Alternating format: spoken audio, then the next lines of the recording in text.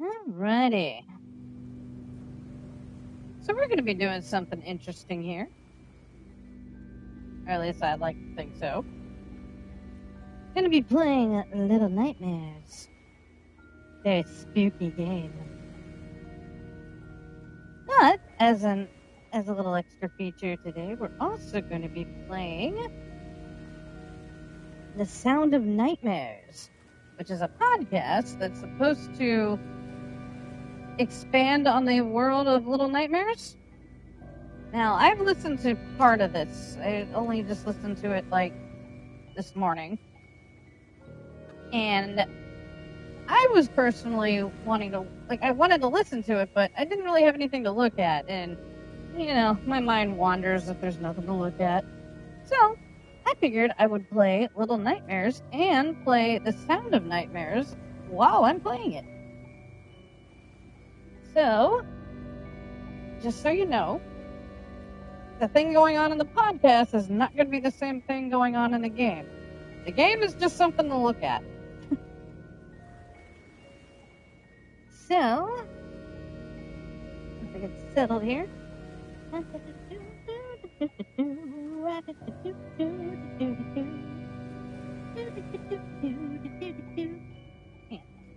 Okay, should be ready to go.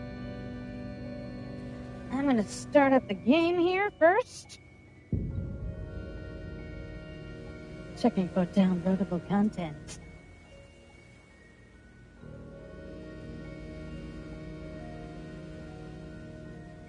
Little Nightmares.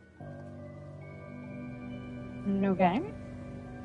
Are you sure you want to override this save slot? Yes, I do.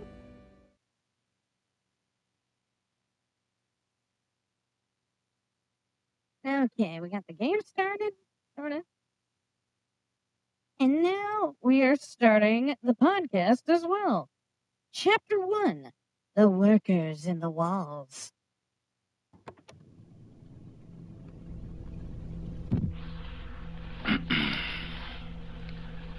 Yesterday evening marked my first true session with the girl. Signs of significant disorder are greater than I initially thought. Her imagination is vast, but one phrase in particular has become an earworm of sorts. He was right in front of me, breathing hard. That's what I remember most. The awful smell. Like when sausage goes bad. Scent while dreaming is a rarity, an indication of sensory transcendence. She may be a fine candidate for a neurological study, but her health must come first. There are undoubtedly other details I missed in her recount. From the top, then. Sleep be damned tonight. I feel like there's something hidden in this room.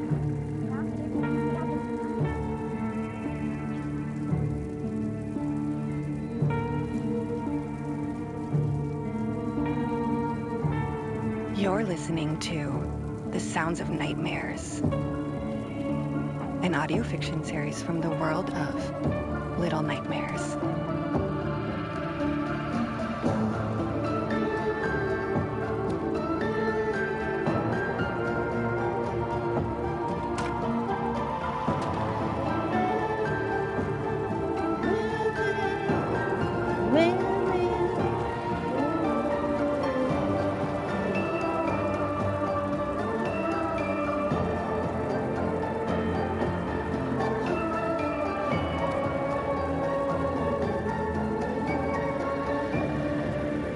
I swear I thought there was something hidden in this room. Chapter I always 1. miss it. The Workers in the Walls.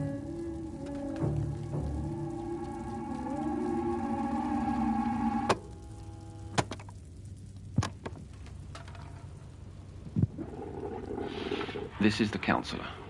Herein are my preliminary case notes for tape number 54, session number 1, patient number 1220, referring to children by numbers. Our relationship goes beyond mere ethics, so I can leave that practice to the heartless quacks on the upper floors. But to remain professional, I'll use a moniker the girl's given herself. Noon.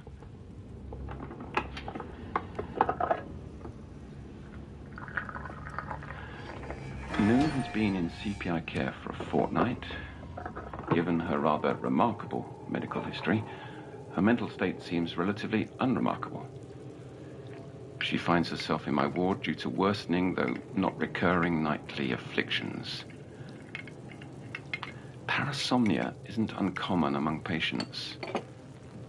Not to imply she's unworthy of treatment, only that there are others worse off.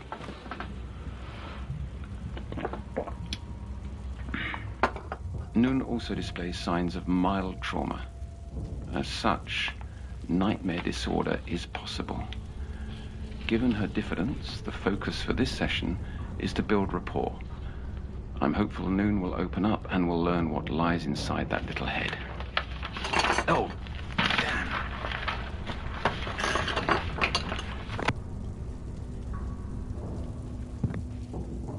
Take the big chair, Noon. Sit, lie, saddle it like a horse, whatever you please.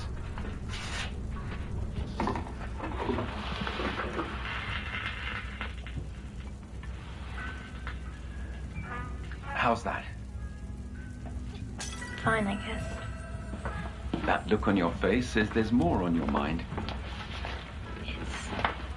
It's like the music I used to hear through the walls. In our old apartment, before we moved into the fancy house. The fancy house. Would you like to talk about that? Your old apartment? No, Counselor. All right. An easier question to start. How are you feeling today? Bit sad. For any reason in particular? The red flower Mum and Dad left. It went all wrinkled. I tried lifting a petal and it broke off. But then I saw why. Little crawlies. Everywhere underneath the dirt. Aphids. How unpleasant. Must be hard, here all alone. That wasn't just the flower to you, was it? No, Counselor. Your parents only want you to feel like you again. And we'll see to that. One day at a time.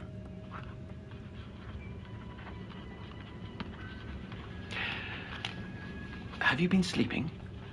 Yes, Counselor. Call me Otto. Sleeping well? Yes. Noon, this is a place of honesty. The truth, please. Fine. Middle of the night. I keep waking. And are you perspiring? Sweating? Oh. Yes. And my heart beats like there's a pecking bird in my chest. Did these nightmares coincide with the onset of your sickness? No. Only after. And do you remember your nightmares, or do they disappear come morning? I remember. Everything.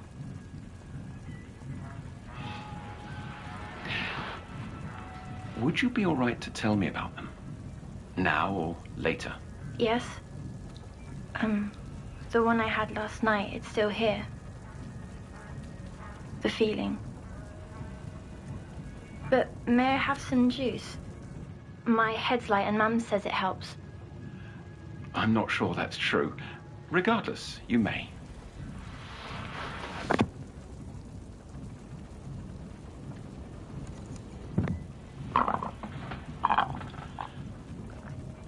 I see you eyeing my painting. I've had it since I was a boy. The Zahir's Gaze, it's titled. Why is it so blurry? It's a hidden image. The trick is to unfocus your eyes. Try it. There. Can you make it out now? No. I've got an idea. Keep your eyes on the painting. Let your mind wander. Meanwhile, you can tell me your dream, if you've finished your juice. I have. From the beginning, then.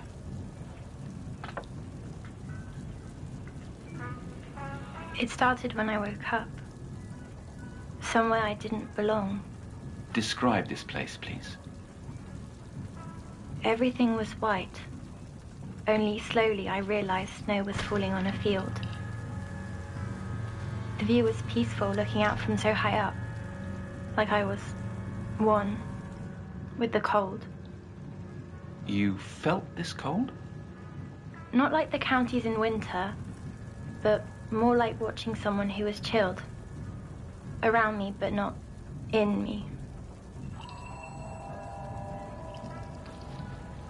I turned away from the window, which was only a hole in the stone wall of the curved passageway that stretched on a long ways. This odd feeling told me to get up, but I couldn't stand because the ceiling was so low. I crawled ahead, and if not for the tiniest bit of light, I would have fallen. Another passageway appeared on the floor, its edges throbbing in the dark. Suddenly, I heard a clinking from below. That same feeling told me I was lost inside a giant. A huge one made out of stone, and the only way out was to keep going through its veins. I climbed into the pitch dark and immediately began sliding down the icy wetness, going and going, faster and faster. I thought the slide would never end, and just then, it shot me out. Did it hurt? Not like when you fall for real.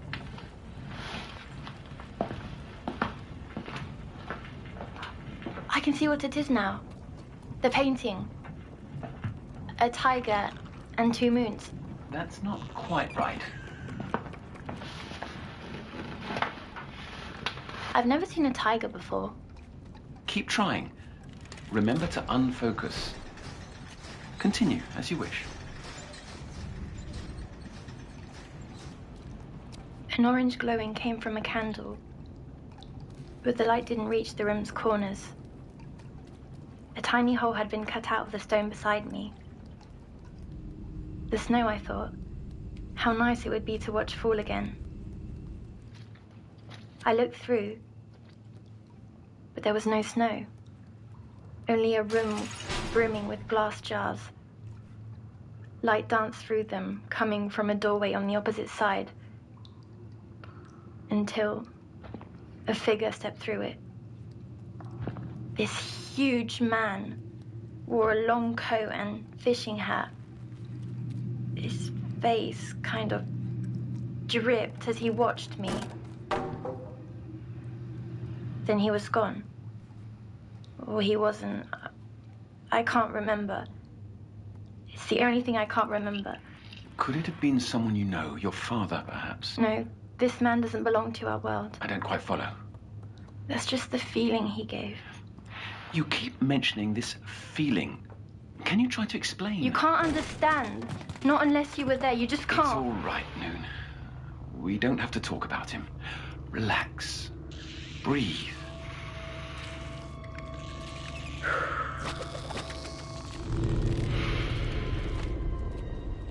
Oh, shit.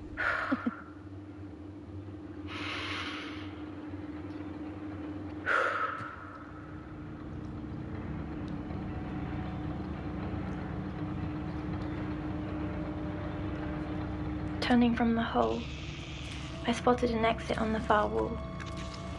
That's where the clinking was the loudest. I started towards it when a shadow ran out from the corner. That of a child. I shouted, "Hey, where are we? But quiet as a mouse, he climbed through the pulsing exit. And carelessly I followed. The room over was bigger, and the child was gone. All over the walls and floors were more pulsing passages, like living ant tunnels. All kinds of springs laid about, and little oil cans and strange tools. You gotta be shitting me. Suddenly, footsteps, approaching, matching the rhythm of the clinking. Knowing I didn't belong, I hid behind a wooden box. Peeking up, I saw other small shadows entering the room. They stepped by each other silently. Most passed into different doors, but 2 stayed behind, searching through the springs. They were not children, not at all. Even in dim light, they remained shadows. Things not quite there, as if forgotten, not wanting to be seen. They held nasty tools, and their empty faces showed they weren't very bright. Both stood, looked down a passageway, and jumped. With nowhere to go, I did the same, climbing to the platform below. Damn it!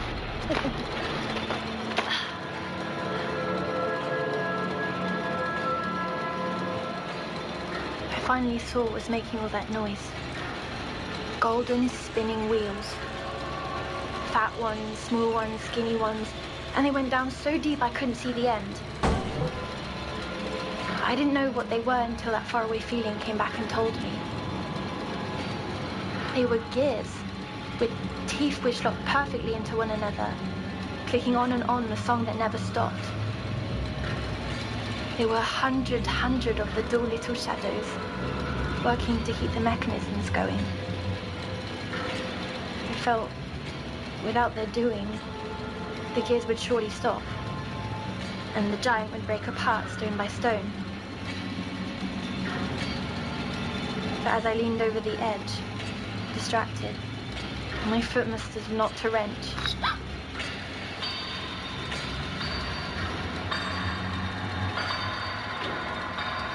All the shadows stared up, and a few began climbing my way. They moved separately, but as one. I panicked and tucked between a set of levers. In a tight space, my dress got caught on the tooth of massive gear. It pulled me up and around until my dress tore, shooting me onto a pipe below, where I lost my grip only to hit another platform.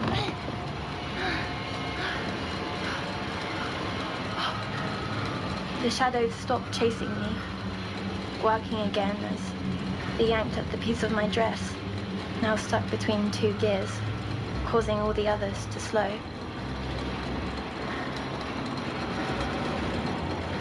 While they were bothered, I took the chance to escape.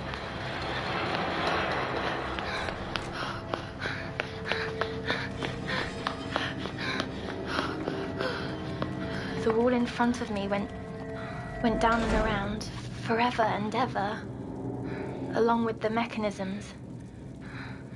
I grabbed onto a rod, sliding on, when a big creak groaned above, and the gears went right back to singing their song.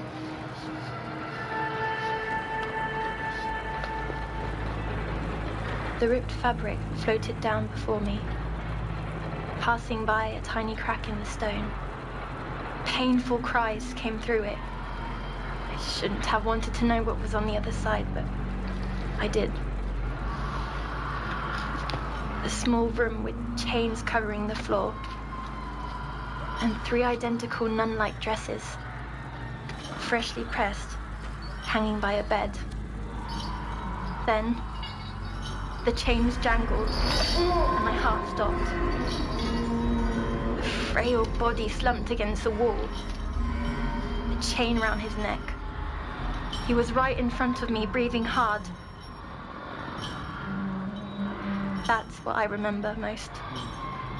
The awful smell. Like when sausage goes bad. Hold on a minute, Noon. You distinctly smelt his breath? Not his breath. Him. So rotten it still stings my nose now. How certain are you? You told me to tell the truth, no? I am.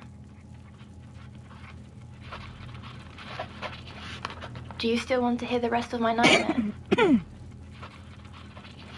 Otto? Oh, apologies. My mind was divided, and that's not fair to you. Anyways, looking through that crack, I realized something. I was inside the walls, like a rat. On the other side was an entire world. And everything got worse from there.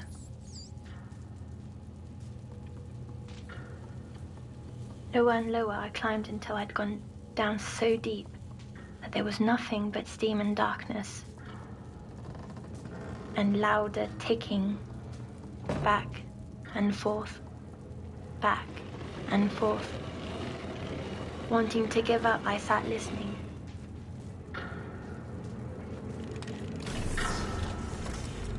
I'd nearly fallen asleep when suddenly a small shape crawled out from inside the wall below.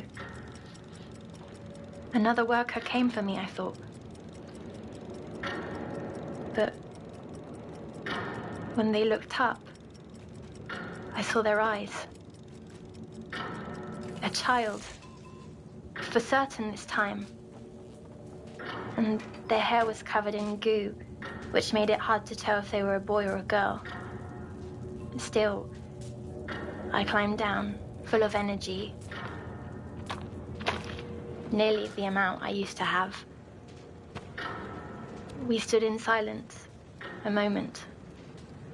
Stuck in their hair was black liquid moving like smoke. "What's in your..." I started, but they put a hand over my mouth. Not until they pointed at the wall did I understand why. Yet another crack led to yet another chamber. It was a hideous workshop. All around were half-made projects built from wood and metal with all kinds of straps and cranks. Their shapes made my chest tighten. A collection masks was on the shelves with screws and spikes on them, positioned to fit perfectly into a mouth.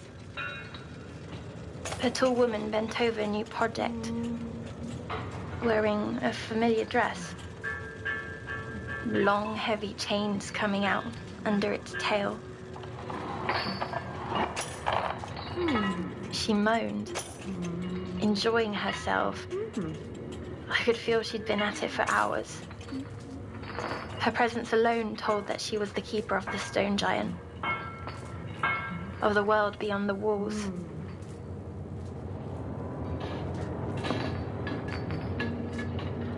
Turning to a pile of scraps, I saw her face.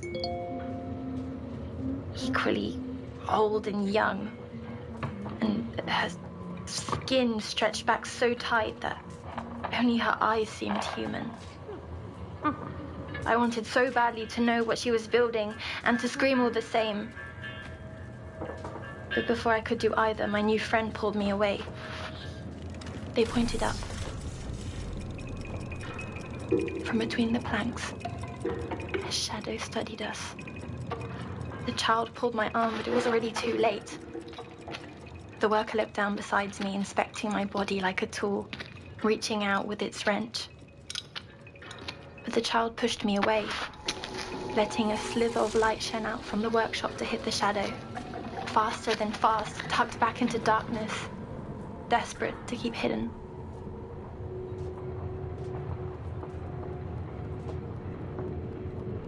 Noon, why have you stopped?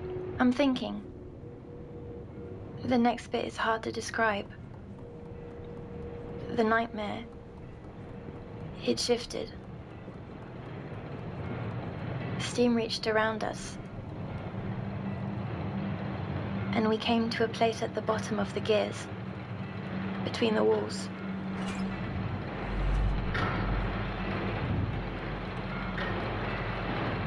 In front of us, a long pendulum whooshed back and forth. My friend grabbed hold as it swung by. I let it go past. 1, 2, 3 times before finding the courage to do the same. We climbed as the pendulum rocked left and right, making my head dizzy. Just a little more, I repeated to myself, until my friend reached out a hand to pull me up.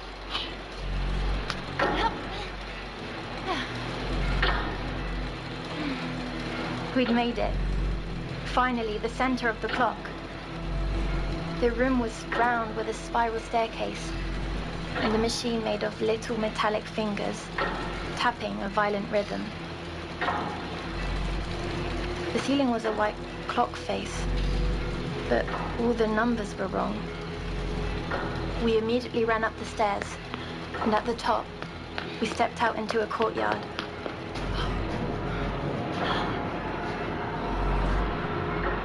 My body began shaking as I heard them. Shouts and shrieks of pain. All I could do was stare up at the circular walls, which I had just been inside.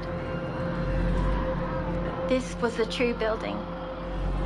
There were a million rooms like the second one I peered into, all the way up with hands and limbs reaching out from between the bars that kept them locked in. My heart pounded like one of them, a prisoner trying to get free. I shouted, "Wait, please." But my friend was across the courtyard. Then, a jingling. The tall woman jumped down from above, and with thumping steps, she went after my friend. A chain leapt out beneath her dress, like a snake. It caught their leg, and the woman dragged the child through the snow, kicking and yelling. My friend, scared to tears, yelled for help, and the woman spotted me. She began plodding my way, and fear froze my feet, getting closer and closer, and all I could think was, who brought me here, and why was I made to know these secrets? With skin so tight, her mouth opened only a sliver, with blackened teeth inside, hungry for something. She sounds Something lovely. that swelled inside me. Then I woke up. That's awful, Noon. I'm sorry. The woman in particular sounds disturbing. I don't know. I Yes. thought she sounded kind of hot. But she didn't scare me most. Not after I woke up. It was the workers. Because they were mindless? No, because they were hidden. Nobody knew they existed. That's how I feel sometimes. Since getting the water sickness, as if things are in my body, but instead of making me tick, they're killing me, like the bugs in the flower pot. Oh, I can feel them in my head.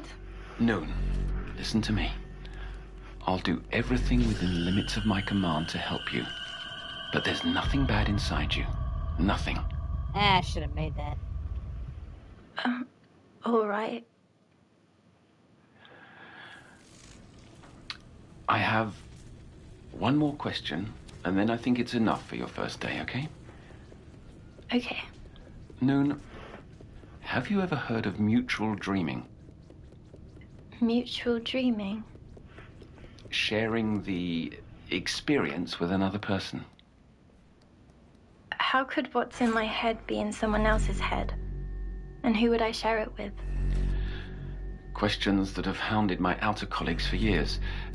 Your perception of temperature and smell while dreaming is sometimes thought to be an indicator of this transpersonal phenomenon. While I'm not convinced of its ontological validity, I've longed to study a case like yours. Unfortunately, I've only known one other person to exhibit this faculty. Years ago... Who? Were they like me? My beloved Cece. And not quite. In any case, my ambitions fell off. I lost sight of many things. But you've stimulated a part of me nearly forgotten.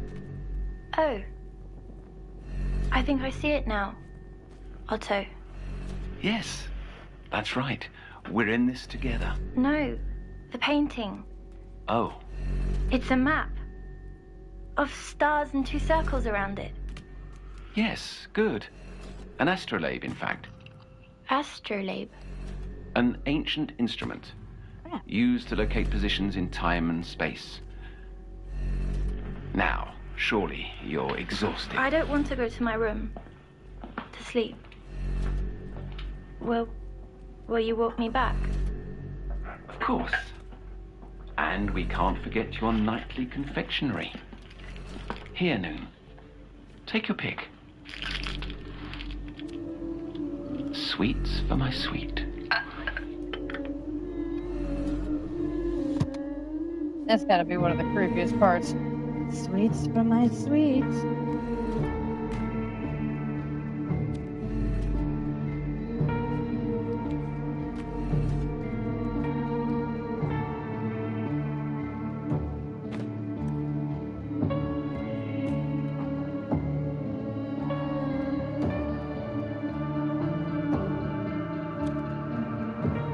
You've just listened to the first episode of The Sounds of Nightmares.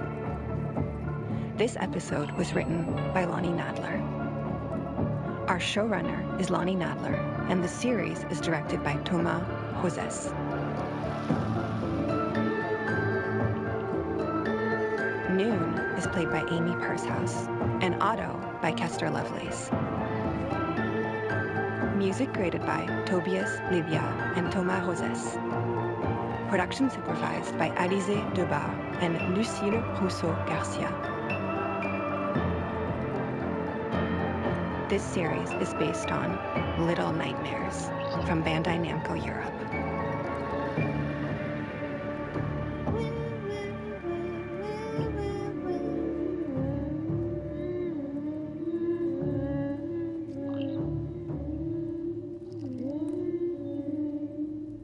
I like the little gnomes.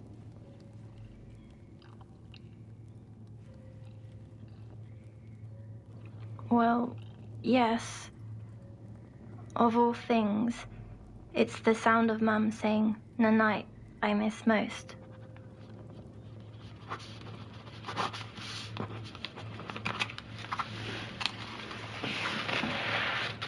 Oh, shit.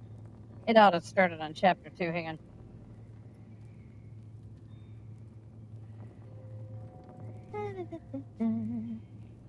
Alright, so that was chapter 1 of The Sound of Nightmares. We're still playing Little Nightmares. So let me just do this real quick. Hang on.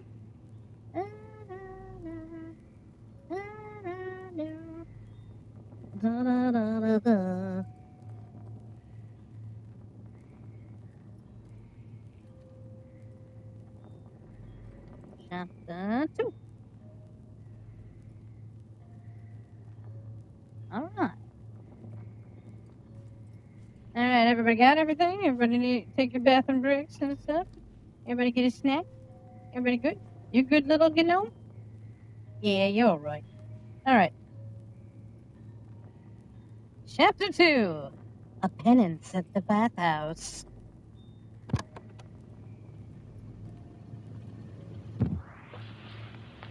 During our fourth session, developments in Noon's case unearthed echoes of past failures. The girl recalled a familiar figure. The candleman stood before me, on the rooftop. He wore a long, filthy jacket. His presence. It reminded me of when the tide goes out. An uncanny sense of déjà vu. For Noon has seemingly encountered my Cece's ferryman. I thought him lost forever. Yet, if true, he's somehow found a way back to where he began. And who is he? Some deranged bedlamite? A mutual dreaming savant? Invading the nightmares of innocence? It seems absurd. All I know for certain is that I must dig deeper.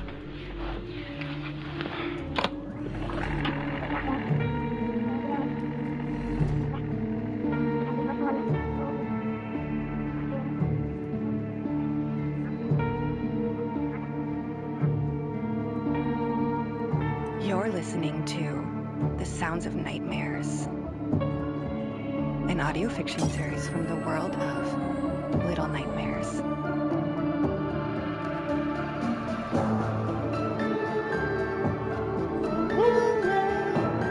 Bouncy, bouncy, bouncy off the beat. With a dead body underneath.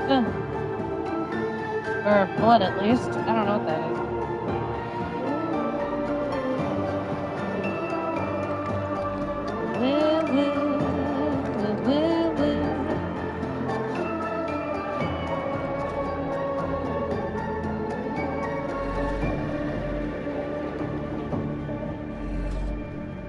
Chapter 2. A Penance at the Bathhouse. I said it better.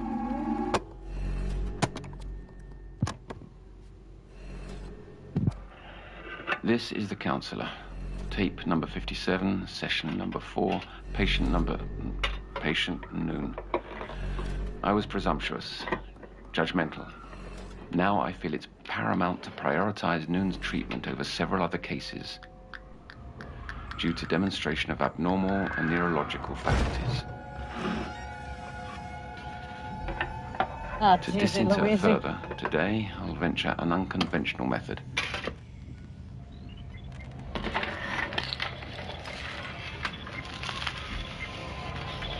Admittedly dated, but this device should help attain further clarity.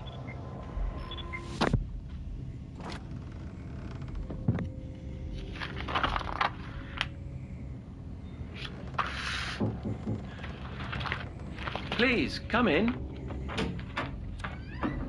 How are we doing today, Noon? Otto, what happens to a stone that has overcome its greatest fear?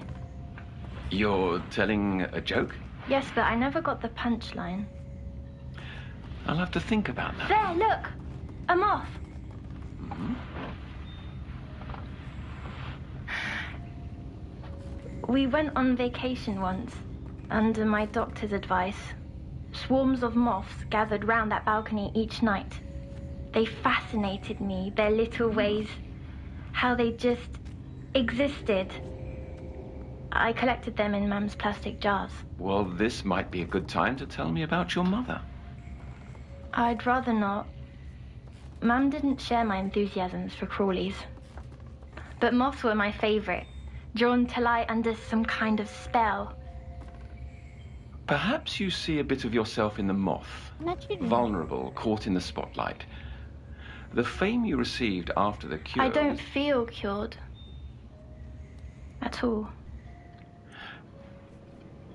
You feel you're still in the dark? Yes. But I like to try to fly towards the light. Then let me be that guiding light. And eventually, together, we'll leave your darkness behind. How you said that reminds me of the place I visited. On your vacation? No, last night. In my dream. Let's make sure you're comfortable before jumping in. Oh, I feel at ease. Calm, even. Can I tell you about it? If you like, then I suppose you I could. awoke to wet air on a rooftop. Peeking over the ledge, I saw an ocean stretching all the way to the horizon.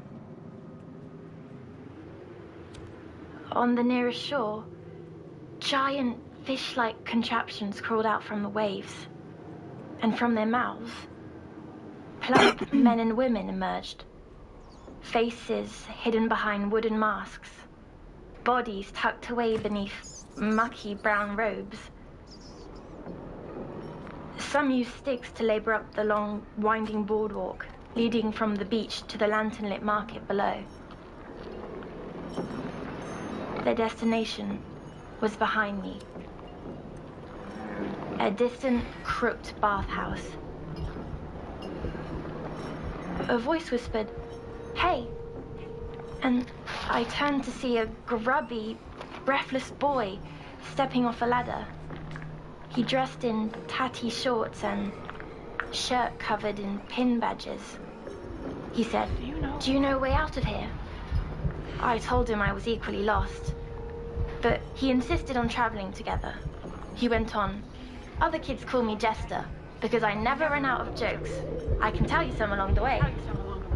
I didn't reply, so he blurted, "A man tells his friend to stop looking for the perfect match."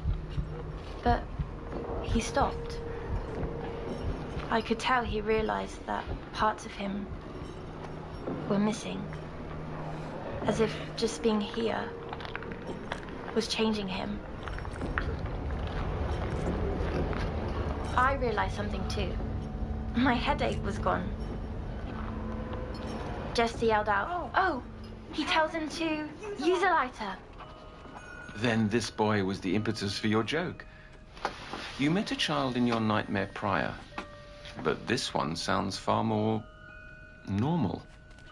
He looked like the kids from school, only kinder. The ones at school teased me. Well, until I fell ill. After the water sickness, the same children who made me dread walking through those rotten gates began sucking up. But I've always been the same me. Funny. I feel less me now than before. Children can be cruel. I had my share of tormentors in adolescence. Really? Oh, dude, It's children are regrettably common. monsters. Tell me what happened next. Jester pulled my arm. "Look," he said, pointing me to long planks of wood laid out like bridges between the rooftops. Other children had traveled this path before. Other children? The walkways had been placed there. They were too narrow for those swollen adults below. It must have been other children. And Jester, he was real too. I felt his presence, just as I feel yours here in this room. Could that be the dream sharing you spoke of? Let's not leap to assumptions. Go on. The planks? We carefully walked each one, building to building. Below, the masked figures continued their walk too. Every now and then, a traveler would leave their place in line to take goods from the many merchants who'd offered all manner of soaps and perfumes. Their flowery smells mixed with the fishy stench pouring from the chimneys of the bathhouse.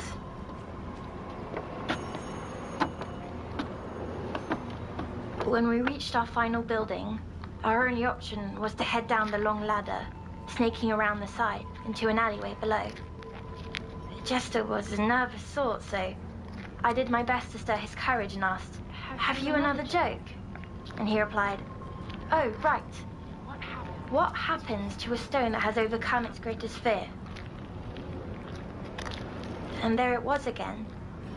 That lost look, like Granny used to get.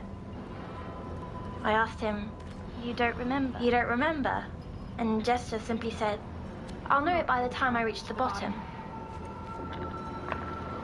But before I could follow, something called out from across the rooftop. A muddled voice. And then I saw him. That man with the impossible face. The same one from the room of glass jars, but I can never focus on him. Noon, I need you to recall fine details. I told you. Especially when speaking about persons you've seen multiple times. Recurrence implies significance. He's a broken mirror, or a photograph all torn up. Impossible to piece back together. I have something. A magic glue for your mind.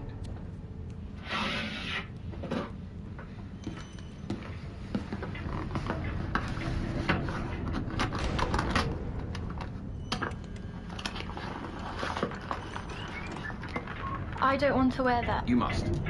If you cannot remember specifics, then I cannot help you. I must know about this mystery figure. I simply must. Honestly, I'm picturing that thing from Ghostbusters that Lewis was wearing. All right then. What up? How you doing?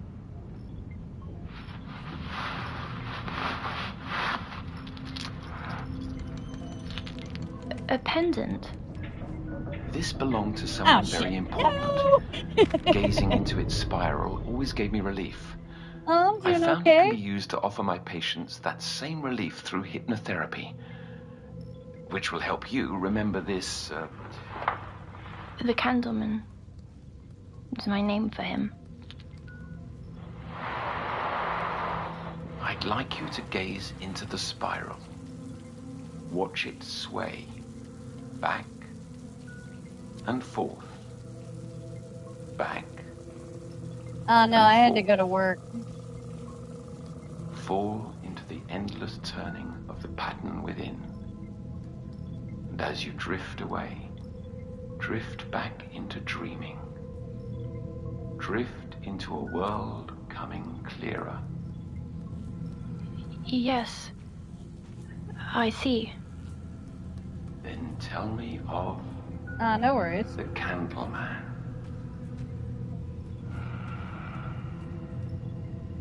The Candleman stood before me on the rooftop. He wore a long, filthy jacket. His presence, it reminded me of when the tide goes out.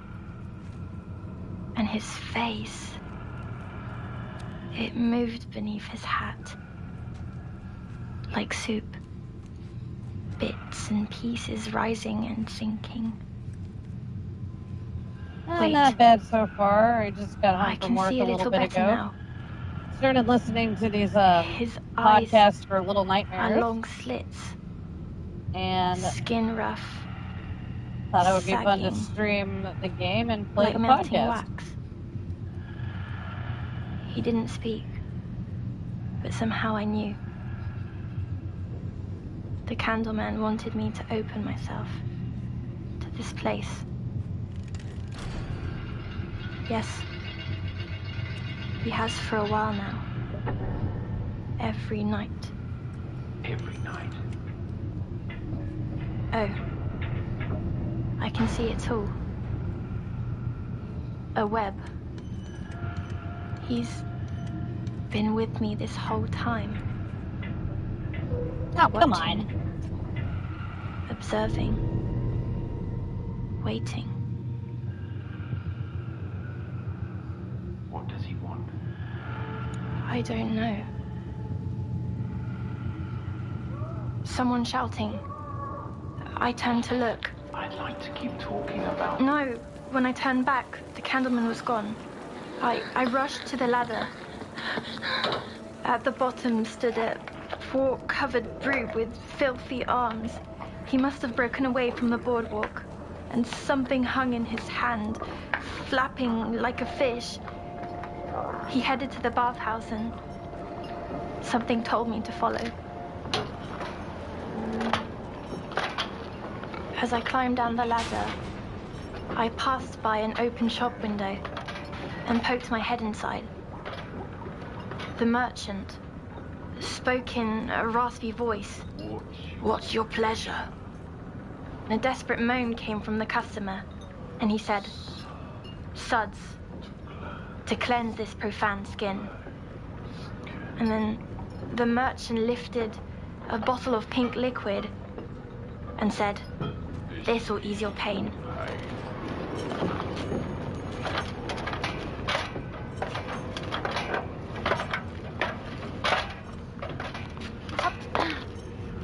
At the bottom of the ladder, Jester wasn't there, so I set off, making my way through the overgrowth that had eaten up the land around the bathhouse, until I reached some vines crawling up a fogged window.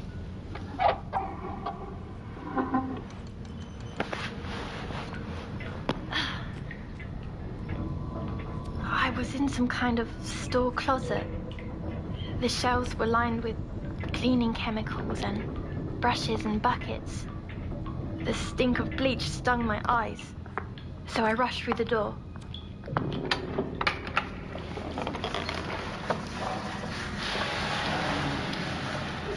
a room with shallow pools, and the same polluted taste in the air as the stream by our apartment. The water parasite preoccupation. Something lives on, even after the cure, pinching my skin, pulling my organs. My head's like cracked pavement, and my scalp is itchy, so itchy. Ugh. Enough scratching.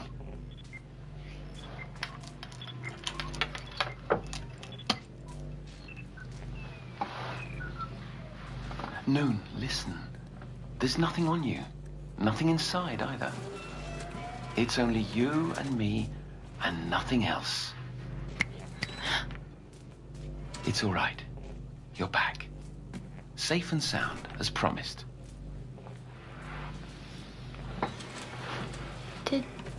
Did it work? Were details glued back together? Some, though many pieces are still missing. And this continual mention of headaches concerns me. I'll look into possible causes and see what can be done. For now, the bathhouse, you were inside, right? Yes, and there was steam hung in the air, making it hard to see anything but shapes. The shapes of bathers, unrobed and unmasked. Some lathered away, some crouched in the water, others huffed the sauna steam. The biggest sat scrubbing himself with something that appeared alive.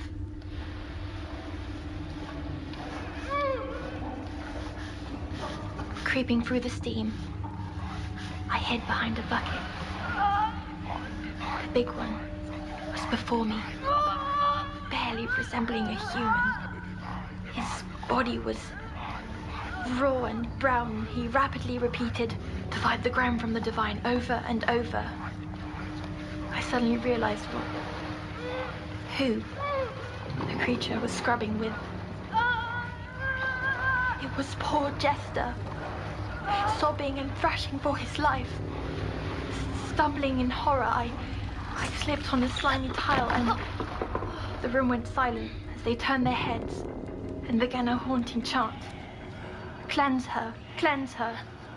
Voices piled as their shapes stood and staggered into view, their bodies scrubbed into raw spectacles. There was nothing I could do for Jester, so I picked myself up and ran for the door, but it was shut tight. The bathers drew near, arms reaching out. My hands grazed a crevice on the wall, which I slipped through just in time.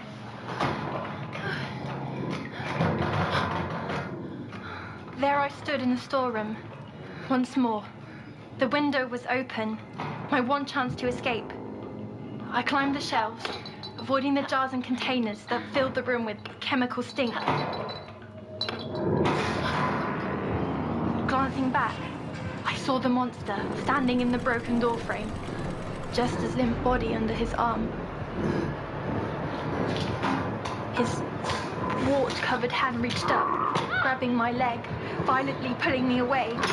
And all I could do was reach and hope. My hands grasped a jar full of white liquid, and as he ripped me down, the jar followed.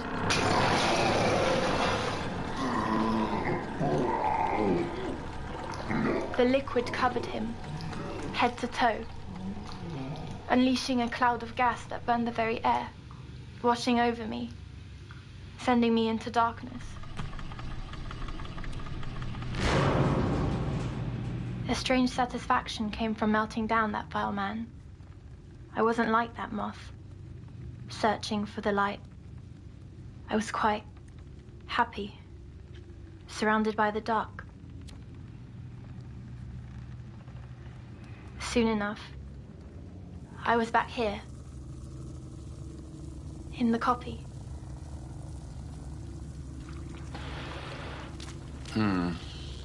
A more intense, personally rooted conflict this time. A desire to be clean, perhaps to wash away memories of invasive experience that your anxiety is fixated on. Yet, what bemuses me is your insistence on actuality. claiming material presence of others and environment. But didn't you say I could be sharing dreams? Yes, but that's a different phenomenon. We must prescribe further research. I will need to begin nightly tests and observations to aid in reaching differential diagnosis. Experiments? Do we have to, Otto? They'll help you feel better, and that's what you want, isn't it? Well, yes. Of all things, it's the sound of Mum saying, "The night I miss most."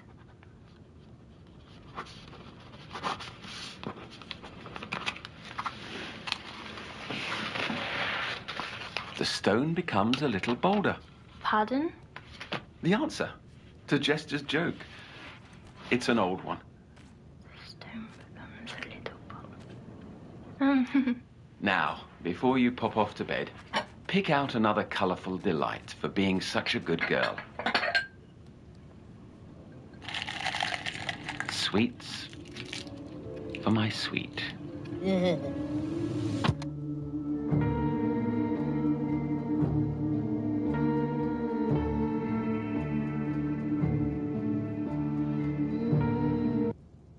All right, that was chapter 2.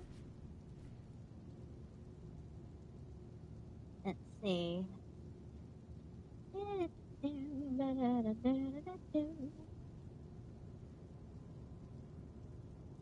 Aw, man.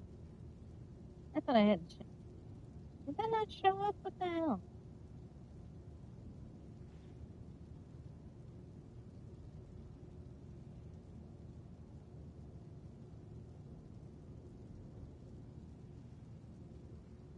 Well, that sucks. I had the chapter 2 labeled, but it's not showing up.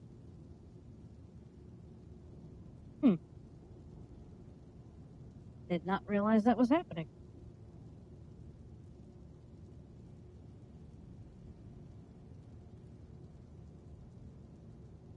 Alright, well, let's get this working.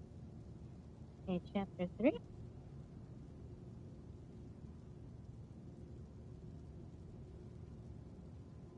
That's weird.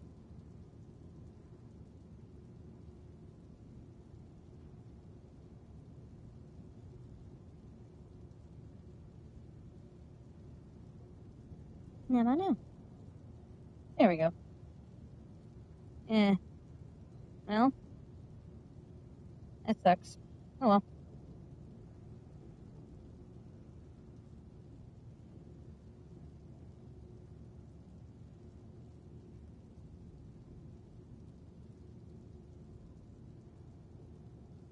Alright, moving on to chapter 3. The Theater of the Mind.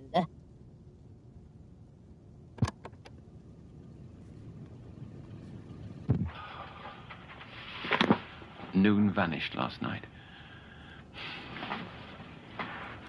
As she slept, I was monitoring her ultradian sleep cycle. There was no REM-NREM oscillation.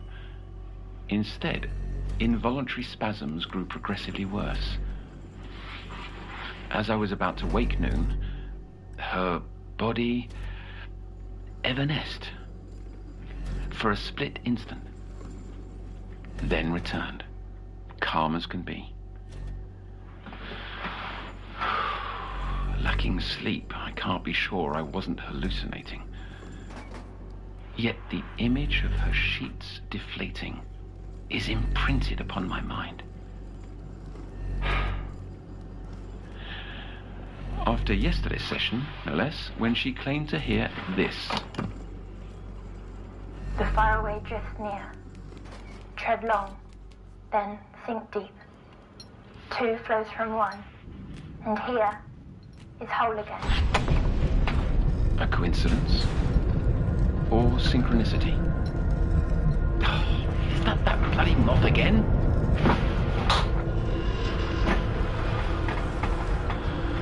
Riddle piles upon riddle, and answers continue to elude. I'll sift through every word if I must.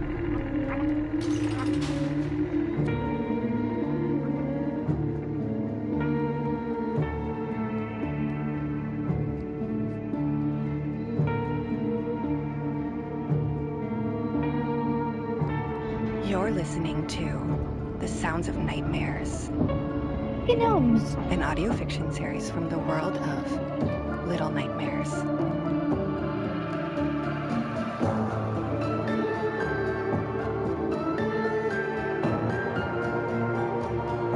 Woo, woo, woo, woo, woo.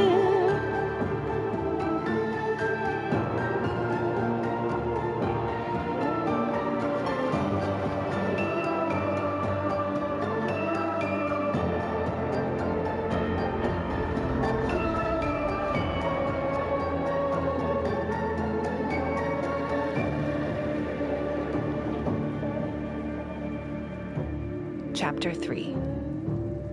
The Theater of the Mind.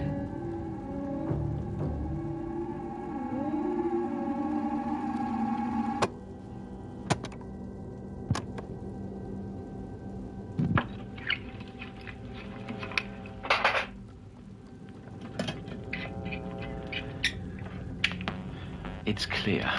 Noon's symptoms go beyond parasomnias. Her retellings are too detailed, vocabulary too advanced, as if derived from the oniric itself.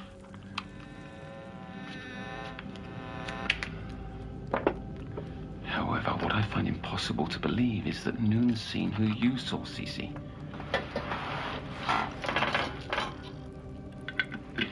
If two people, without any contact, shared the exact same observation, is it proof of transpersonal dreaming? But such implies concurrence, and these dreams are years apart. Then, no, I cannot be taken to metaphysical backwaters, sounding like my old professor. I've remained balanced over the years by clinging to the notion that my recollection of what happened years ago was wrong. But now, those memories are coming home to roost.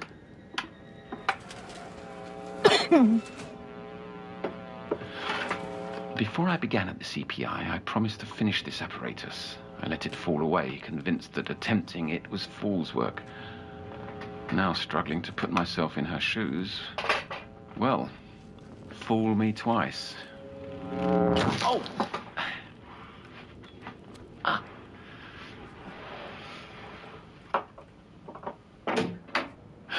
No. You're meant to wait outside. What are you working on?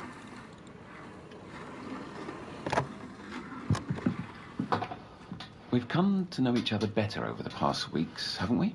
Because we're friends. That's why. And friends tell each other things. Friends. That's right. One of the absolutes I've come to realize is that the more time you spend with someone, the harder it becomes to hide who you really are. The only exception to this rule is with the company of oneself. We willfully hide what we'd rather not face. Like the Candleman you mentioned seeing under hypnosis. I don't like that. What? Hiding things from myself. Nobody likes it. That's why it's important to reveal your inner face. Depth analysis, we call it. And so I'd like you to think of this session as a dialogue with your unconscious mind.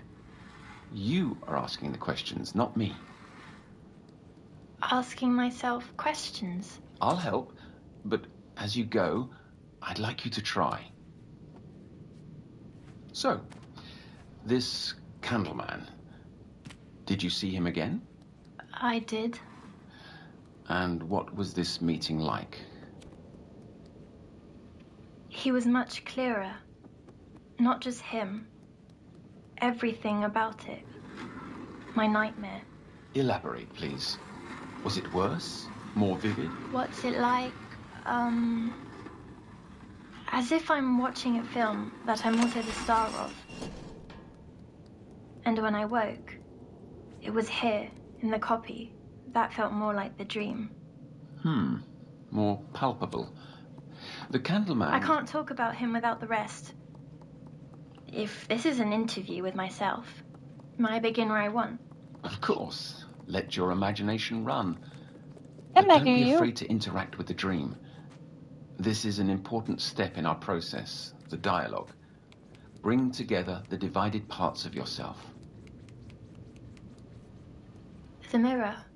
Pardon? Where'd you go, you gnome? The one off your shelf. If I meant to speak to myself, well... Patients aren't meant to have mirrors, but here you are, my bright girl. Begin as you please.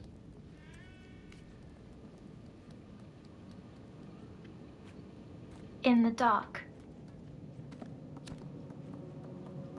A hand let go of mine.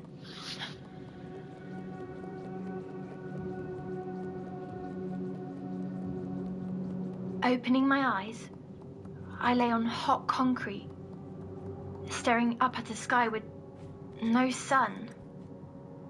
And before me was endless grey, broken by yellow lines of paint all the way to the horizon. Standing in that car park, I heard a silence.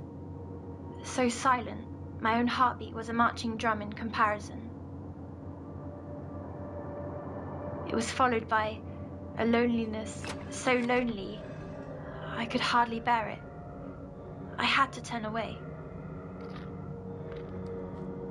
Behind me, I was glad to see a building, a shopping mall, so large I felt half my normal size. Its doors opened, and I ran to them.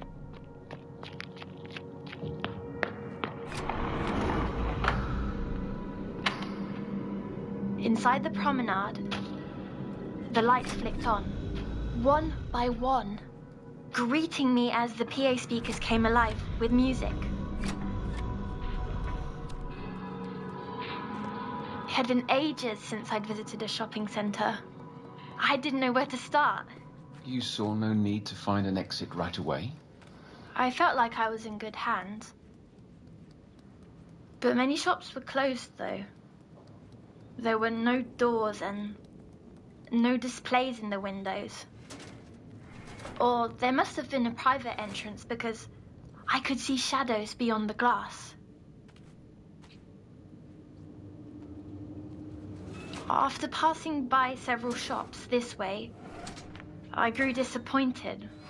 But that's when a cowboy's voice came over the speaker. Sale at Jujubee's Toys. Dolls, games, puzzles, and more. Ground floor by the fountain. I could see that fountain in front of me, and on the other side was a bright green storefront with bubbles floating out the entrance.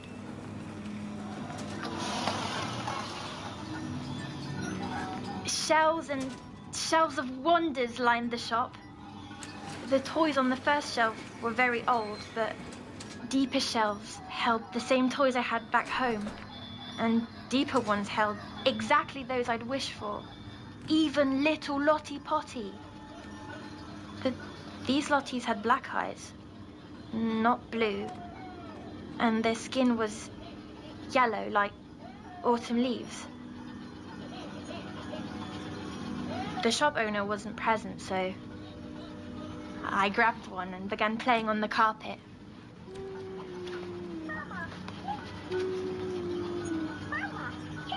But it didn't take long for me to grow bored. That was the first time I felt too old for dolls. Maturity is natural as you approach adolescence. The brain loses interest in things once held dear. The idea of growing up made me sad. And as Join if the club, reacting, sister. Lottie's dress became wet. The doll was doing as its name said, but the liquid was dark and thick. I put her down to find something else, but the choices were almost too many. I feel like Towering there's something in shelves this room extending that I'm deep in gonna miss. the But whatever. gloom of the impossibly long shop. Where the hell did that gnome go? I settled on the games section, but most were meant for two. Suddenly, a staticky whisper said, "I'll play with you."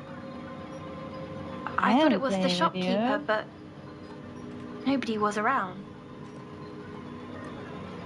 My eyes fell upon a jewellery making kit with a red necklace on the cover. I took the box back to where I left Lottie, only she was gone. The shelf above, where the other dolls had been, was completely empty too. I wanted to make the jewellery, I really did, but I felt weird, so I put it down. Then the PA crackled, a woman's voice this time. Jujubee's Toys is now closing. The lights shut off, bubbles stopped, and the last thing I saw before exiting was the train set crashing to a stop.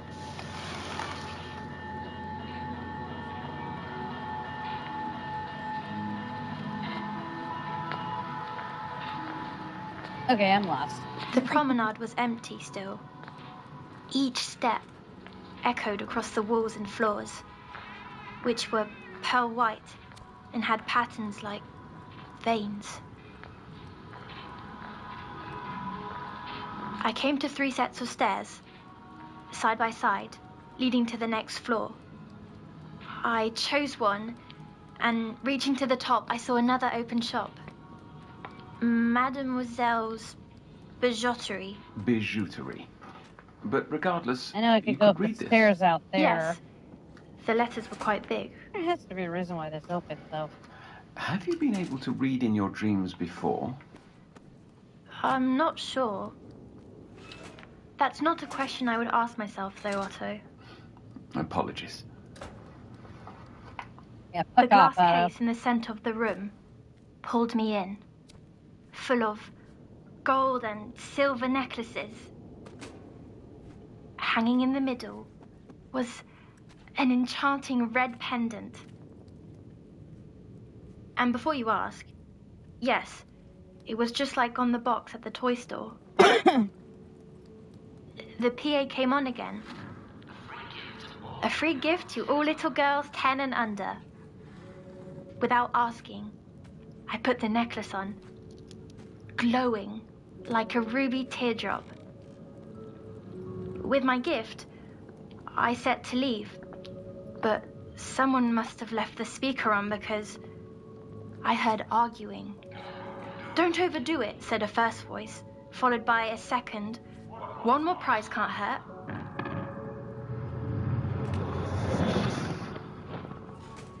From the back room, a rack of dresses rolled out, all exactly my size.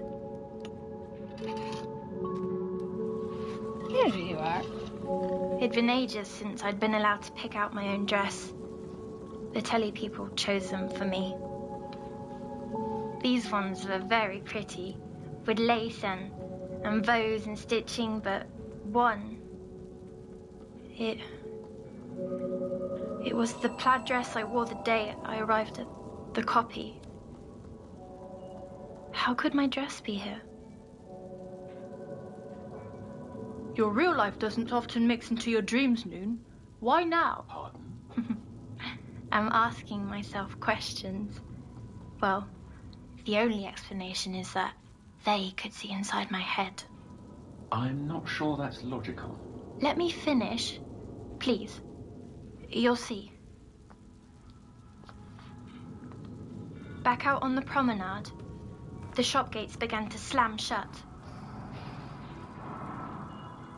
I was worried the mall was closing, but on the floor above, a set of spinning bright lights came on.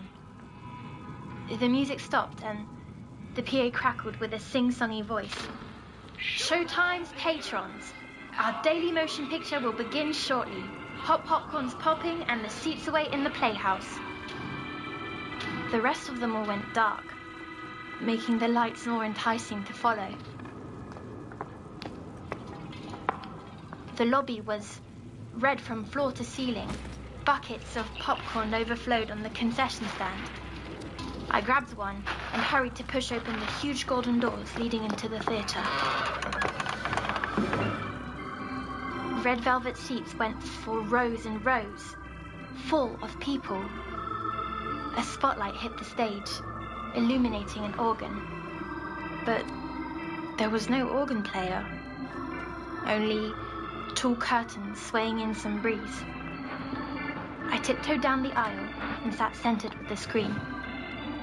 The chair seemed to hug me, and the room felt dark as the first buttery bit hit my tongue. Without adverts or introduction, the film began. Images of trees on fire and white hooves galloping. I recognized the picture instantly because I'd seen it 100 times. The healing horn. Only the scenes were out of order. And the unicorn. Her horn was misshapen, like a rotten tree branch. The evil prince's face, too, was wrong. Feeling out of place, I looked around. The audience, I realized, was not people, but mannequins. All of a sudden, a familiar scent entered the dream. Ocean. I was no longer alone. The dusty projector light made it difficult to suss, but a few seats over was the Candleman. His eyes and mouth were deep black pits inside a mess like a wet gunny sack, sagging down the floor. Without turning, What's up, I he see? spoke. What? What did he say? It was like a voice underwater. The words could hardly escape the folds of skin. He repeated them to me. The faraway drifts near. Tread long, then sink deep. Two flows from one, and here is whole again. And then? What else? Here, here, here. He just repeated over and over. There must be more. Try. Interact with the dream. There was no more. Ask who he is. Ask what he wants. It doesn't work that way. You were right there. Don't tell me you did nothing. Not a damn thing. Stop! I'm beginning to doubt you've seen this Candleman. Perhaps you've invented the whole story. Please stop my head!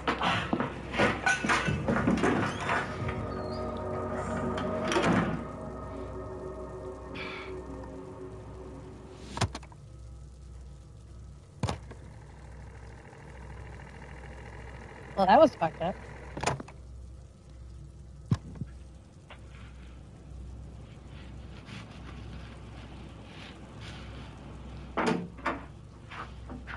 What are you doing with the mirror? You're up to something, but we'll let it slide. I know girls like you. You're upset with me, aren't you? Here, a pill for your headache. Earlier, that was awfully... That was not how friends act. Sleep has evaded me too. I've grown worried, trying to...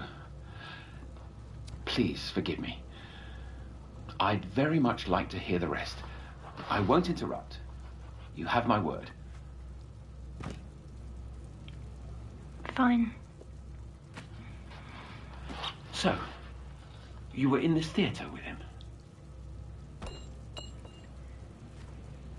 All kinds of pictures flashed on the screen. And then he was gone, leaving me alone again. Or so I thought. The projector flickered in the booth. I dashed up and found the door ajar. A new voice came over the PA, angry. No patrons in the projection room. The door was stuck, but I pushed and pushed. The PA boomed, "You must not enter!" The projector I saw first was shaped like a deformed eye. Then... What you're hearing right now is, it's a podcast. It's another, story that takes place in the world of Little Nightmares. It's called The Sound of Nightmares.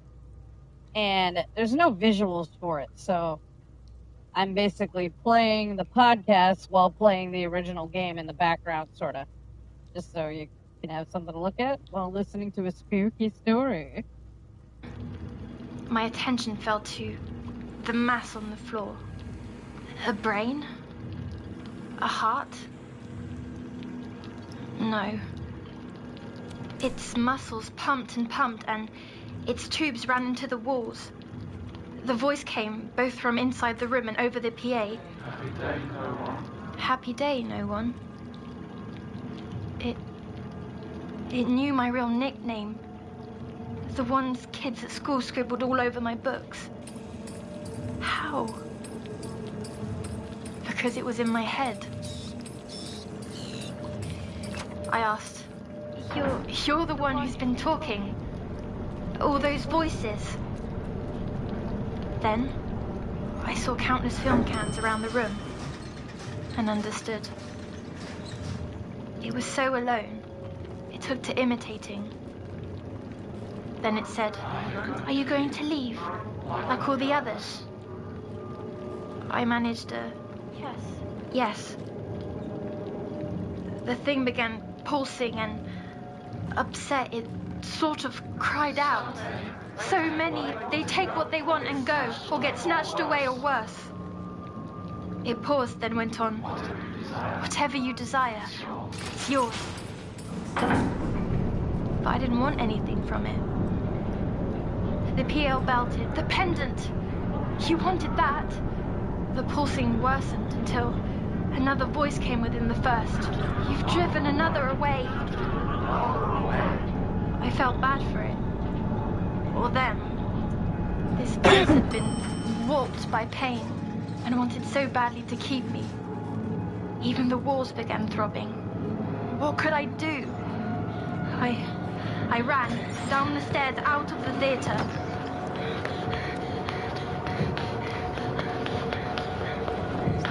On the promenade, the lights were flashing so as to be dizzying.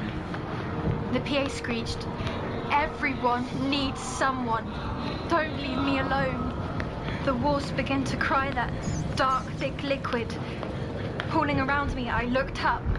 From the floor above, the candleman stared, pointing at my chest, at the pendant. I flung it down into the liquid, then he reached a hand toward me and all faded as the PA sobbed. Don't take her. Not this one, too.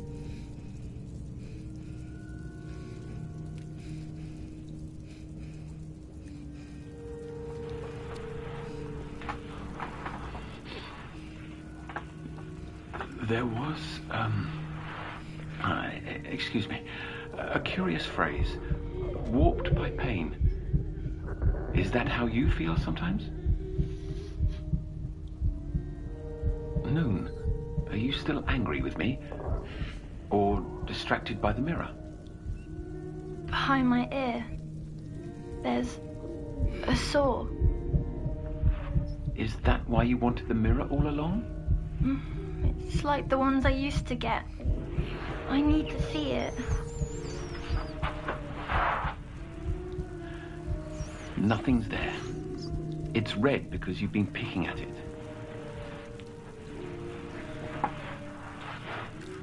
I have one more question for myself. Why do I have these dreams? Water sickness, that's my answer. Noon, it's wiped out of your system. There have been no known reinfections. It's in your mind. But what if the cure is the cause? I never had nightmares or headaches before all of this. Before going on telly. Before this... Come here, my girl. You're not sick. You're perfectly fine. You're a perfectly wonderful little girl. This time I will protect you.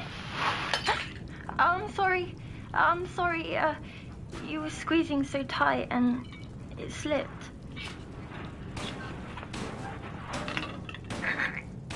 Really, son of a bitch. You ask why you drew. The truth? Nobody knows. My studies always assumed they were more than the brain's way of filtering subconscious thoughts. But I had no answer either. An old professor of mine thought he did. He believed dreams came from an ever-shifting plane, a quiddity of consciousness. Quiddity. Quiddity, the essence of a thing. In this case, a semi-tangible plane outside the mind. Is it the same as mutual dreams? I don't understand. My colleagues didn't either. I flip-flopped over the years, but I figured it was impossible to prove. Will I ever get rid of them then? Will I ever leave the copy? You must understand, you are a unique case. I want to let you go. As soon as... I'm better. Yes, as soon as you're better. Now. I know. Sweets for my sweet. What's up, Bex? Do I have to go back to my room? I've got to tidy, and you reminded me there's something I need to find. On you go. I'll come by later.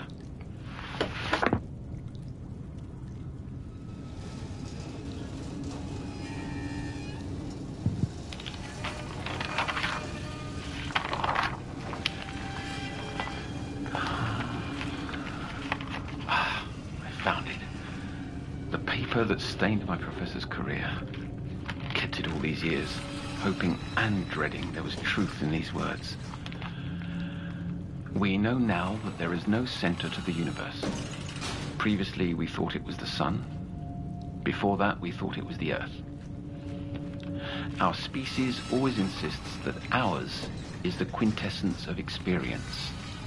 Yet scientific observation proves our folly ad nauseum. If geocentrism took centuries to disprove, the question is not if, but when the same will happen to reality itself. That which we are equipped to perceive may not be the only world, let alone the predominant one.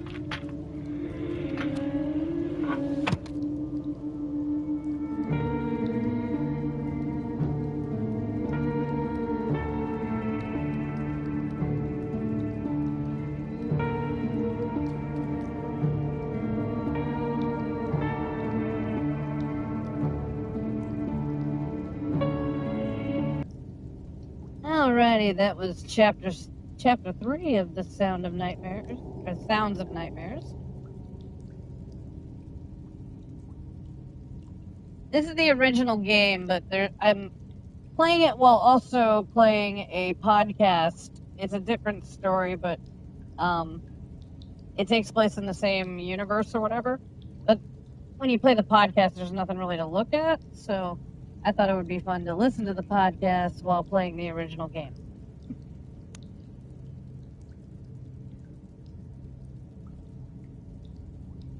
Alright, let's see here.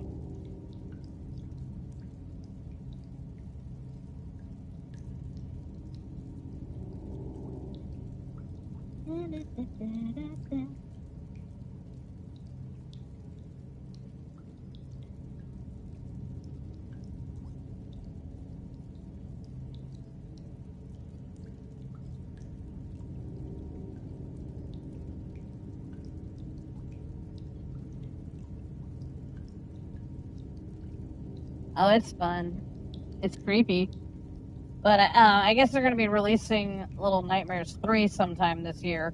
I got to see some footage from it today, and I'm pretty excited. So it got me in the Little Nightmares mood.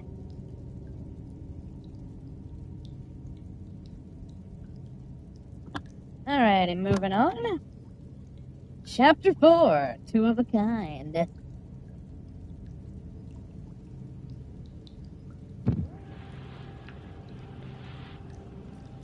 Duality, a notion essential to psychology. We all contain a multitude of personas and change proverbial masks to match our present situations. The body is the container for this legion within, allowing us to maintain the important illusion of a singular self, the very basis of human experience. In Noon, there lies both the innocent child and the disturbed traveler. Both fight for control. But what happens? Well, since you're asking me, I'm not gonna lie to you, and I actually posted this on the video. First of all, I haven't really seen the price. I was listening, like, looking at the Switch 2 reveal and all that crap and what they're gonna have, and all I could think was that scene from Cloudy with a Chance of Meatballs, where the mayor is going, blah, blah, blah, or no, let me try that again. He goes, this is what I heard. Blah, blah, blah, science, science, science, bigger. And bigger is better. That's what the Nintendo Direct came off to me. Like, it's like the Switch, but bigger and better.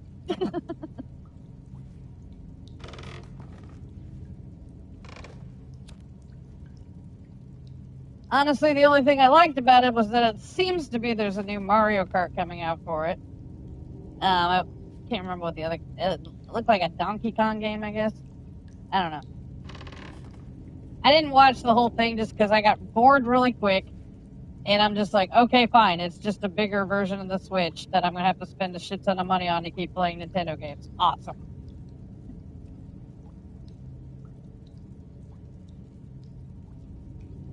So, wait, how much is it going to be?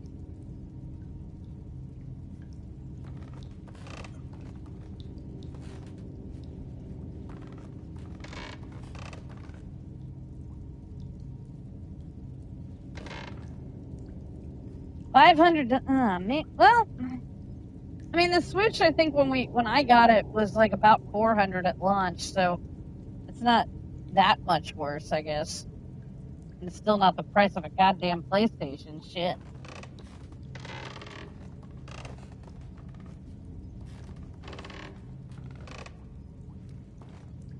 Pretty steep, but not as bad as it could have been, I guess.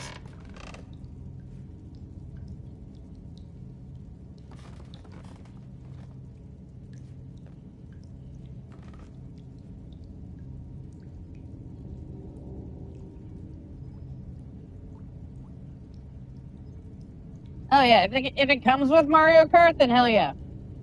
Still, I feel like those are dumb launch games, don't you think? I mean, you know, usually we get like a new Mario game with the launch of a system, or a new, well, in the case of the Switch, a new Zelda game. But like, really, like starting off with like just Mario Kart and I mean, well, I don't know. I've never been a big fan of the Donkey Kong games. I'm sorry, but I've tried to play them. I've tried to play all of them. I just can't get into them for some reason. So Donkey Kong's not really a selling point for me.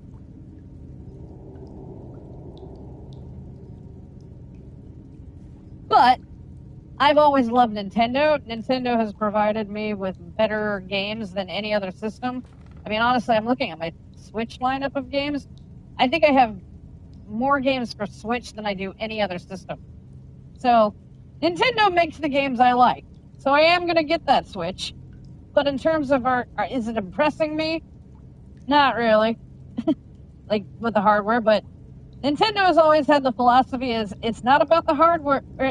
Good hardware means nothing if the games suck. So...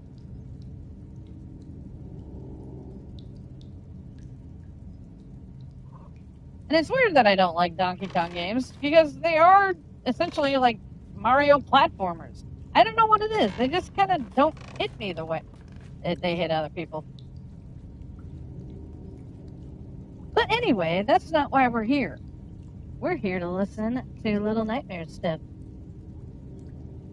When the duality is not only in the mind. 2 breaths.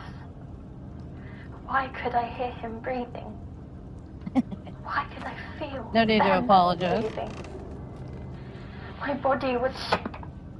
Given her vanishings, I fear it is not only her inner self which has become subject to division, but her body as well. One child, torn between 2 worlds. Either I have lost my marbles, or we tread ever deeper into territories beyond the boundaries of rational thought. You're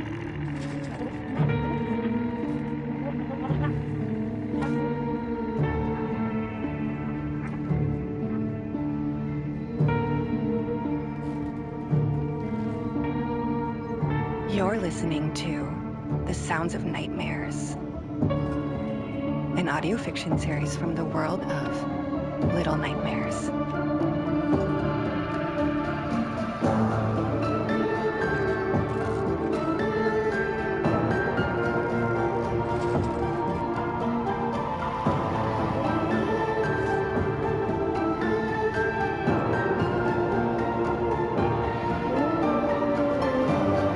Hey, children.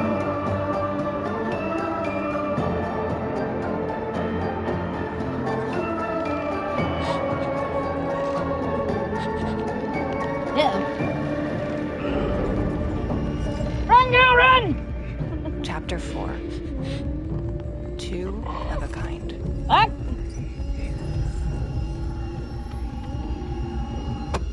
You see nothing. You hear nothing, you jerk. Oh, wait. You. Otto, what is this place? The reunion. Is that cake they're eating? May I have some? Can I go in there? I'm sorry. You may only watch. My colleagues don't allow inpatients to mingle with outpatients. Those who are ready to go home to their families, I mean. Sit tight and I'll get you some cake.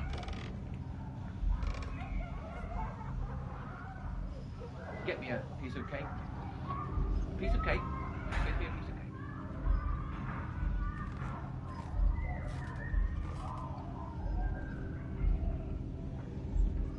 There. A fine chocolatey slice. They're not waving back. Ah, it's a two-way mirror. We can observe them, but they can't observe us.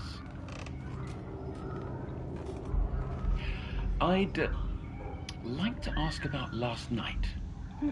Last night? You were in bed with the brain activity monitor on. One moment you were there, and the next, gone. Where did you go? I don't understand. I watched you myself, so I know you didn't get up and leave the room. Wasn't I asleep? I don't recall any of this. You vanished, Noon. Huh?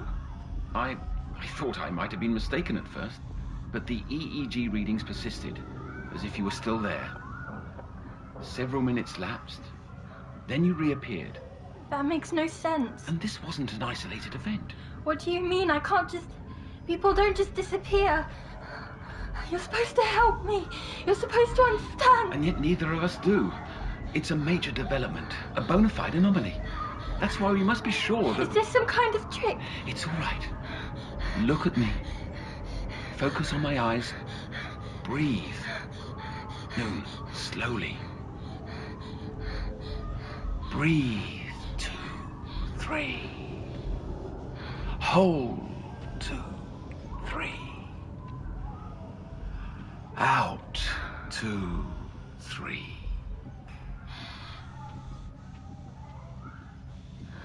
That's it.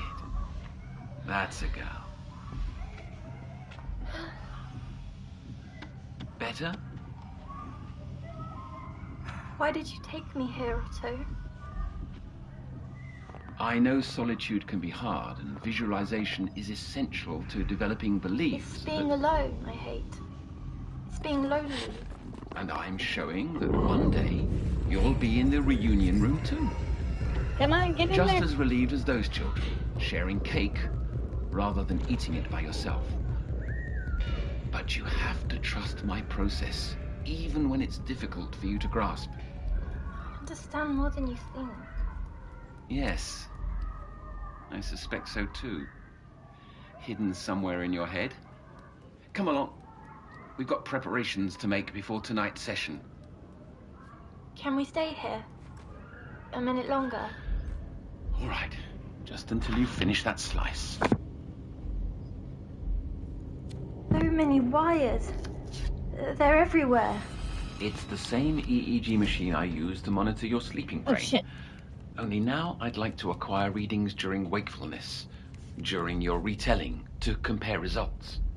My last doctor made me do things like this all the time. Tubes into my stomach.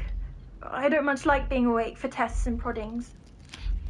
These electrodes may feel strange on your scalp, but there's no pain. Nothing to worry about. If anxiety rears its head, take deep breaths. Same as earlier, yes? I'm not sure. Trust, remember?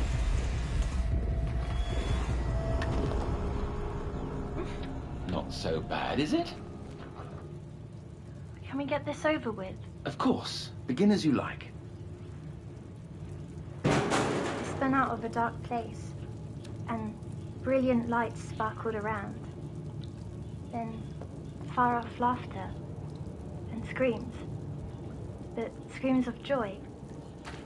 Gathering my head, I saw other kids sitting on wooden crates nearby.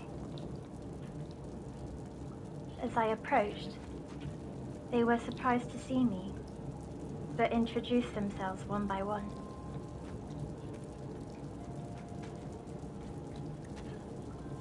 They were performers, they said, each with different skills and talents. Juggling, fire breathing, trapeze something. Trapeze? Trapeze. That's what he said.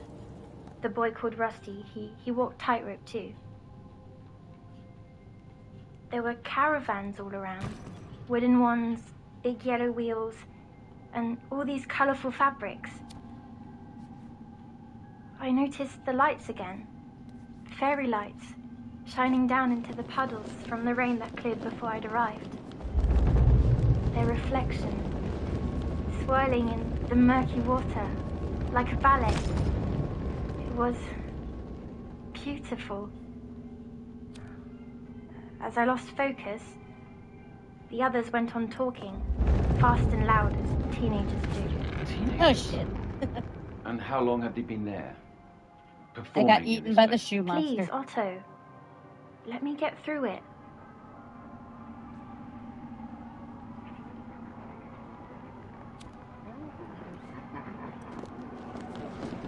From the way they looked, they'd been there a long time. But they were confident, or tried to be, and kind. As the clouds parted, That's Rusty bullshit. asked if I wanted to go on a ride. He said it was the best one because it let you see clearly.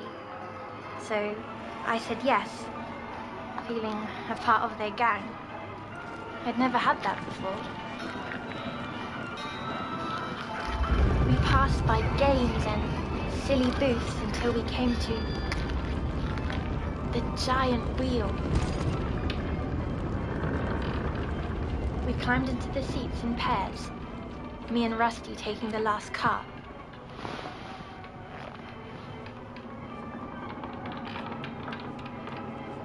It went so high up that I could see the whole carnival.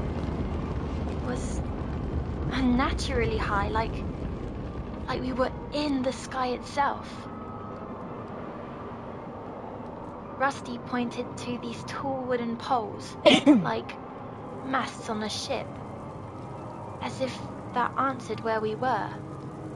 But how could a ship be in the air?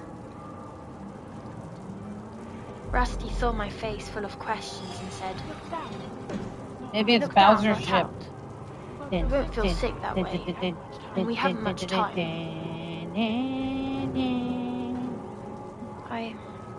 I remember feeling, for a moment, things were okay. On the giant wheel, for the first time in such a long time, I felt happy. But Rusty, he suddenly seemed so sad. His voice shifted, and he continued, "That massive tent there, that's the big top." He said we'd be going there soon because him and his friends had a show to put on. I already knew the answer, but I asked anyway. You don't like performing, do you? He looked glum for a moment before replying, I hate it. When I asked why he does it, Rusty mumbled to himself, but I couldn't hear with the wind so loud. Finally, Rusty turned and said, they force us, and whatever they say goes. I didn't know who they were, but a bad feeling came over me, and I understood why we were really on that wheel. Because all the way up there, he could say what was in his heart without worrying about being heard.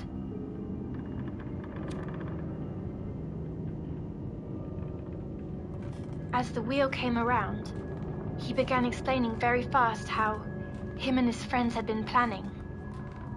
Rusty wanted me to be part of a special show where they would try something they'd never done before. He told me that my job was to be lookout, that if I saw a man in a purple suit, I needed to give him the sign while he walked the tightrope. I asked, is this the man who makes you put on shows? Without really answering, Rusty kept talking. In the spotlight, some glow, while others shrivel into shadows. We glow and do as told, or... He didn't finish the thought, but I understood. The times I was on TV, I'd have done anything to avoid all those lights. So I said, a simple sign won't do. I'll have to shout. A code only we'll understand. How about Big Top? He agreed it was a good idea, and I realized he didn't tell me what they were planning, but when I saw him staring out at the clouds, I asked, you mean to escape, don't you? The carnival? And he quickly said, this entire rotten world.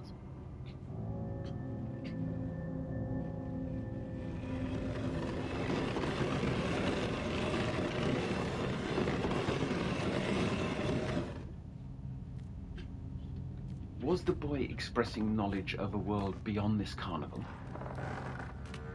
I hadn't thought about it until now, but I guess so. And I felt that too. That all the places you've been are one and the same? Sort of. It's like how this basement is connected to the upper floors, but don't work together. Why did you never express this before? What's so important? You sense that the dreams you visit hold a tangible, sustained existence? That these spaces are objective? Physically there? I think so. I don't know how it works, but it feels that way, yes. Do you finally believe me? Giving the mere thought validity would have my license revoked. Yet I admit there's potential that what you say is true. It offers some explanation of your spiriting away last night.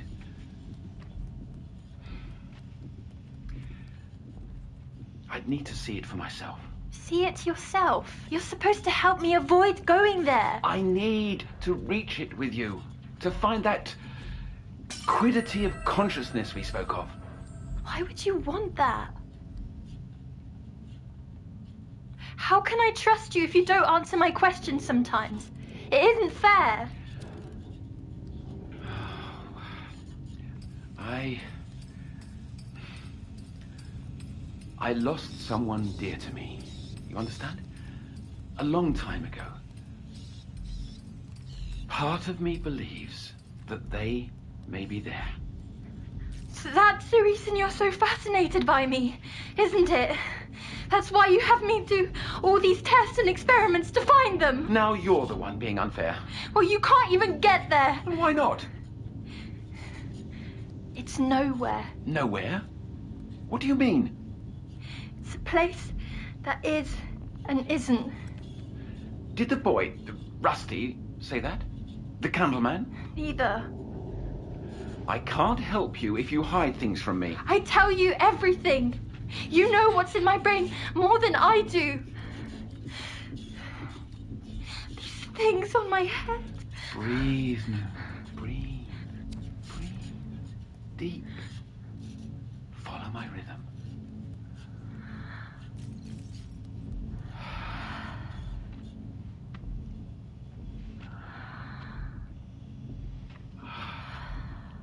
All right, okay. If the theatrics are done, we must press on. I want to stop. The sooner you finish, the sooner we'll be free.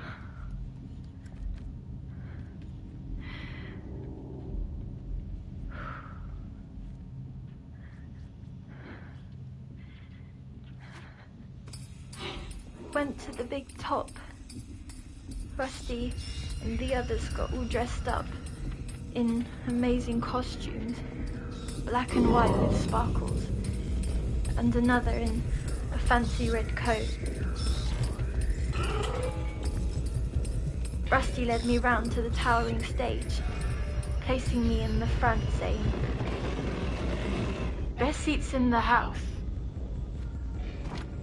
I felt so special until Rusty looked around with that worried face again. Without another word, he went backstage as the crowd started pouring in. These people were the wrong shape. Faces like bad drawings come alive. One sat down in the seat to my left, eating a candy apple. It stank horribly, and the center was mushy and raw.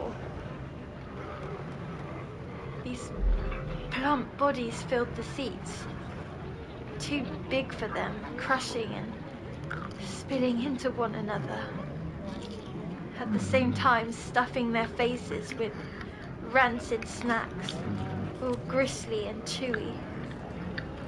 I thought to throw up, but as the lights dropped, everything went still.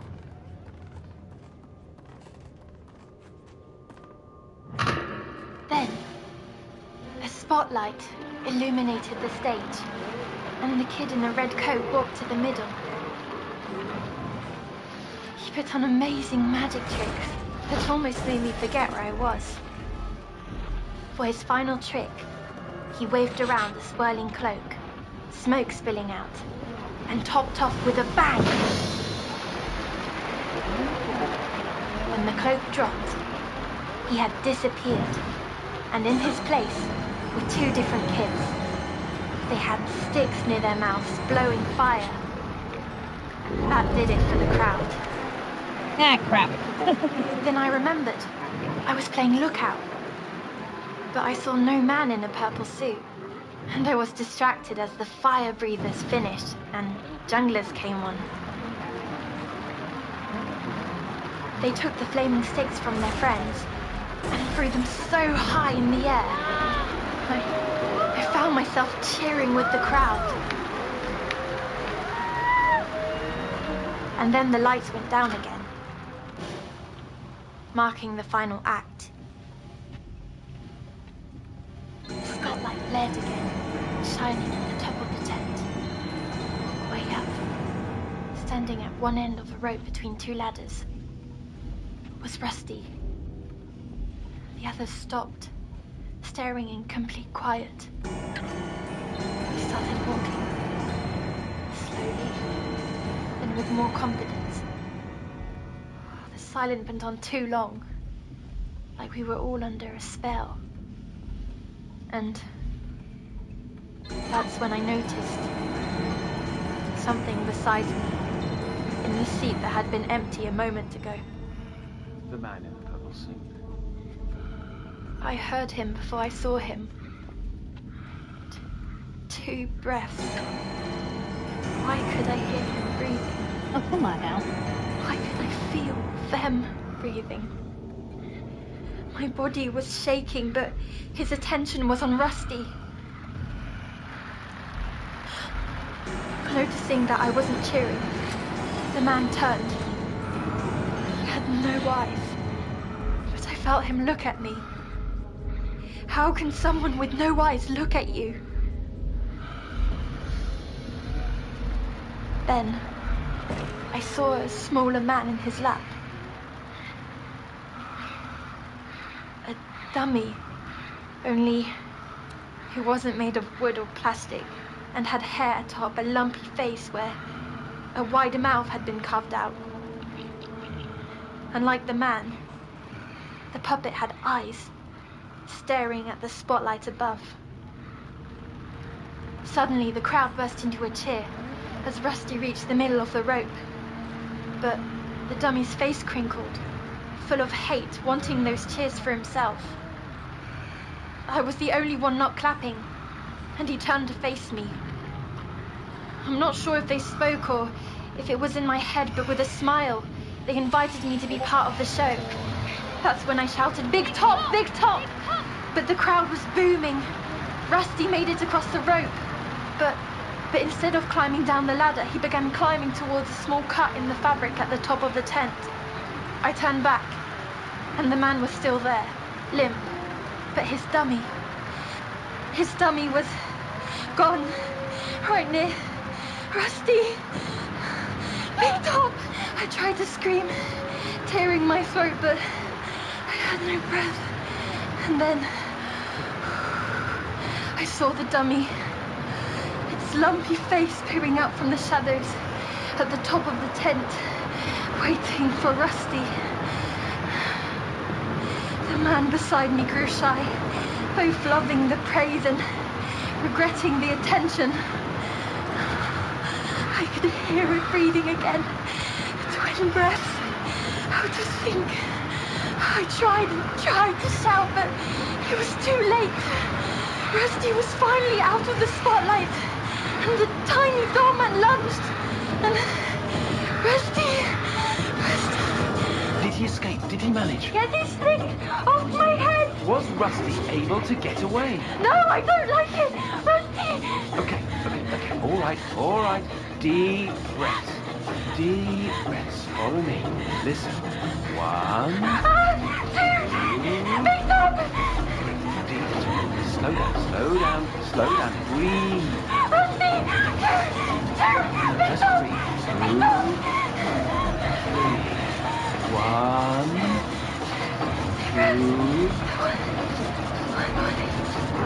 1, 2. Noon!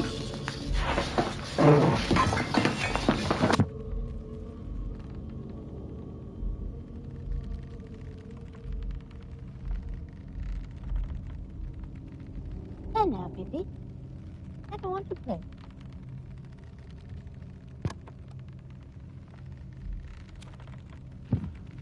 Mercifully, the only irreparable damage this evening was the wound cut in Noon's confidence towards me. What concerns me more is the lack of detail in her retelling.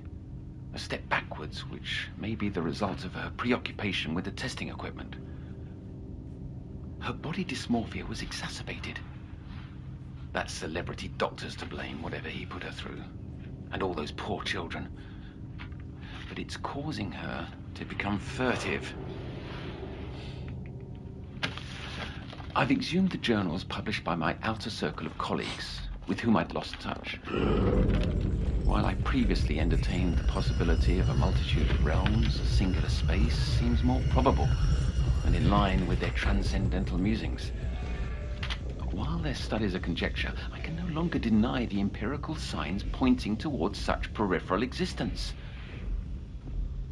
Why then are my senses unable to perceive it whatsoever? There's a veil up. Ha, yes, like a two-way mirror. Only I'm the one stuck on the side of blind, deaf, and dumb ignorance. And the lurking presence of the ferryman. While he may be a master of dream manipulation, he's no denizen here. Noon said it many sessions ago. He does not belong in our world. And yet he is the connective tissue. I am determined to find his arcane hinterland, to cross into the place she calls nowhere.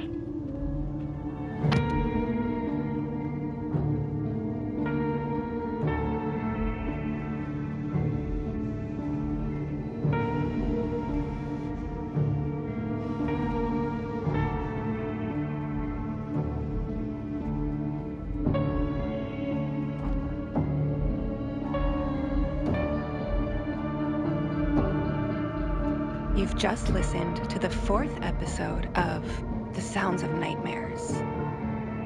This episode was written by Supermassive Games and Lonnie Nadler. All right, that's chapter 4. As you can see, we're in a bit of a precarious situation in the original game. But without further ado, let's go on to chapter 5.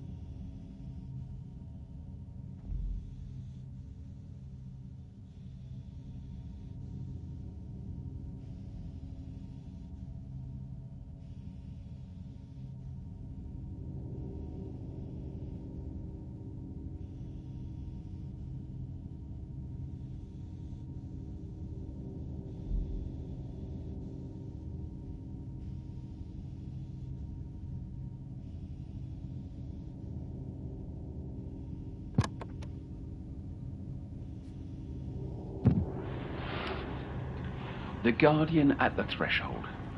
An archetype that parapsychologists have obsessed over for centuries. A mythic entity who's appeared in the stories of innumerable cultures. No matter their description, his role is always the same. My cat's To licking my confront hand. anyone who Stop dares that. cross into unseen worlds. In our last session, he spoke to her, or through her. Even when I listen to the tape, I can't She's be very certain what I'm determined to get hearing. into my lap. Still, I've repeated his words like a sickness ever since. It went like this. Cross the sill, sink in a twinkling, cast aside the old sleep, to sleep again anew. The Candleman, the Ferryman, indeed the Guardian at the Threshold, an eidolon on the inside, determined to keep me out.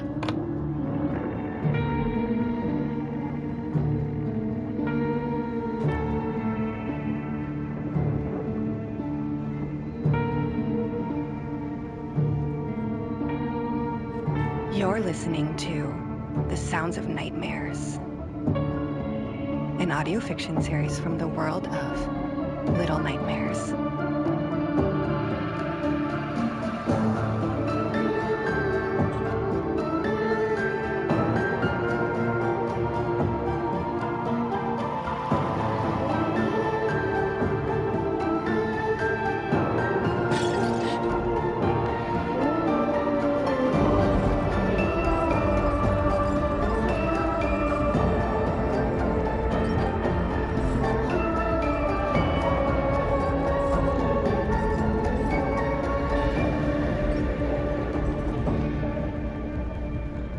Chapter 5.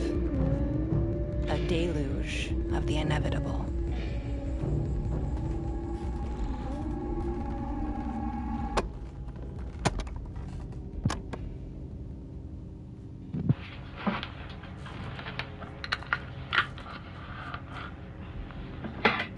Noon was right after all.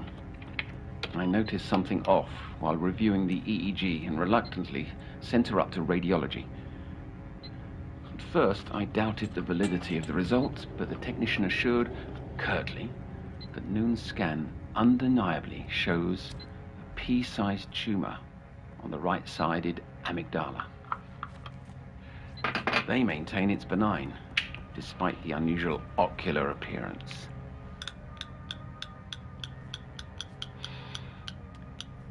This calls everything into question. The mass's location could impact fear response, emotional salience, and damningly, dreams. And yet, I cannot deny all the evidence to the contrary. I've pondered the ethics of informing Noon. She's already so scared of her body that it would only send her spiraling. I can't risk anything jeopardizing a revelation that might lead to Cece. From here on, anyone listening will think me mad. But the proof is in the pudding. Noon's vanishings, her transpersonal states, they're undeniable evidence of a realm beyond our senses. It's always been on the periphery. But now I know. It's accessible. And she possesses the means to enter that domain.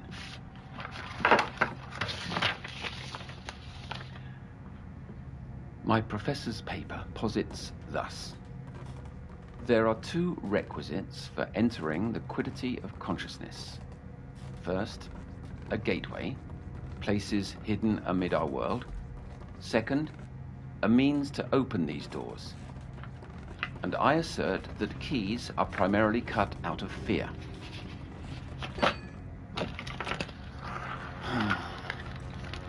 Either I lack his erudition or his mania.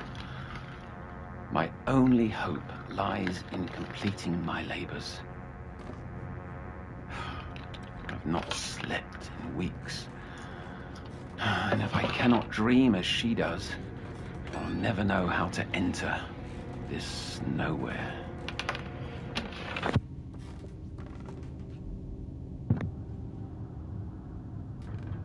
An ugly autumn night, isn't it, Noon? Swirling mist, they called it on the broadcast. A weather phenomenon unique to the counties. The downpour's not far off. But a gift may brighten the mood. Here. Oh, it's nearly the same. Red too. A chrysanthemum, like your parents left you all those weeks ago. An apology. A reminder that I remain as committed to you as I did then. Greeting. It's a perennial, so it'll blossom year after year, just like... Oh, bullshit. Asshole. I think I'm ready now to talk about my mum and dad. Oh, and why now? What's changed? Because I feel like I'm beginning to forget. And maybe talking will help me remember. Because you've been away so long, or you literally feel you're losing your memory? More like I'm losing a part of me. I can't tell. Am I the girl here or the one there? They're one and the same. Given all you've told me, they must be. It's not you that's different, but the physical space around that. I said I want to talk about my mum and dad. When most kids have nightmares or whatever these are, they go to their parents to feel better. Here, I relive them again and again. And it's all you want to talk about because you think you can find Cece through me. Noon. The only way to find answers is to discover where you go when you sleep.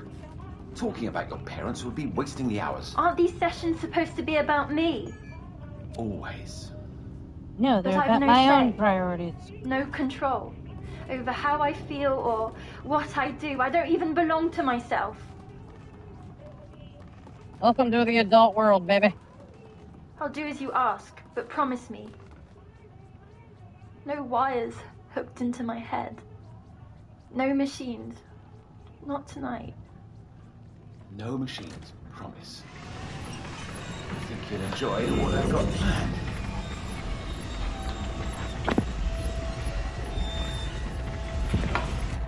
This bed was for shift work.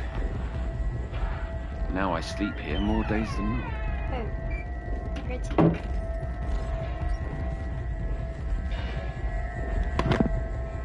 I'd like to try a sort of role reversal. I'll lie here, blindfolded, depriving my senses to enter a self-induced hypnagogia so I can focus on your words. You'll recount your latest visit, and I want you to try as hard as you can to project your dream into my head. I don't think it can work, but I'll try. That girl in the photo there. That's her, your daughter. My sister. Oh, you don't look much alike. I'm settled. Blindfold on. Carry me away with you, Noon. Yeah, carry me away. I couldn't see anything. Slow down. This is vital. Speak you're trying to pull me in. I floated through a darkness with nothing at my feet. Then it all faded and I was somewhere new. An underground brick tunnel with a stream of thick sludge passing through a canal at its center. I can still hear it. Jangling keys. Squeaking metal. Do you hear, Otto? I can't. But keep trying. It came from a kid in the distance, struggling to shut a grand iron door. The last thing I heard before the slamming shut was laughter.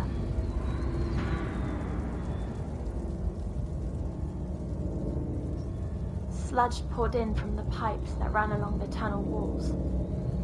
I had no choice but to follow the stream, and so I did until I reached a section where I saw storm drains above.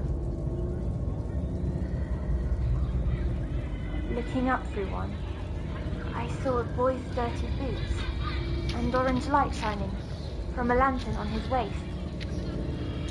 We locked eyes and he called out, "Look, critters already!"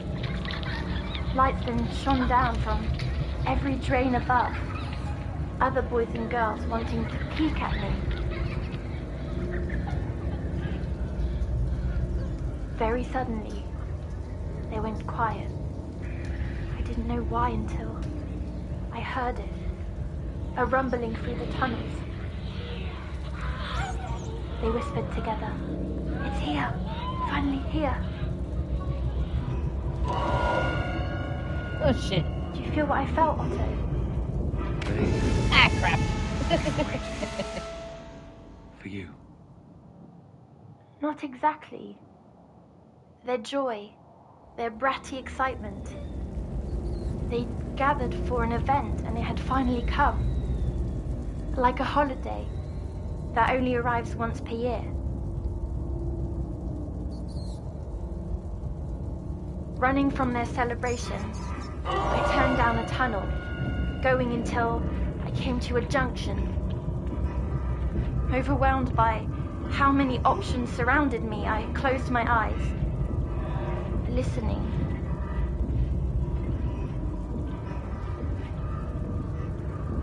The sound came from the path to my left. I waited, watching from a distance as someone crossed by the dark tunnel mouth.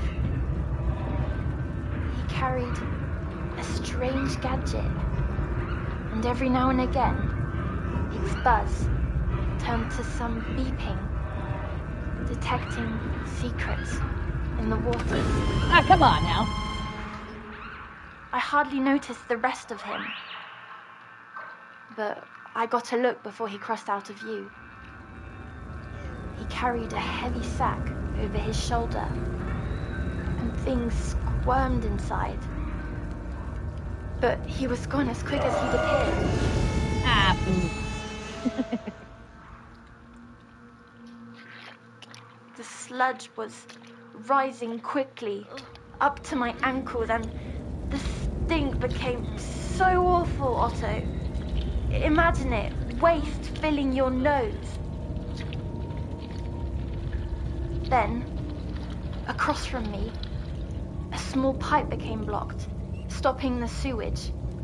A grey mass poked through, jammed in tight, wiggling to get loose. But not until it fell into the sludge did I realize this tiny thing was alive. It picked itself up and swayed about, curious of my company. The head was shaped like those cone mushrooms that grow out in Hatefield. A gnome. I inched closer to the little mushroom fairy, and it began mimicking me, as if we'd been old friends. A friendly presence. The first non-hostile being you've met that wasn't another child. Yes. He belonged there. In that world. Part of it rather than a stranger, like me. Is it working, Otto? Can you see its little mushroom head? Bullshit. Keep going. You're blind. What? Yes. Drift away, Otto. Drift away. Drift away, Otto. Run? Ah, no. Put me down. A crooked net lowered down from a drain grate above. While I ducked to cover, the mushroom fairy didn't.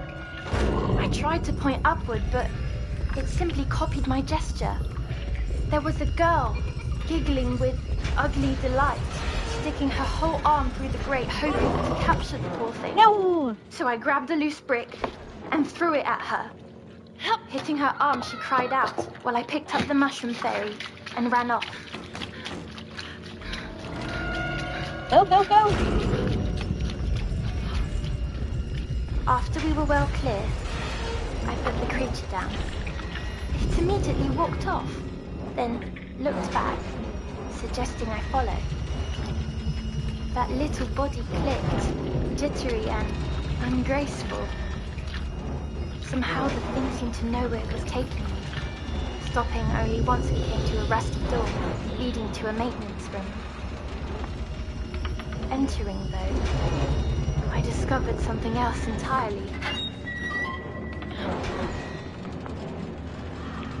Oh, yeah, Endless piles spread about the room, some of pure junk, while others housed gold jewelry.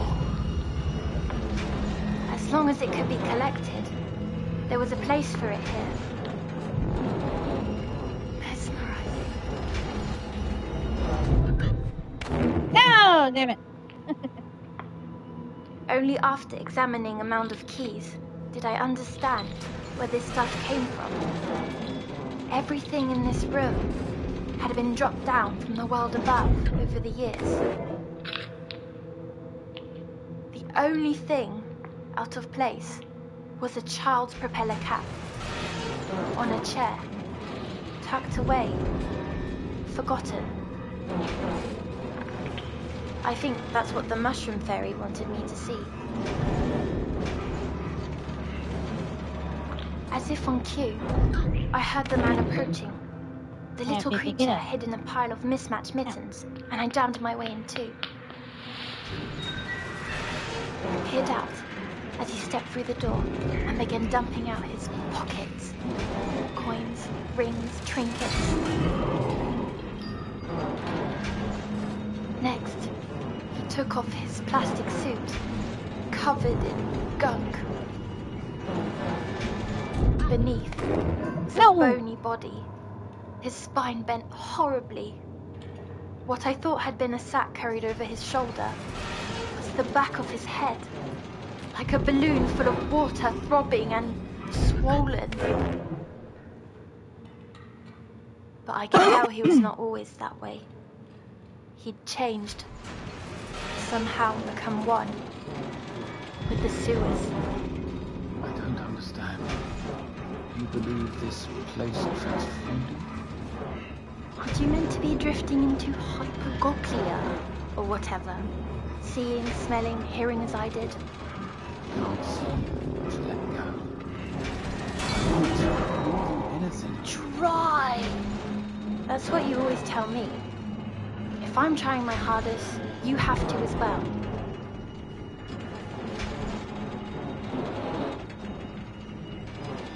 From the corner of my eye, I noticed the little cone sneaking away. The balloon-headed man was inches away, and in that moment, I thought of Jester, of the child with blue hair, of Rusty.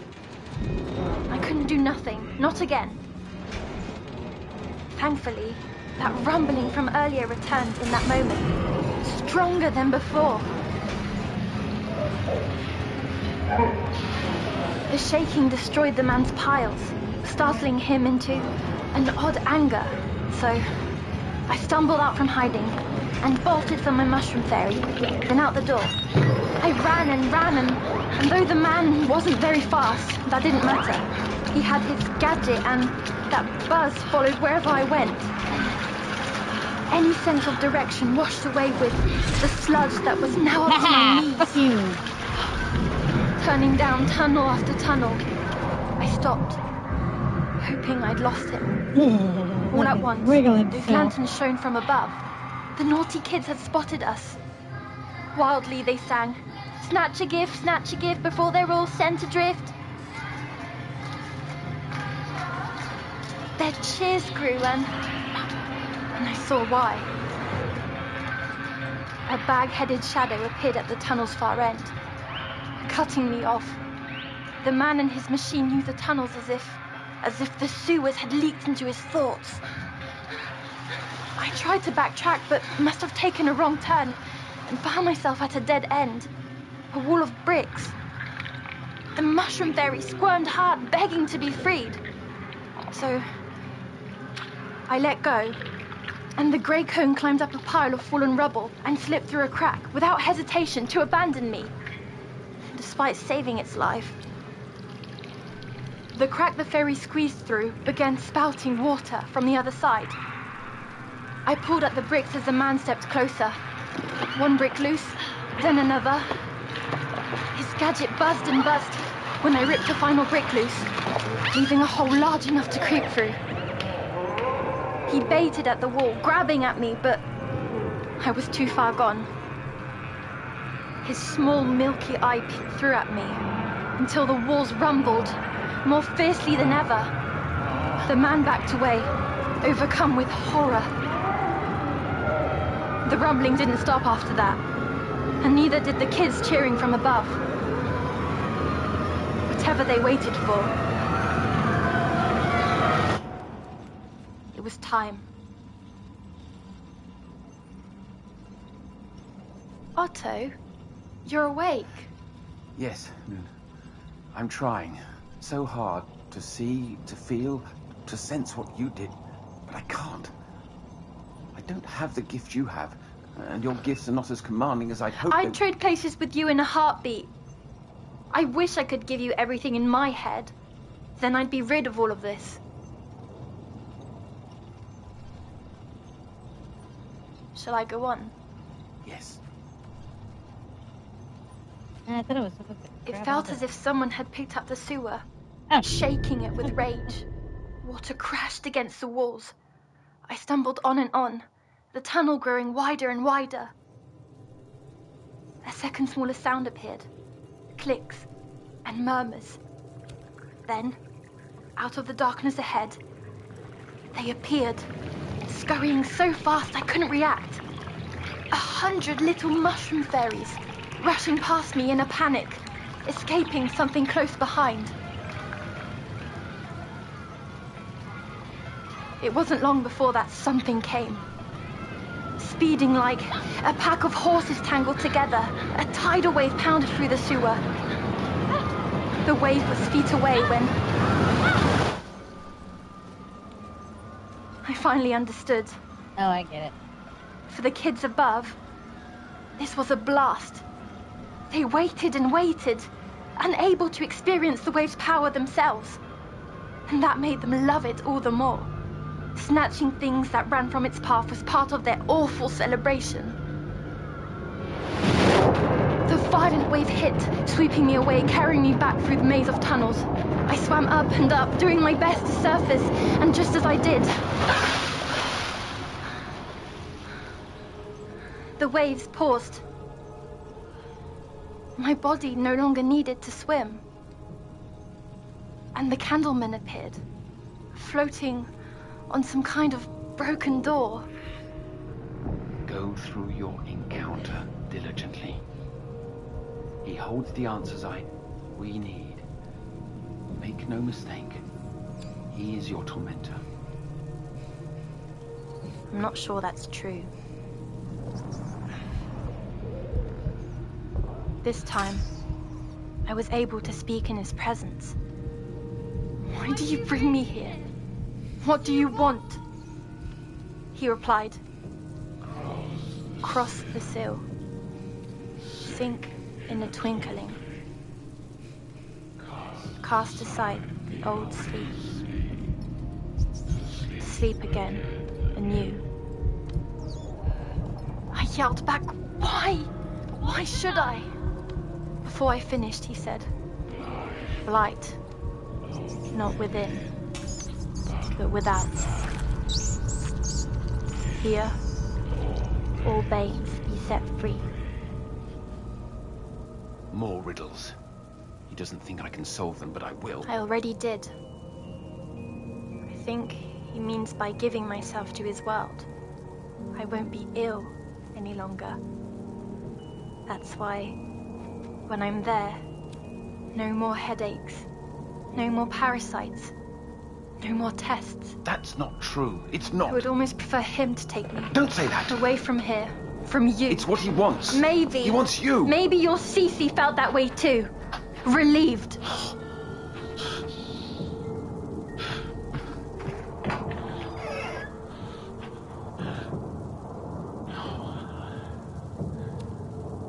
I was only a boy.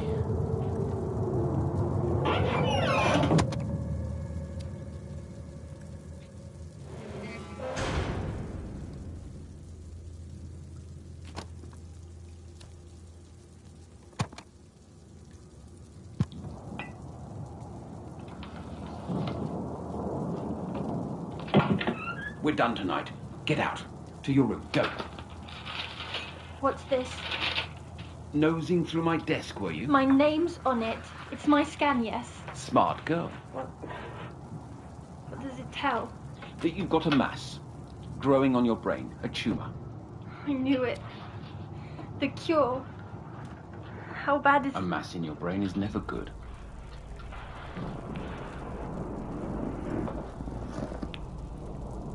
You should have told me. Why? Why didn't you tell me? It's not my practice to tell before necessary. Now, get to bed. Fine.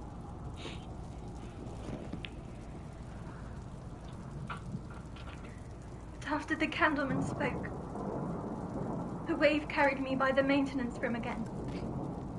The bag-headed man looked through a window, terrified. He was opposite to those kids above. Living down there, he'd no reason to celebrate the wave. Instead, cherished what they dropped down by accident. You see, each wanted what the other had, but could never have themselves. I'm taking 2 sweets tonight. Take as many as you want and leave. Yeah, you take those sweets.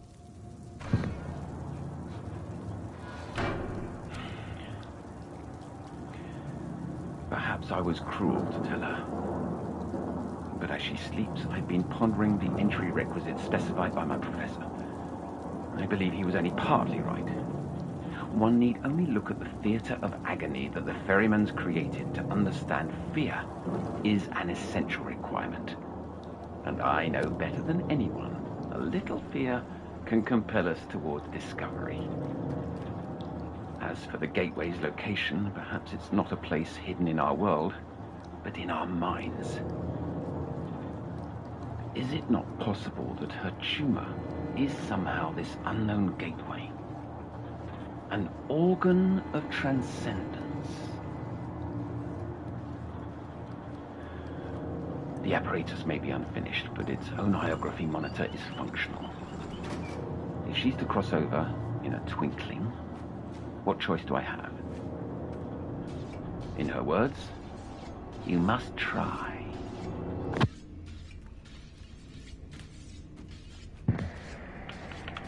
She hardly stirred at all while I pathed the BCI.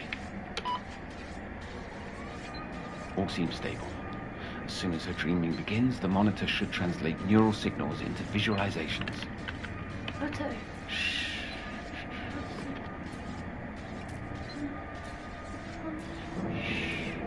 Return to the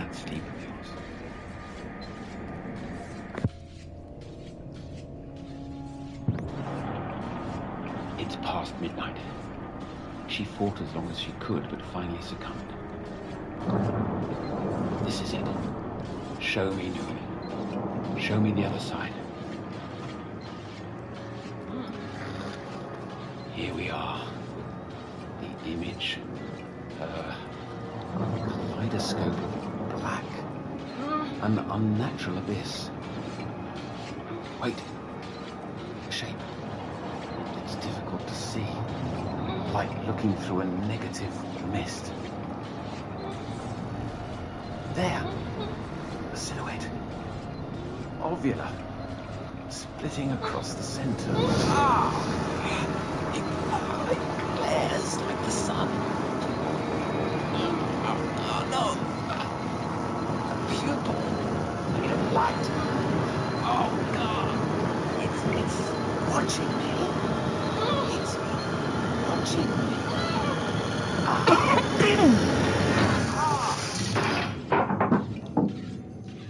Well, something happened.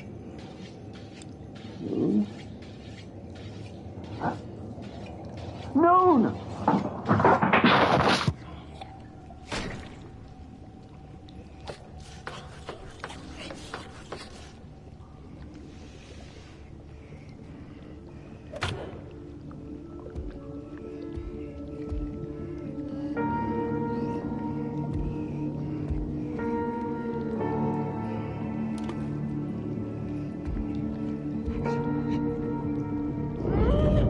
You see nothing. Go away.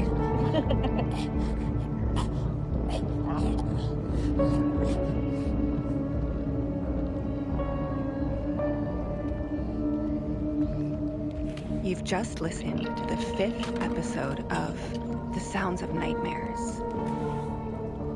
This episode was written by It's Just Jord and Lonnie Nadler. Our showrunner is Lonnie Nadler, and the series is directed by Thomas Joses.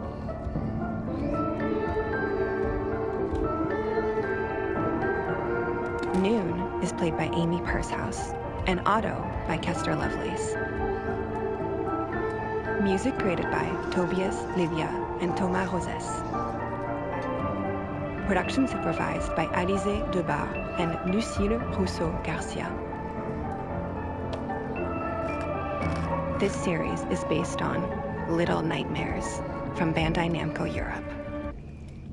All right, that's chapter 5.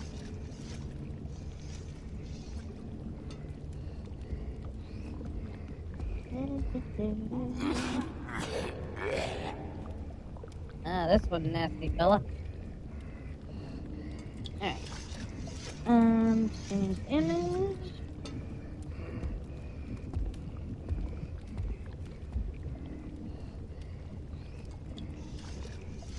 We are now at the final chapter.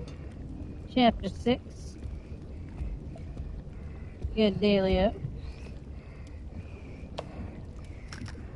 I'm super confused as to what's happening. I'm listening to all this and I'm like, what the fuck is going on? But if I've learned anything from this series, it's that none of it is supposed to make much sense until you really dissect it.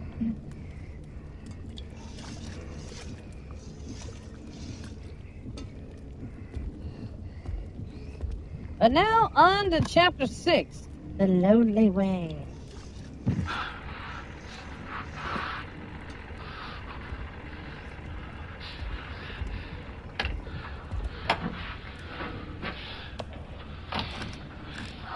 only I could sink lower and lower, all the way down, until I wake up again.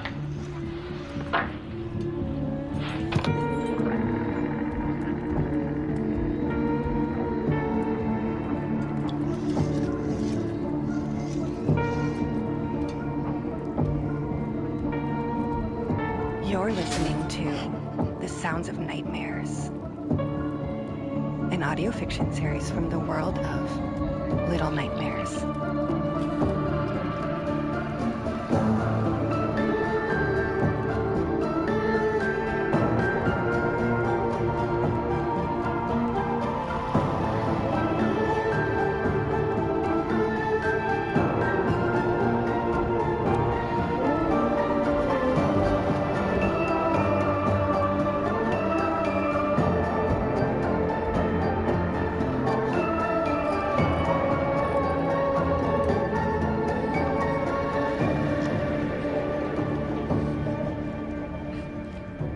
Chapter 6. The Lonely Way.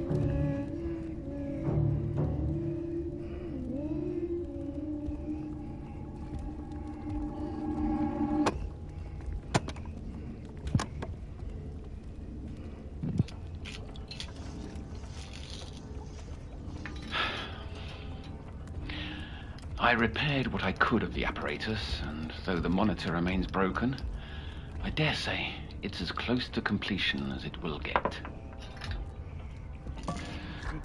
I installed feedback resistors to maintain signal fidelity between host and guest. Oh, he wants me so Who bad. knows if it can hold off that leering horror from the other side. Oh, shit! However, the most critical Damn component it. is the least reliable. The oniric medium to carry the frequency. Noon.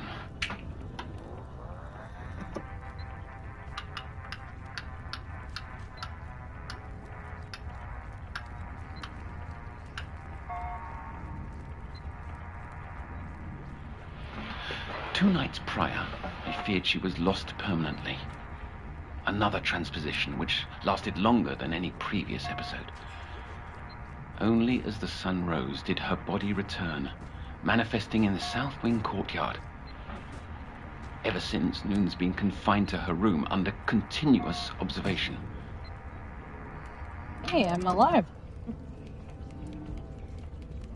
He must have let her go. Why? Huh. To toy with me, so that I might feel powerless.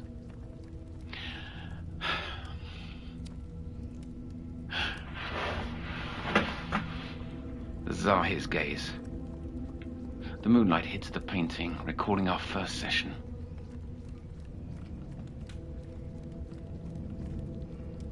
Yes. The image is clearer than ever.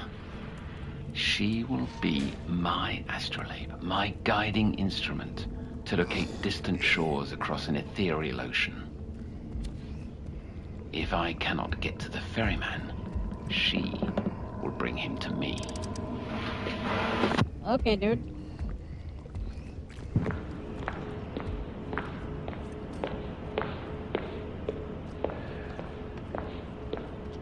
Take your leave, with my thanks.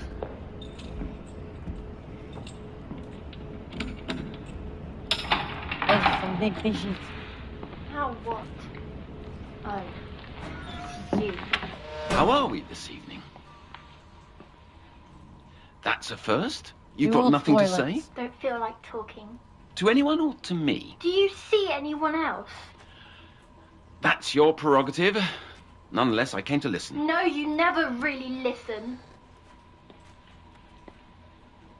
No flour or cake this time? To buy me over? I shouldn't have told you. You don't believe that. I know your lies well enough by now.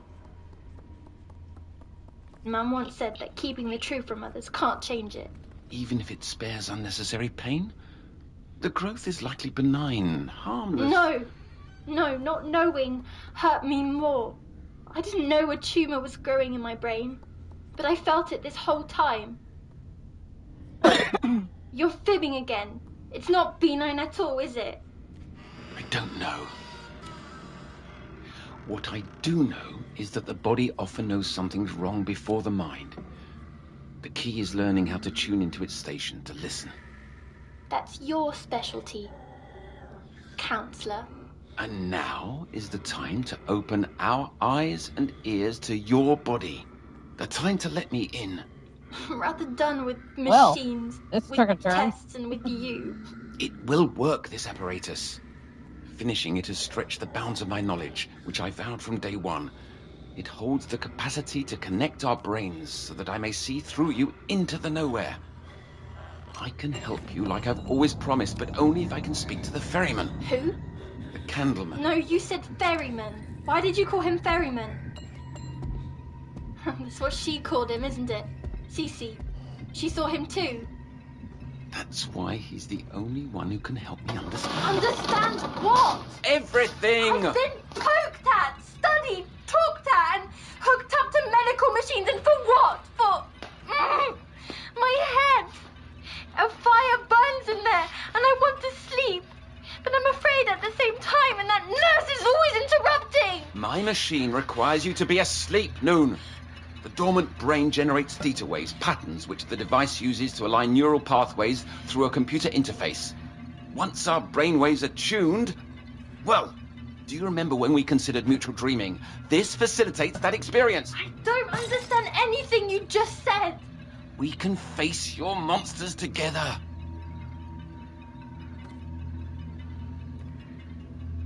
This machine, it means I get to sleep. Deeper than ever before.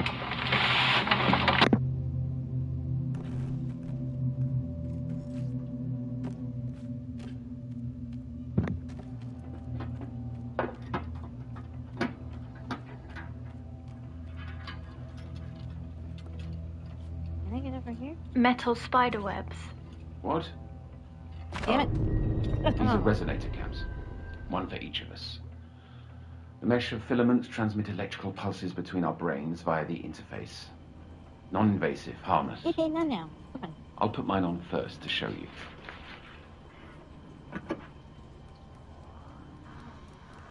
I've changed my mind. I want to go. There's no going back.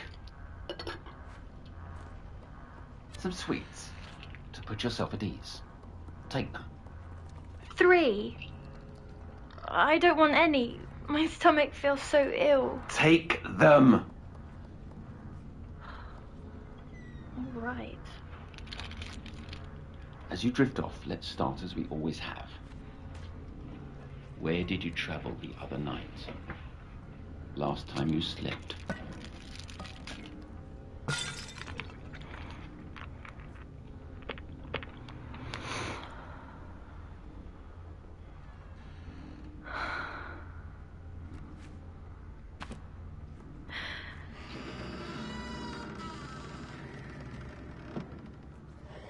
As soon as I closed my eyes, I drifted through an endless dark. After what felt like hours, I found myself in a musty, cluttered room. Mountains of patterned fabrics piled against the walls. A long wooden table was covered in scraps and tools, and a machine whirred behind the closed door across from me. A familiar, faint smell. Candy apples and enchanting sad music.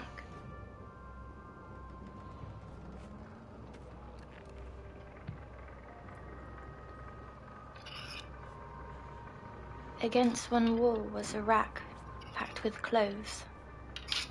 Too big for me, but just right for the armless, faceless mannequins around the room. They even wore outfits already. A white wedding dress splashed with dark stains. A purple suit and red bow tie. On the third mannequin, a black velvet cloak.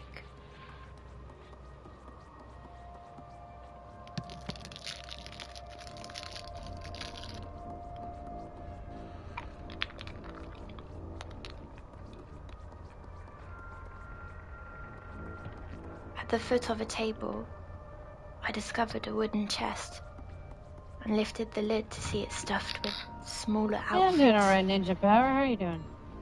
A doctor's coat, a pink tutu and shoes, and a yellow raincoat. Yellow. Only the puppet.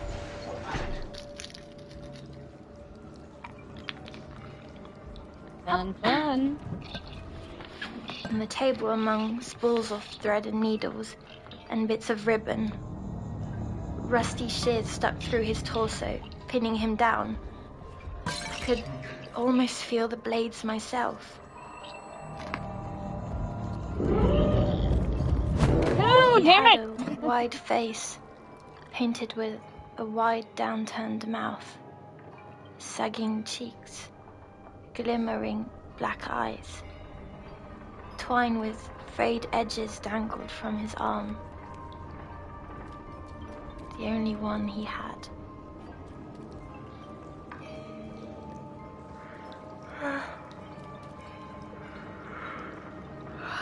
His clothes were rough worn, dressed like one of those carnival people at Rusty's show.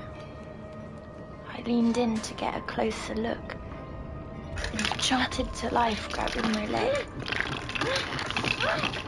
Yanked until I fell and struggled to break free, kicking at him, but he held tight to my ankle, reaching for a nearby bottle. I smashed it into his head. He let go, and when he stopped moving, so did the music. No, wait. I jumped off the table into the wooden chest from before. With the lid shut, I spied through the keyhole. A new kind of mannequin in a beautiful dress stood in the doorframe, her back to me.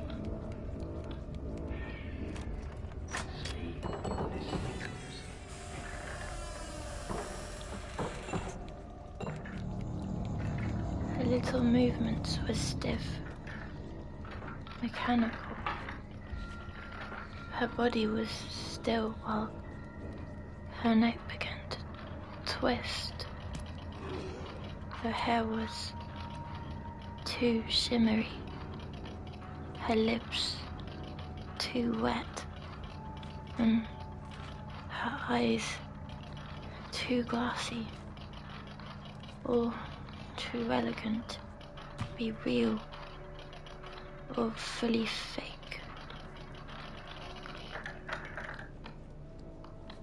When her neck turned all the way, she saw the puppet on the table, the broken bottle. She started jittering. I burrowed into the costumes, trying to make myself invisible.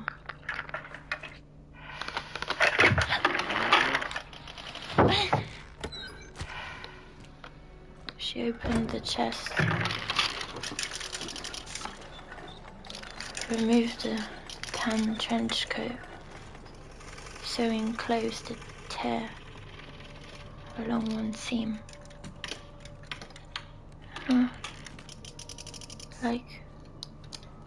Like the nowhere had been sewing the pieces of me back together. Strong again. Pain-free.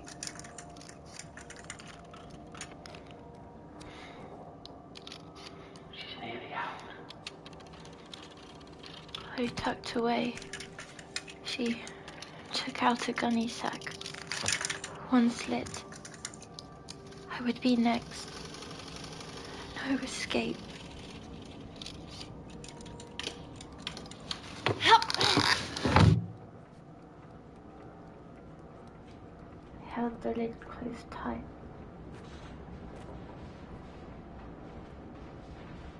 But I can't keep it shut forever.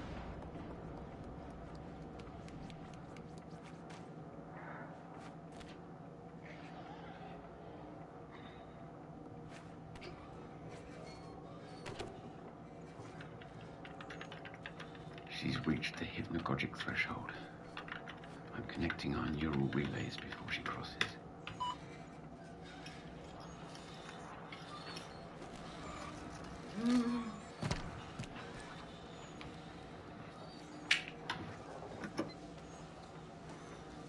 Harmonizing the frequencies, and I can put myself to sleep.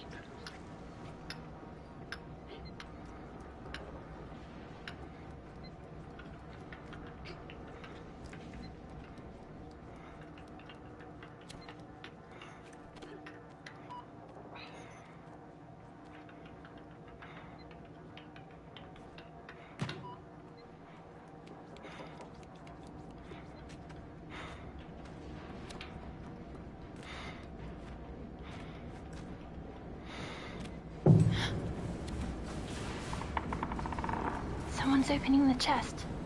Right now. What? She can't be there yet. It's too soon. I can't see There's her. nothing to see. Perfect Lady's gone. Only the dark. All around. I can't even see my hand in front of me.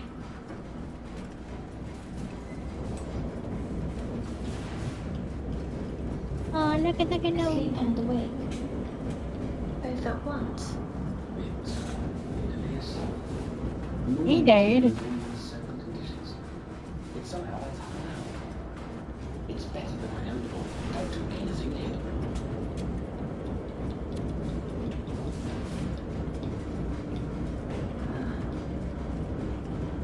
I was wrong. It's not darkness. It's a kind of mist. A mist so black and thin it only half exists.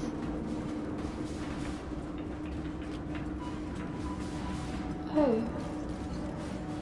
That's where I am. The halfway place. Wait for me, no. Wait. I've been here before. With the Candleman.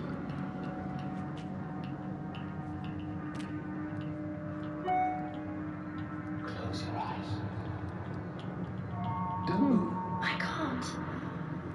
I'm sinking and floating. There's no floor. Only the mist spreading its fingers so I can see myself. As if rebuilding me piece by piece. And above me, or below, the brightest stars you've ever seen. Twinkling as a million islands would.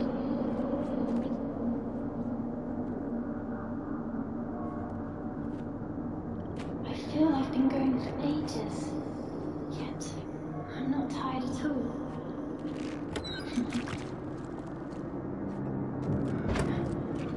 A shape in the distance. An outline of a door. Do you see it? No, listen. You must wait for me. I'll be there soon. Do not go towards that door without me. I'm so close. Whichever way I turn, the door is straight ahead. I'm getting nearer. It's ancient. The color of twilight, made of knotted wood. Oh. No, it's a liquid. Or both at the same time. And the frame. It squirms all about. And there's no doorknob. Only a shape at the center. The shape of an eye. What was that? Someone at the door? Come in. But I'm outside now.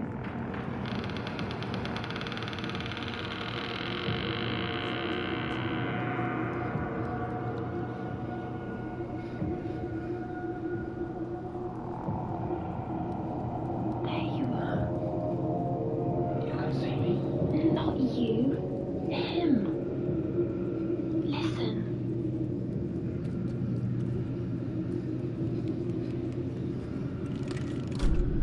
I can almost hear his presence. Almost. Can you tell me yet? Why me? Why? Did you take my sissy? Only use blooms, petals pure, but uprooted, spoils wait within. In the door. Where are we going? No, stop. Is she in there? Where is my sister? A world as wide as the deep, and narrow as the well. I'm stepping through.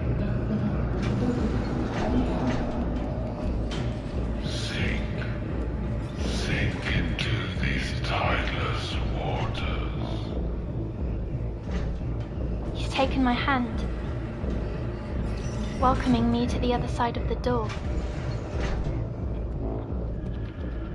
The stairs here go every direction at once. Otto, if only you could see it. More stars. Constellations and rings around the pulsing red moon.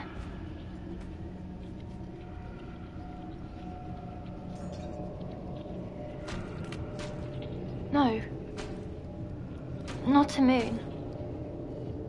Not stars either. They're all eyes too. Every size and shape you could imagine. Watchful. Shimmering. Blinking. Their light dripping down into the dark mist. I feel them looking at me. Into me. And they like what they see. Don't let the door close. Leave the girl. Please leave her with me. The counselor. He wants to come. Too long in the tooth. I feed the spectrum's other end. I don't understand. Oh. He's been talking to you this whole time. I know this. All my life I've wanted. Let me cross her. You hear me? Invite me to your world. Otto says, A toe dipped, but to plunge you must be pushed.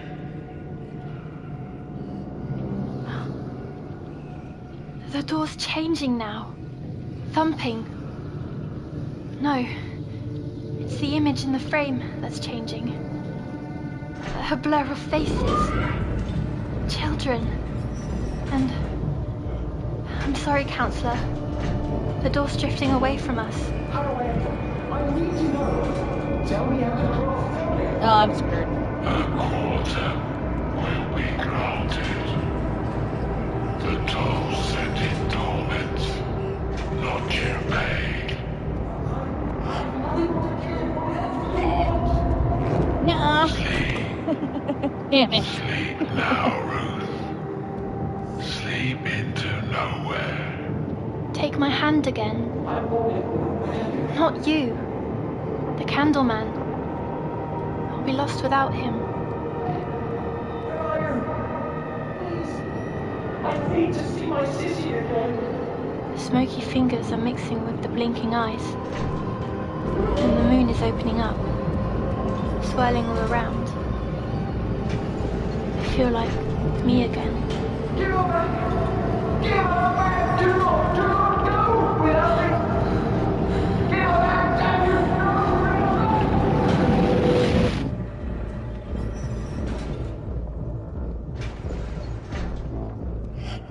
But it's still there. You fat bastard. Why is it still here? That darkness.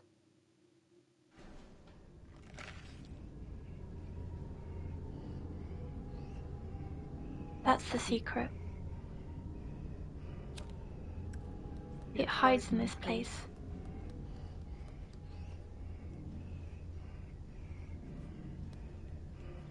My body knew all along.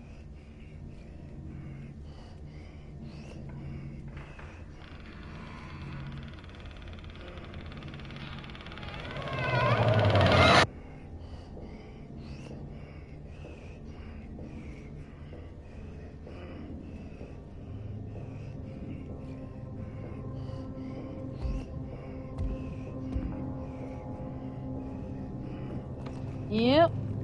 That's the idea. Where are you? No! Please!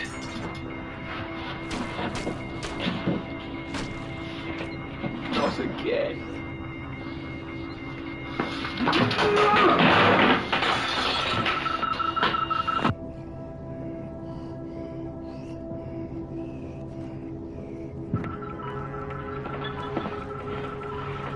She abandoned me.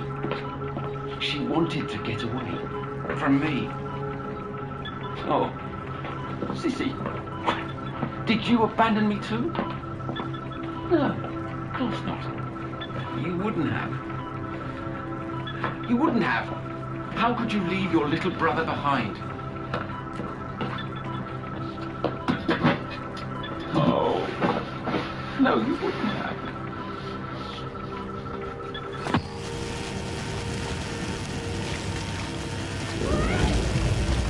Damn it! No, no, no, no, no! I swear I could hear what she was hearing. Couldn't I? The ferryman. He said a quarter will be granted. For whom? And a toll was to be paid? To enter the nowhere. Is that right? It could have been meaningless dribble. Another trick.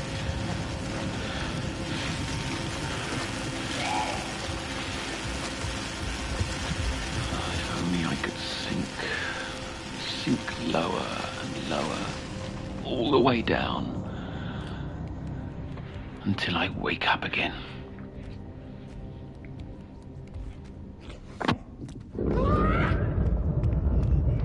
No, damn it!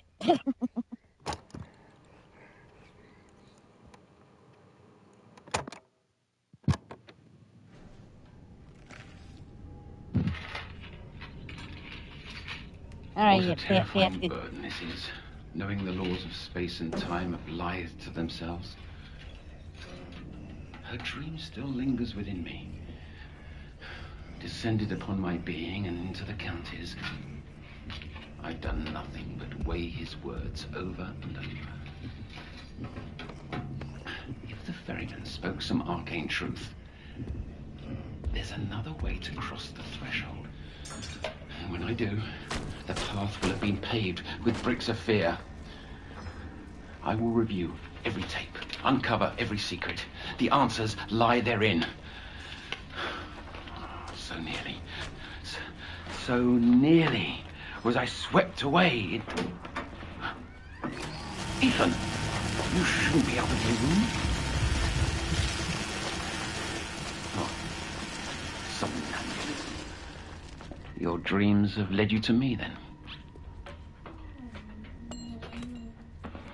You're sleepwalking, that's all. A common parasomnia in children. But if it's a new symptom, that could indicate something has changed. What? Oh, the mess. I was looking for something I lost. But I think I've just found it. Let's get you back to sleep now. Tomorrow, together, we'll dream and dream and dream until we sleep again anew. Hold on, before you go.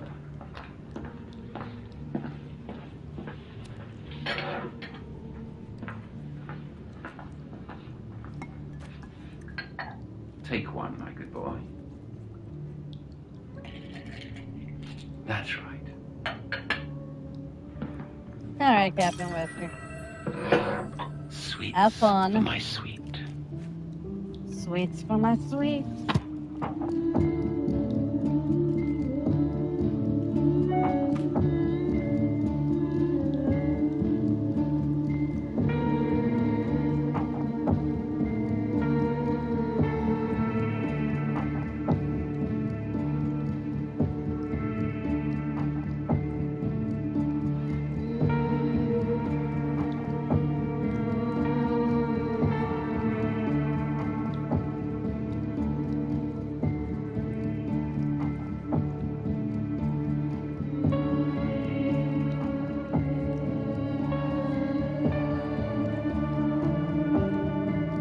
You've just listened to the last episode of The Sounds of Nightmares, based on Little Nightmares from Bandai Namco Europe. This episode was written by Eugene Myers and Lonnie Nadler. The series is produced by Louis Creative, which is part of the Louis Media Group.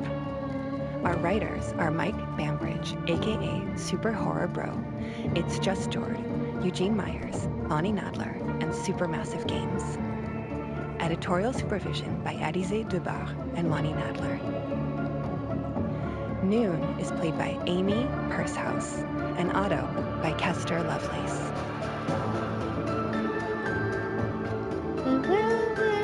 Lonnie Nadler is our showrunner, and Thomas Rosès directed, edited, and mixed the episodes. The music is composed by Tobias Lilia and Thomas Rosès. Marion Girard is head of production, and Lucille Rousseau-Garcia is our producer for Louis Media. Lucas Roussel is executive producer, and Alizé Debar is our producer for Bandai Namco Europe.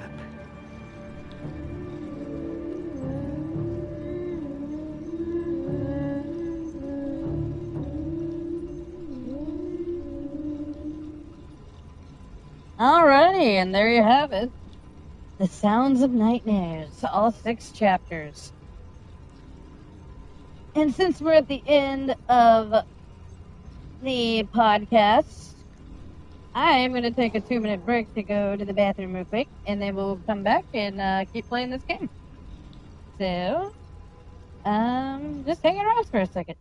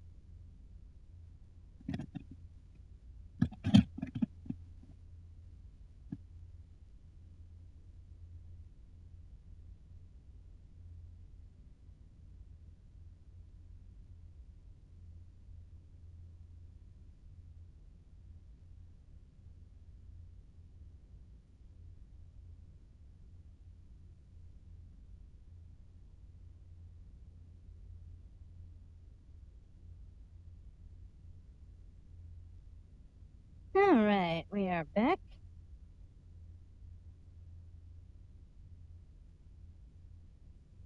Sorry that took a minute. I was cooking up some Pop-Tarts.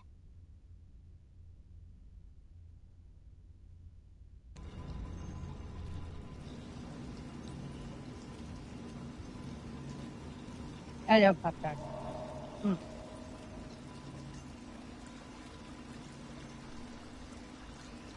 So yeah, after listening to that podcast, like I said, I have no idea what the fuck happened.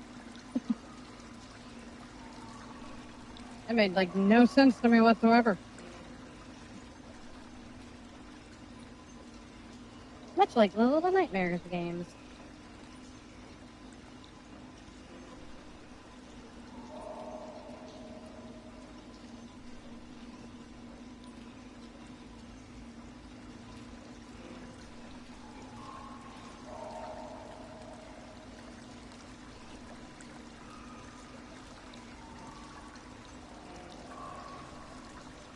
I've kind of gathered that the point of these is that they're supposed to be up for interpretation.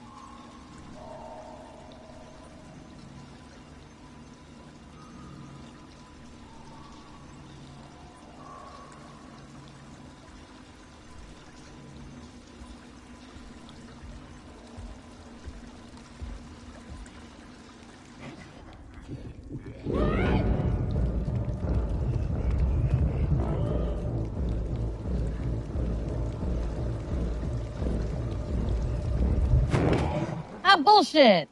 Why didn't I fall in the hole?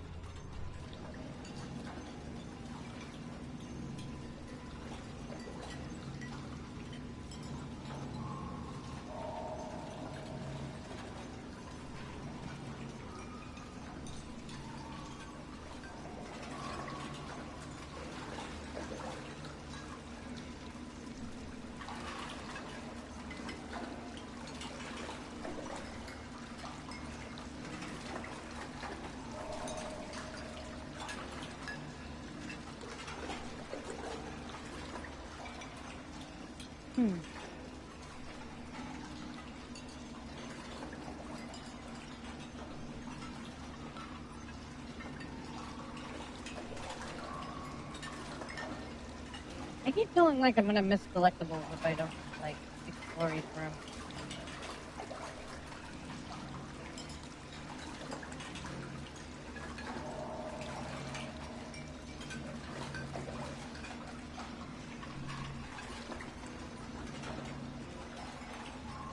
Oh, there's a gate on this one.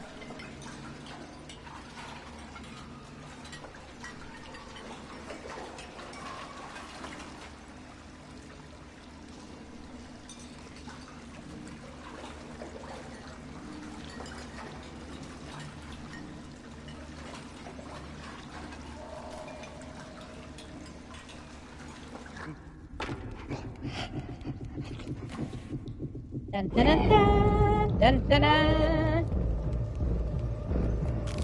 dun dun dun dun dun dun dun dun.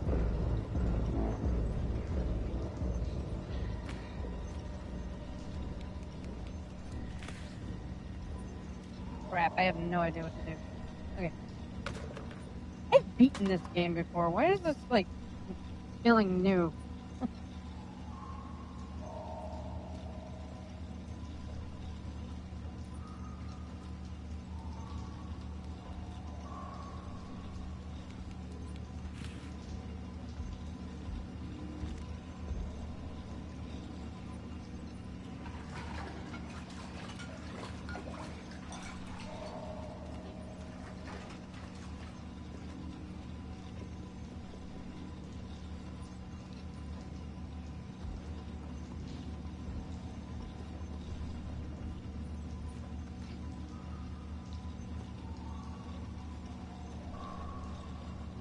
What the fuck, dude?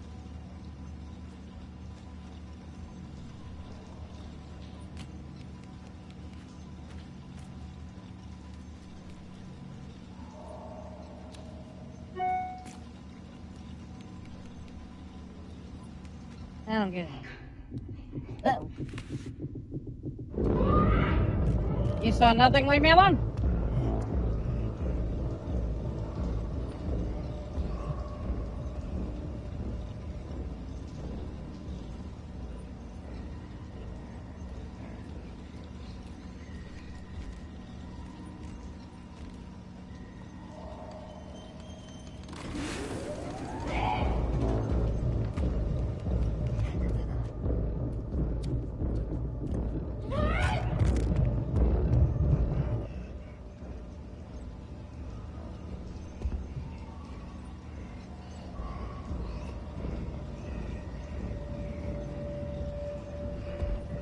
Yeah, that's right. Get back in there and wash those dishes, you fuck.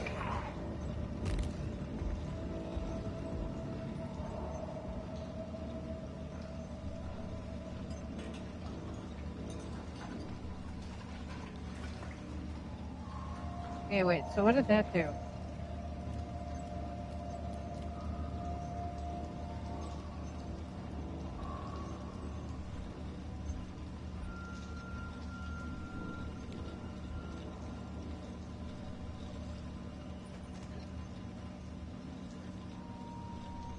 Oh, turn that thing on. Okay.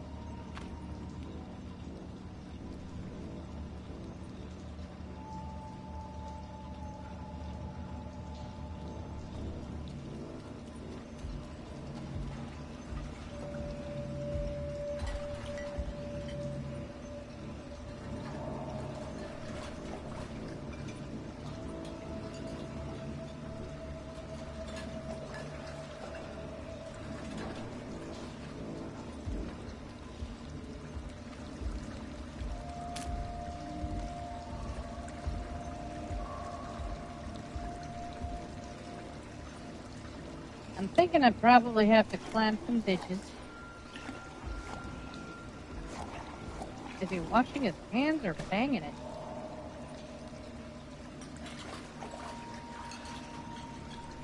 I don't think he's going to be moving anytime soon, so... Let's see here. Oh, that was wrong. Okay.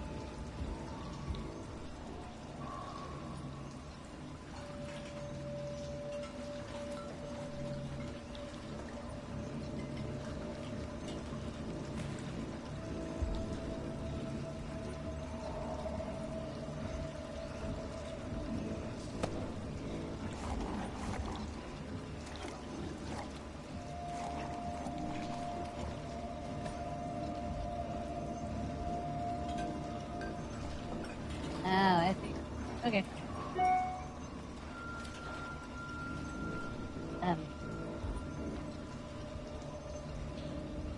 Well.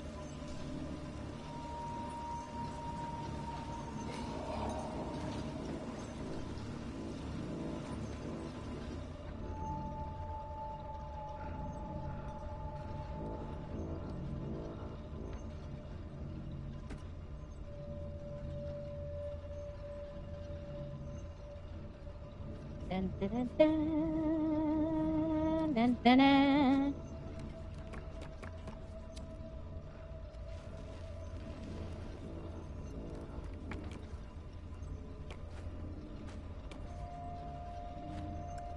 Dun, dun, dun, dun, dun, dun.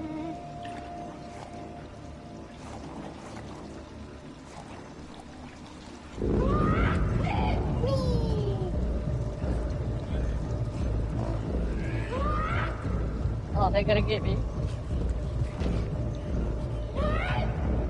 They're coming to get me.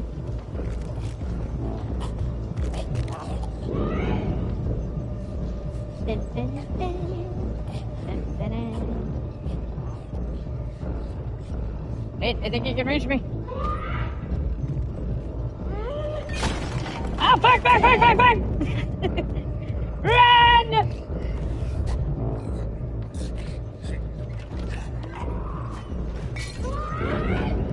Oh, shit!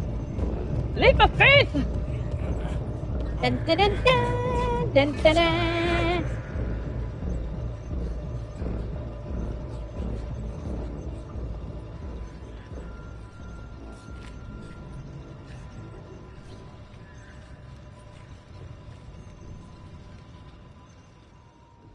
There.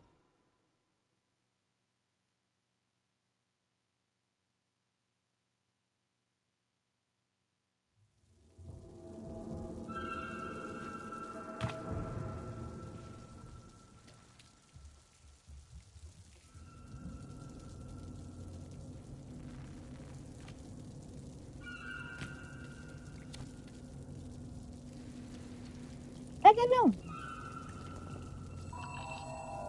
It's okay, buddy. I got you.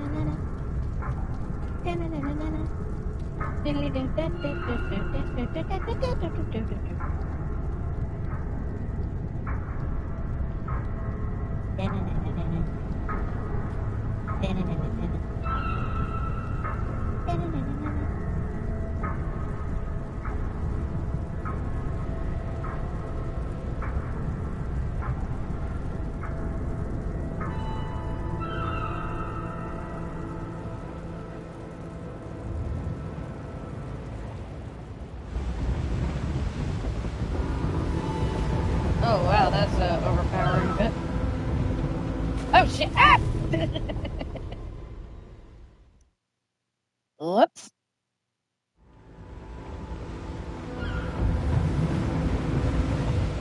Alright, ocean bad.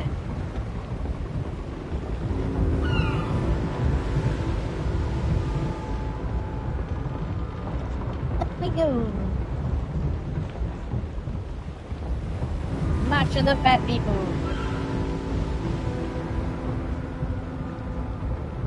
I don't mean to body shame anybody, but I mean that's kind of what they are.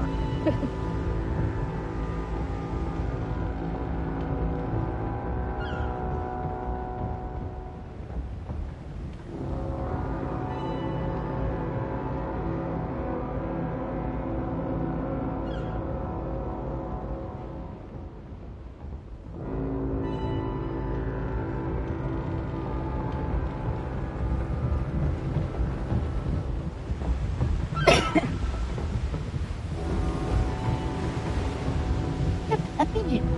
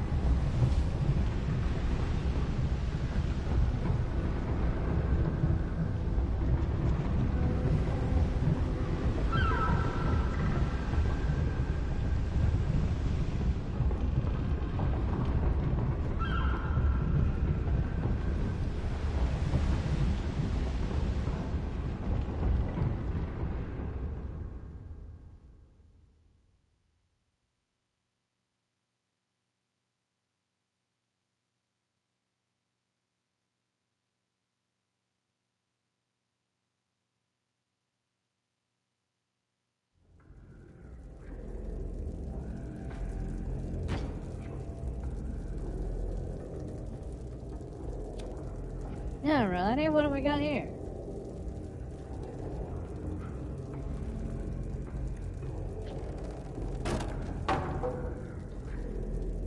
She's a pretty strong little girl.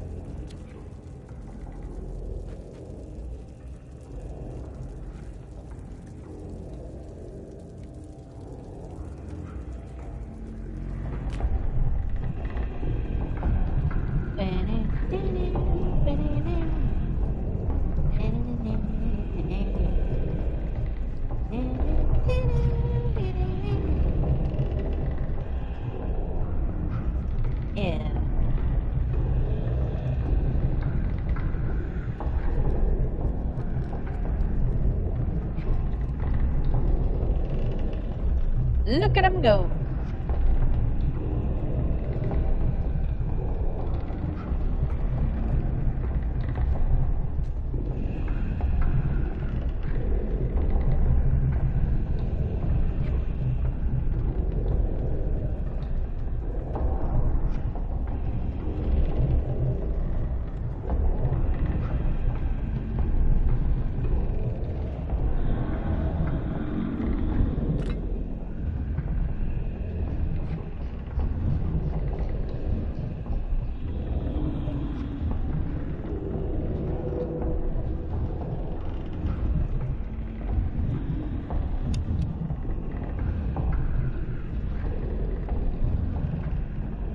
They kind of look like a bunch of Uncle Festers.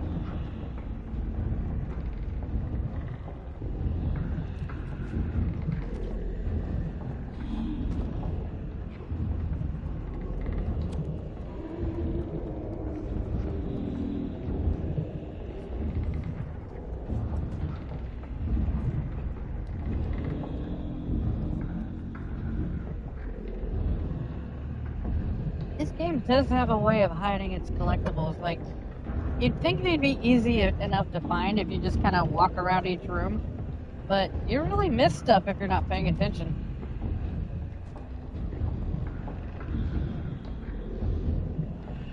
Okay, let me see. Let's see. I'll check it after I beat the game. There's actually not much more to the game than this. Like, we're pretty close to the end. But we're at one of the nastiest parts.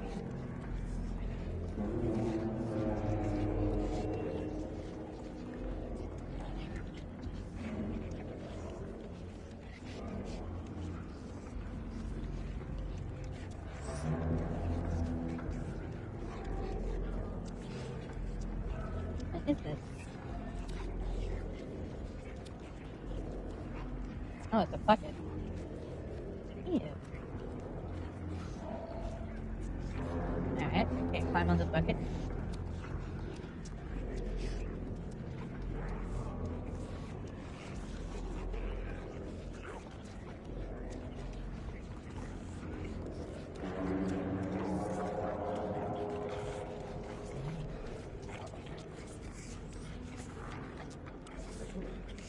Delicious.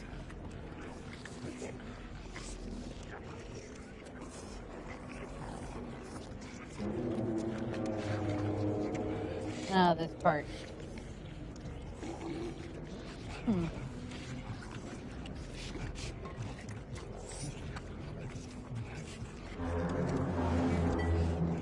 Uh-oh. Ah!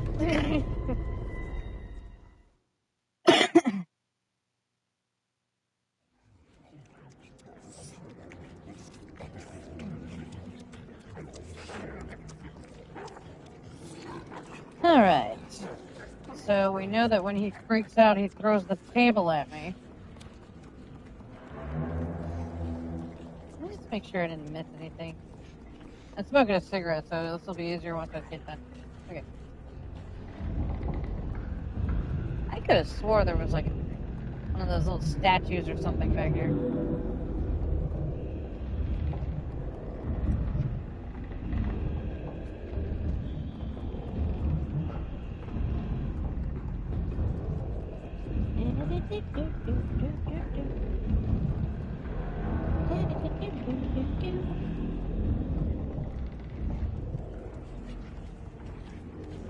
I want that pack.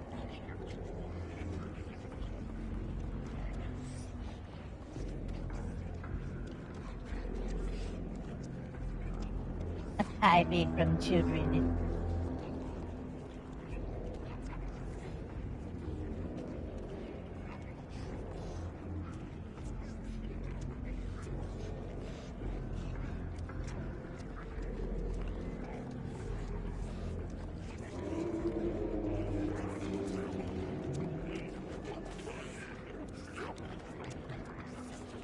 Okay, so we gotta be quick at this part.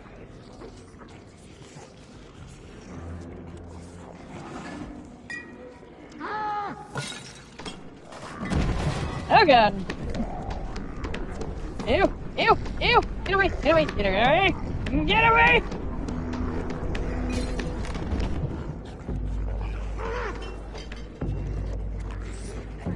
Oh god, he's coming! I thought he was coming. Is he stuck? Yep, he's stuck.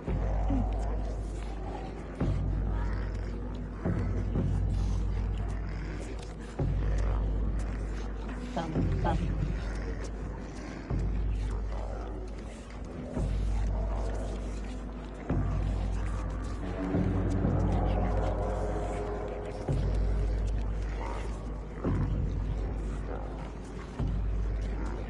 Yeah, boy.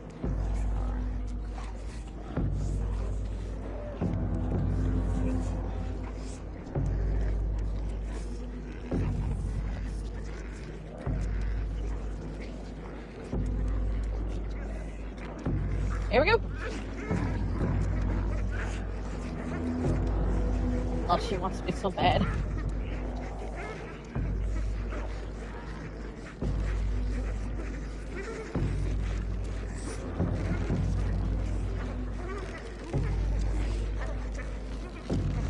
Whoosh. Welcome, Buzz Killington.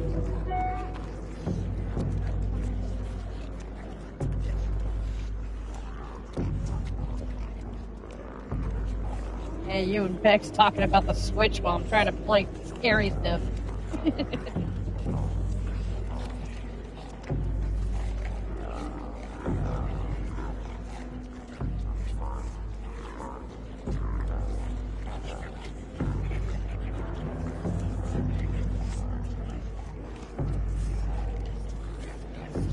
Yum yum.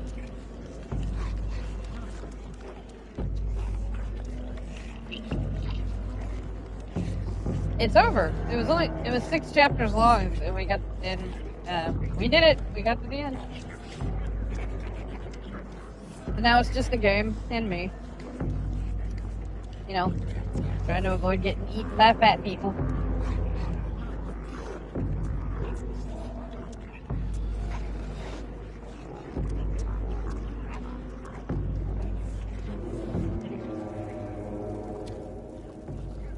Like a gnome.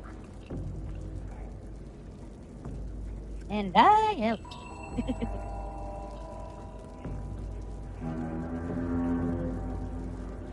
And look at the tiny sock.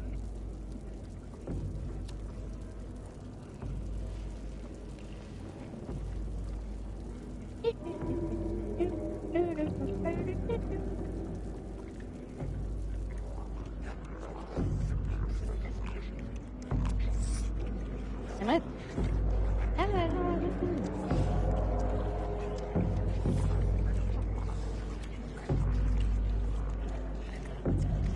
Well, maybe if you weren't such a buzzkill, they wouldn't call you that.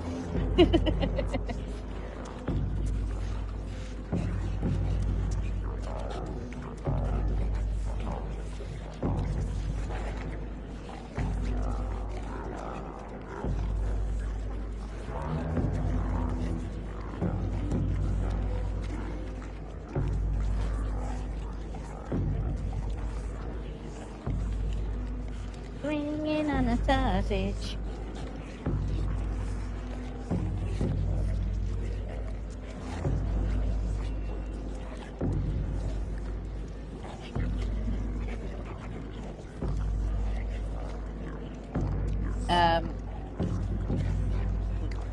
I don't know who that is.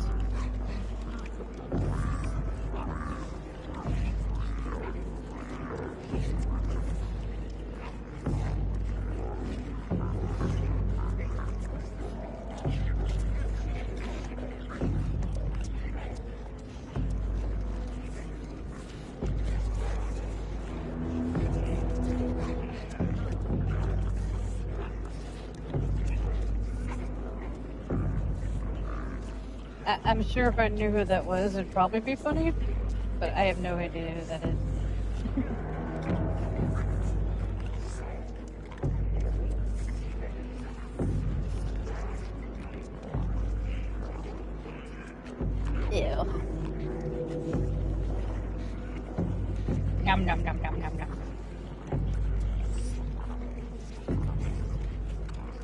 Oh, okay.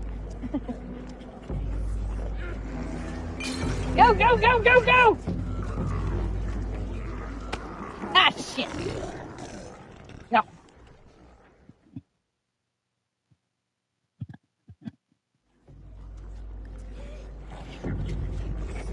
I got eaten. What a terrifying way to go. Although I will say in the podcast, I think a more terrifying way to go is one of these guys uses the protagonist's friend as a body loofah. I'm not kidding. It's in chapter 2. Ugh.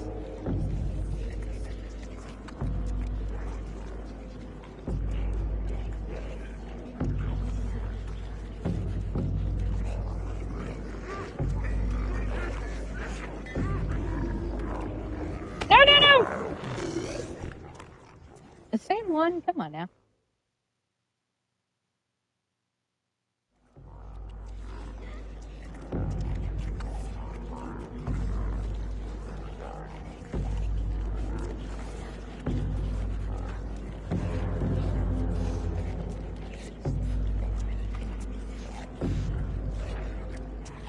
Alright, you fat cock. Go, go, go, go!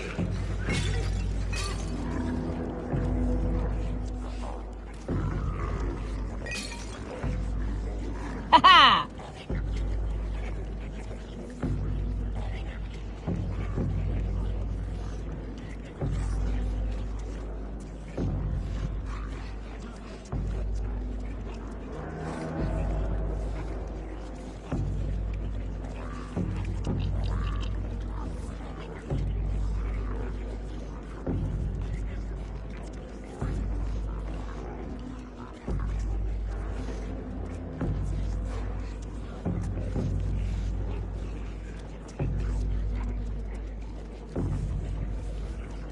Oh, come on! Oh, man.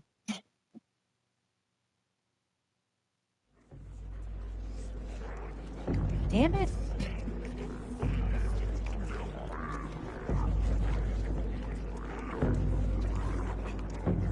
Ah, gravity, thou art a heartless bitch.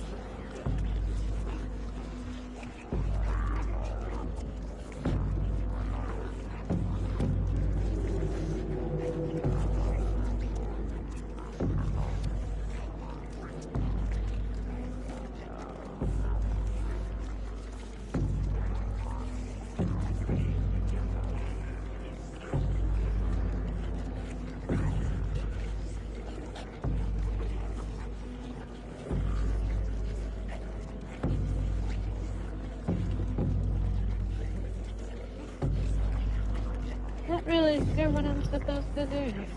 I can know.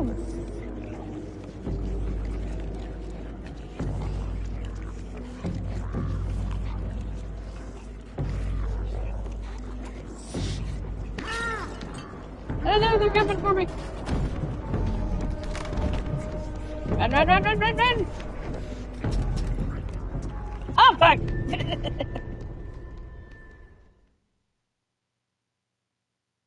This is the first one. But it's revealed basically at the end of the second one that the second one is actually a prequel. So this story takes place after the second game, even though it's the first game.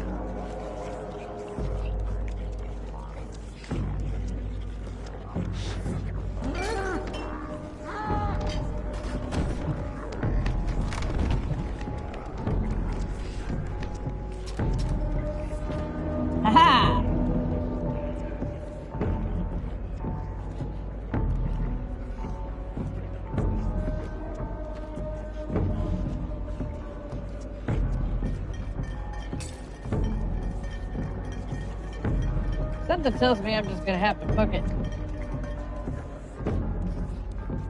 Go, go, go, go, go, go! Wait, no, no, no, no! Ah, yeah. Ah, you fat fuck!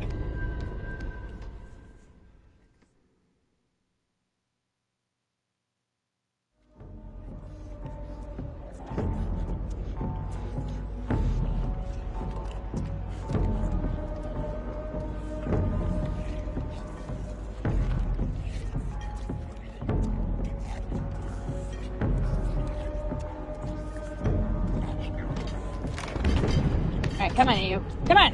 Yeah! Yeah, fat man, run! Aha! And now you're stuck.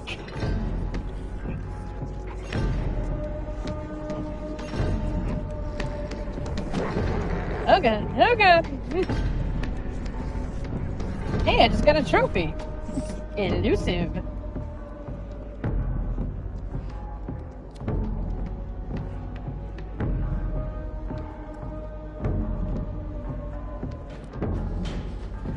Alrighty. Oh god!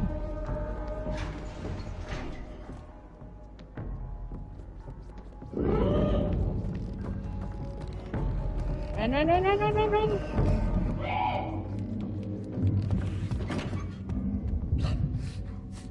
Yep, he got me. You bastard.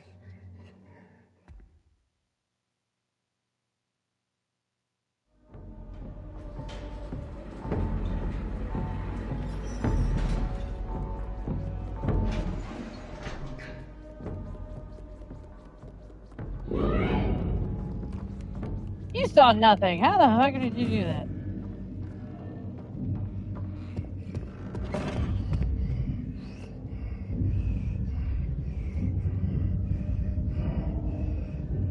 Go away.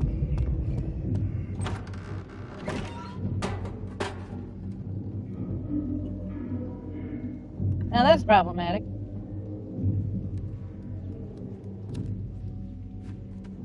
There was a statue back there and I want it. Let's see.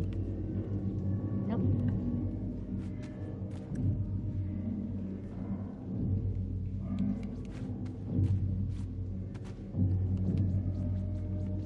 Damn my tininess. I can't reach the doorknob.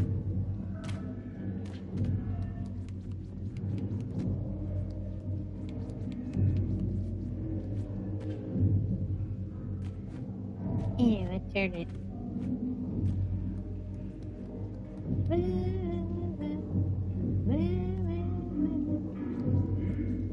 Yeah.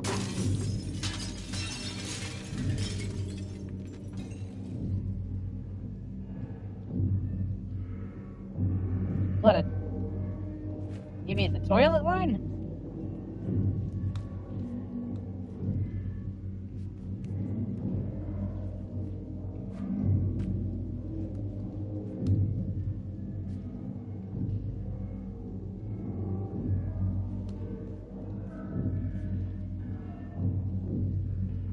Well, I meant it in the game.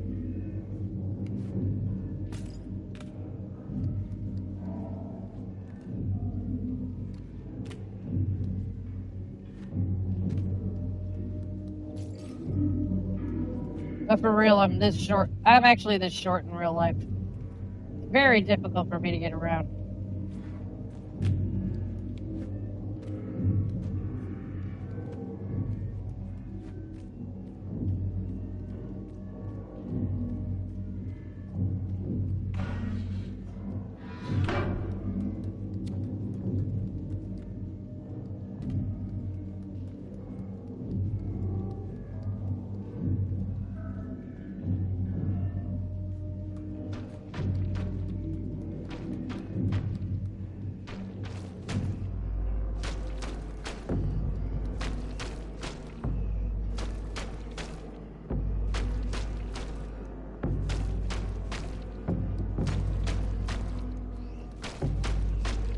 Man, I think I missed a thing.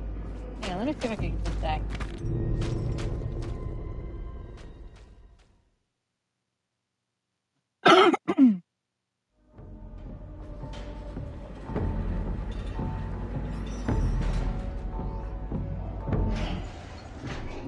That ain't gonna work. Go away! You said nothing, leave me alone!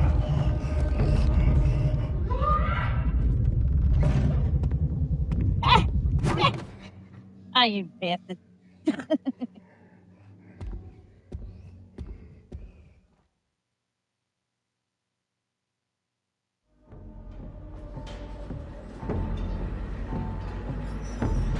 No, I mean, like, I'm talking about, like, the character I'm playing as. I'm only, like, a foot tall.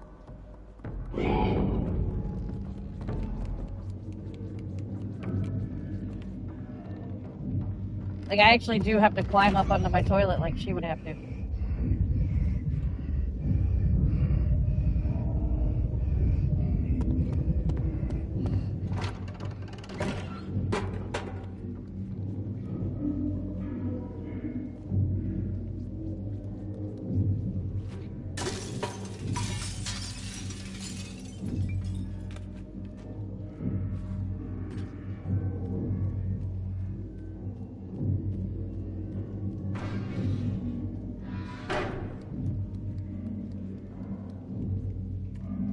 And I would say that I'm a delight.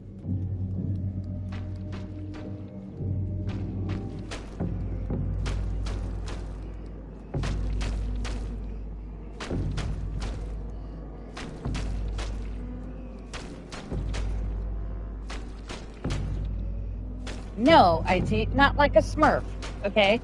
If you paid attention, you would know that Smurfs are only about the size of an apple. God, you're dumb!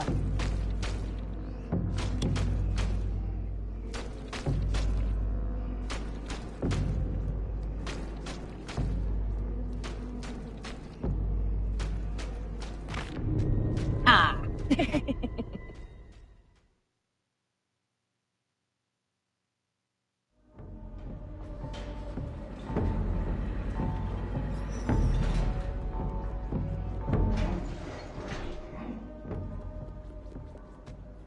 Touche.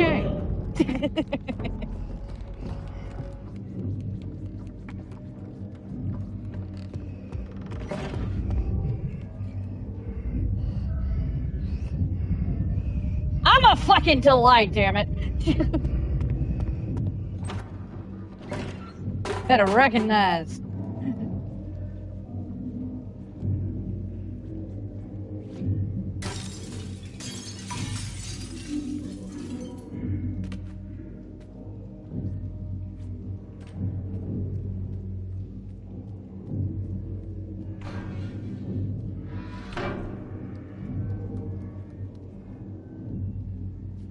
Okay, settle down.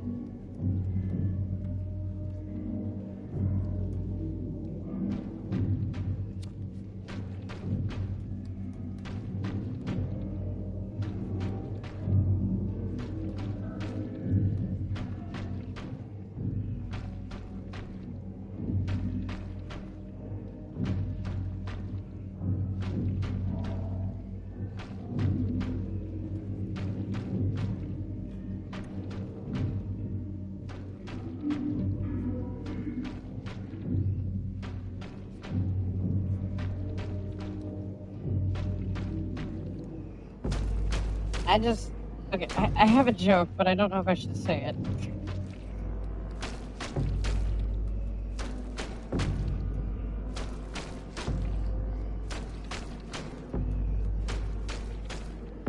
Ah, fuck.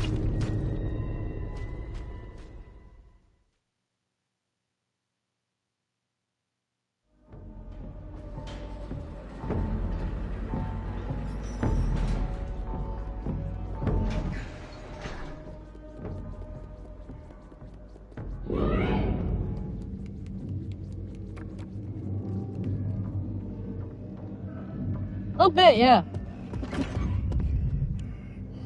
I was gonna say, I thought the reason you were brown is because when God was making you, he said, whoops, burnt one.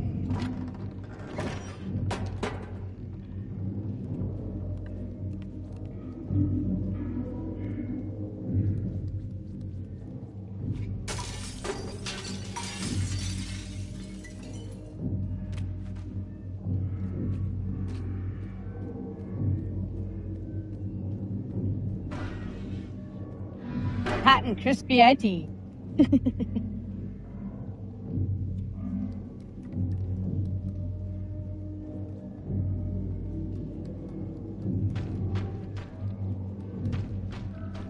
You know what God said when he made me?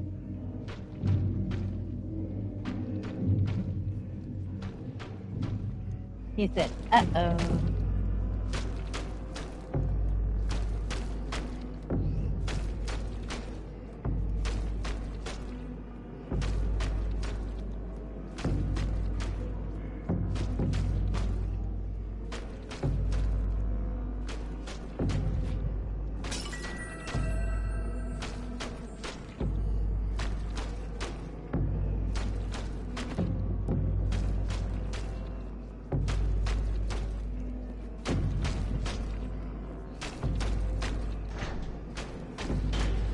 Pretty sure there's a way I can get into that room.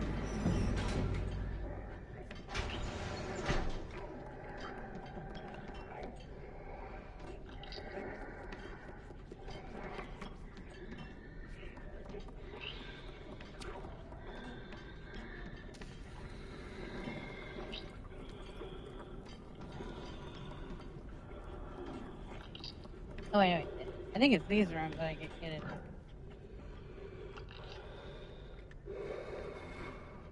Hey, look, it's IT after Thanksgiving.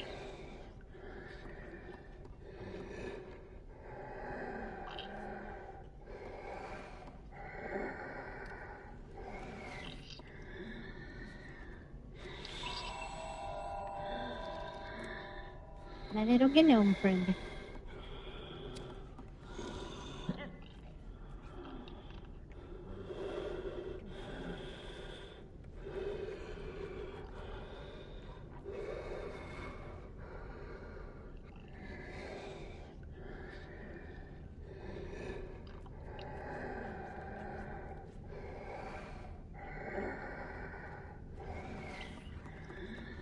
Of course not.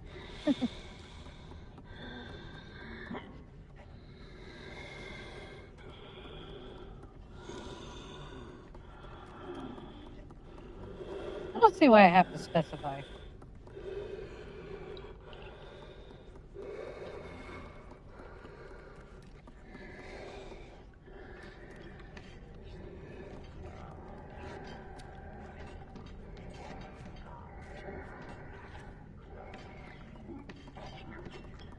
I mean, aren't the traditions technically just the same? Like, you just eat a turkey and watch football and stuff? Or hockey, I guess, in your case. Ice hockey.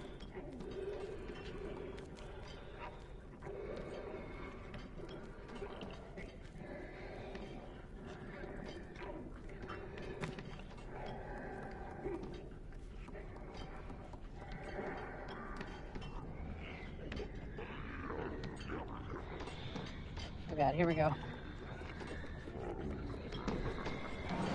Run, run, run!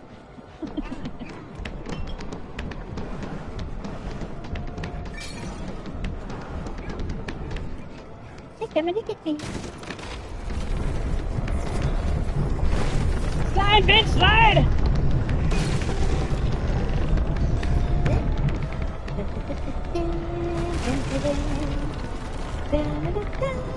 Dun, dun, dun.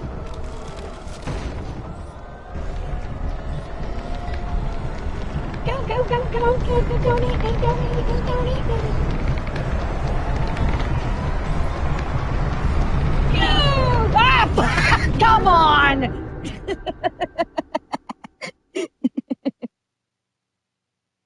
Such a tense moment. It's like in the movie when you're like, in that moment where they're just about to not get it, but then they still do, but only in this case, I did miss, and I died. Oh yeah, that weird mutant form of football. Man, Canada's weird.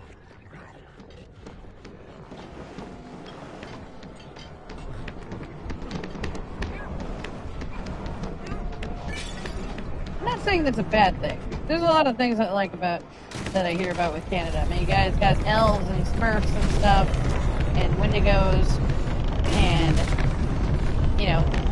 like hockey.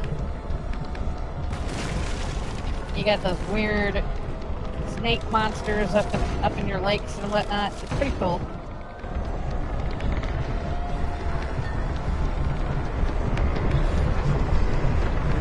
But you also are just very, very weird. Go, bitch, go!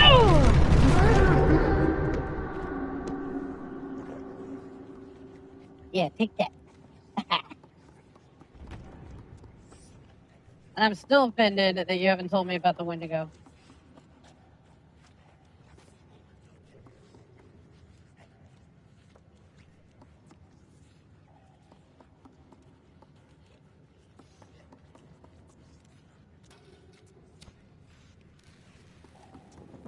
It's daytime, IT. Just saying.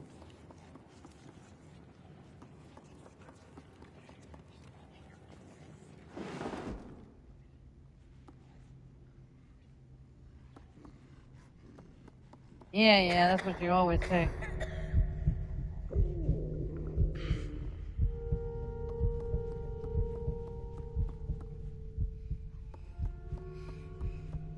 Oh, she's so hungry. So hungry. That was me earlier until I ate my Pop-Tarts.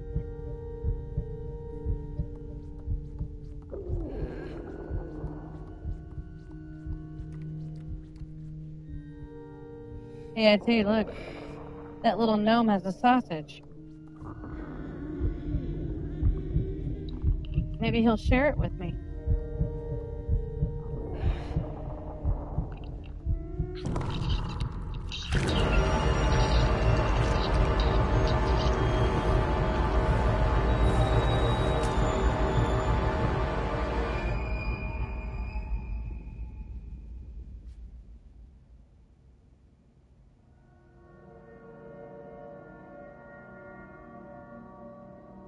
I wasn't in the mood for sausage.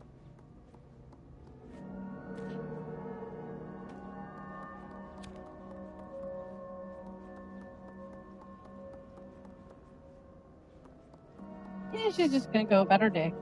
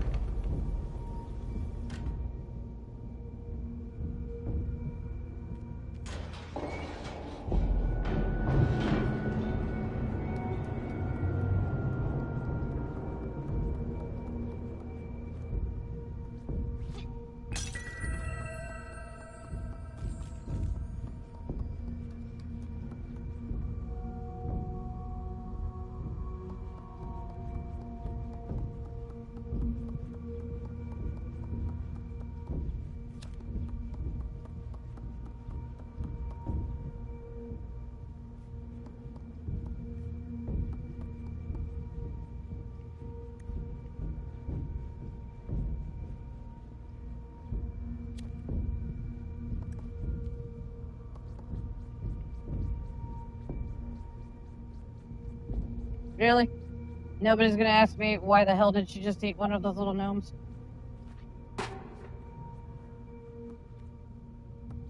And feasted upon his flesh.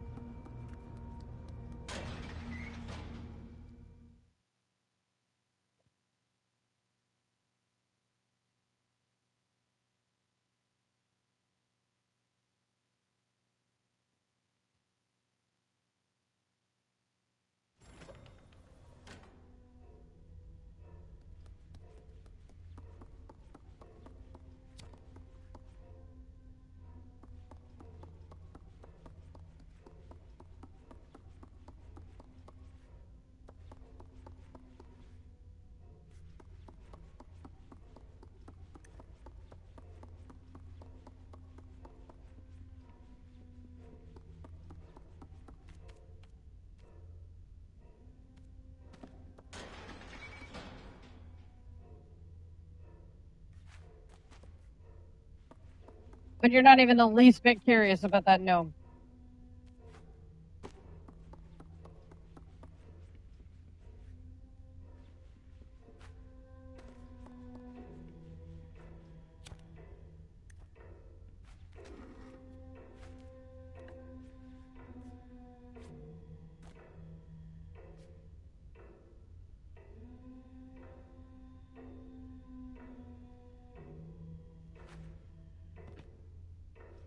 IT won't tell me tell me anything about the Wendigo, so he keeps trying to dodge the subject and tell me other stories I don't care about. Oh my god, IT, that whole fucking comment where I'm just like, oh look, IT, a sausage. The little gnome was giving her a sausage, and rather than taking the sausage, she ate him.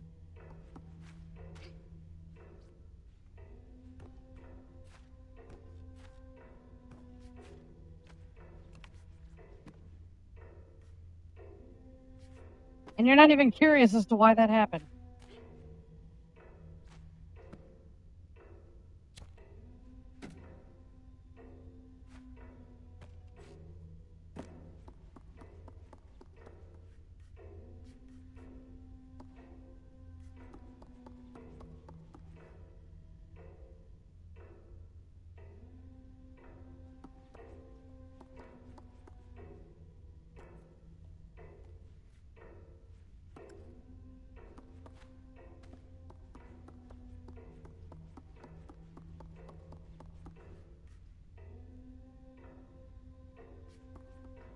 Come on, IT, ask me why she did it.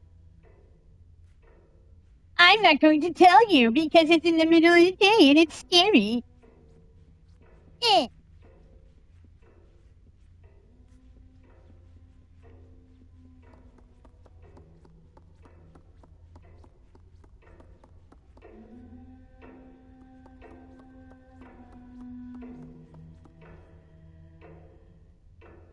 Hurts, don't it?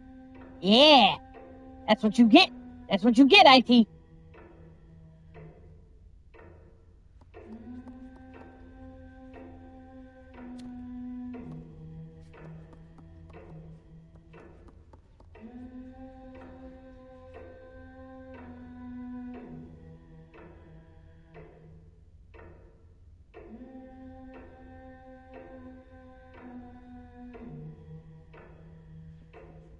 I mean, I already know a pretty decent amount. I always wanted to hear from a native Canadian about the Wendigo, not some Hollywood nonsense.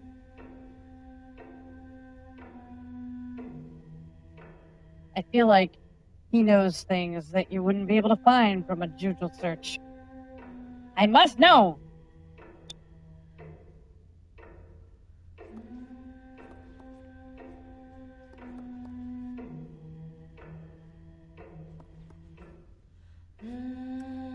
I know what they are.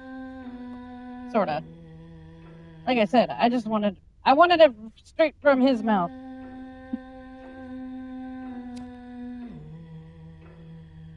He knows the old ways.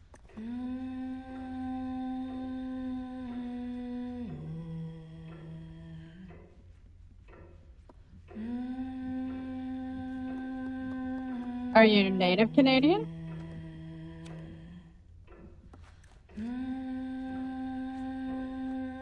Because he's full on Eskimo. He lived in an igloo.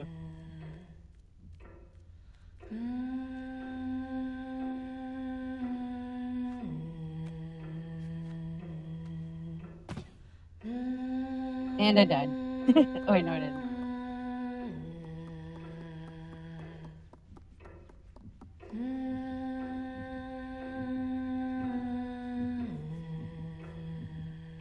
Oh, you love it.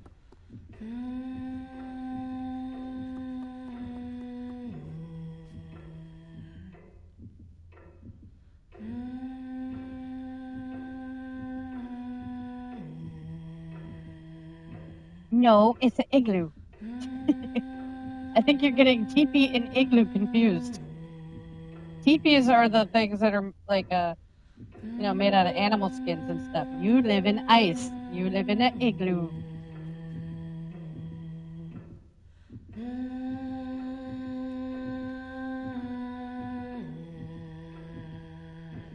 It's okay. It's a common mistake.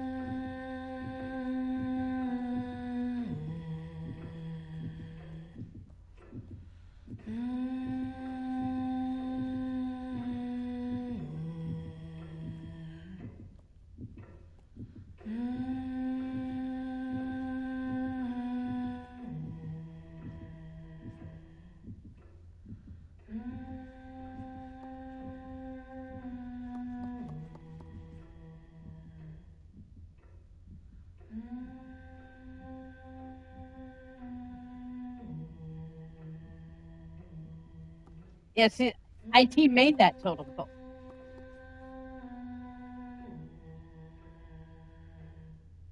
Okay, I have never heard of a wampus cat. What the hell is that?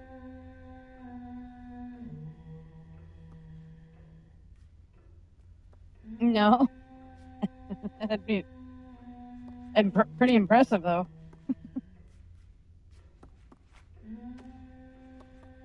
But I'm pretty sure that's why IT's internet keeps going out. You know, he has all those wires nailed up to the ice. That can't be safe.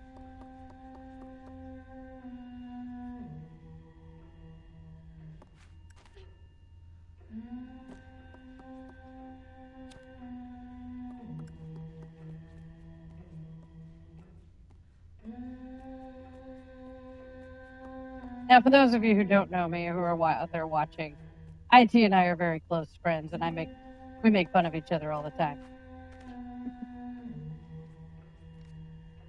But now I'm going to bug the shit out of Bex because she just introduced a new concept to me. I don't know what a wampus cat is, and I must know.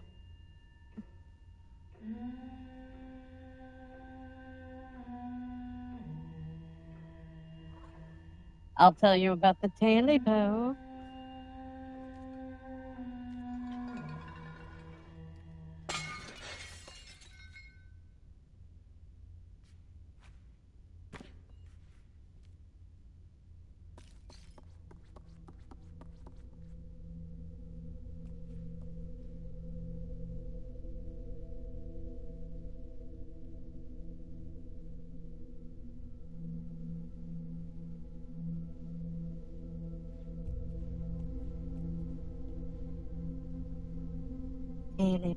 Taily bow, bring back my taily bow.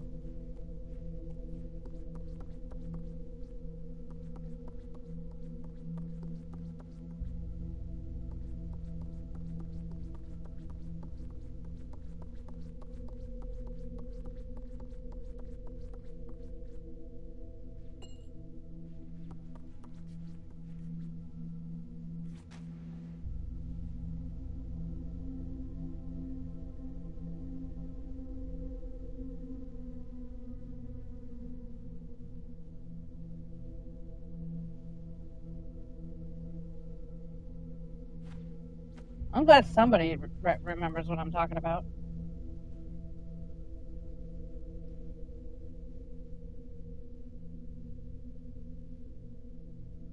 Destructive as in how, Bex? We want to know what it does. Taily bow, bring back my taily bow. Snake, can you believe that book was marketed to children? They read it to us in the first grade.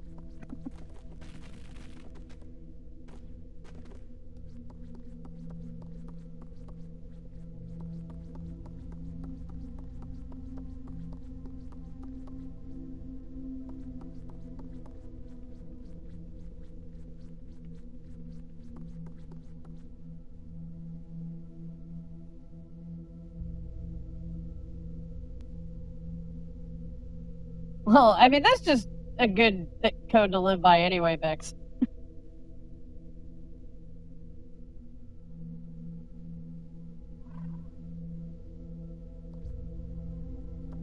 Yeah, I never actually read those like until my adult years, and even then I only read a couple of them. I saw the movie, which was kind of dumb, but that Taily Post story, I remembered it one day, and I'm like, wait a minute, that can't be as bad as I remember, like as scary as I remember. So I actually tracked a copy of it down on like eBay and bought it, and I read it, and I'm like, holy shit, this is terrifying. And they would read it to us. They read it to us in the first grade.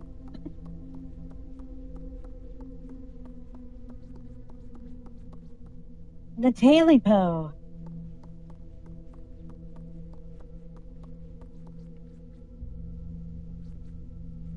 You know what? Here.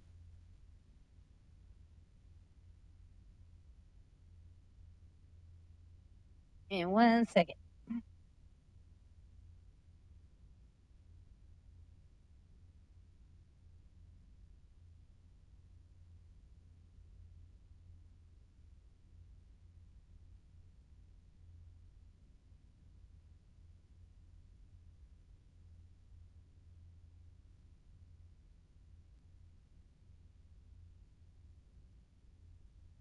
Let's see. There's a lot of creepy fan art about it. But you know what? I'm just going to show you an actual page from the book.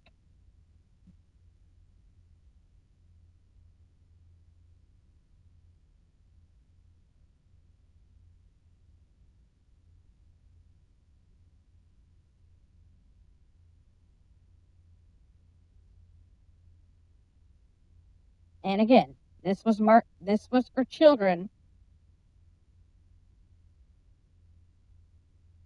and had pictures to go along with every page.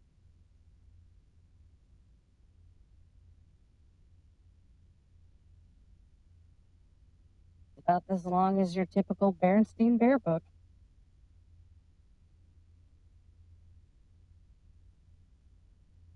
Yeah, look at that. Wait, hang on. There it is.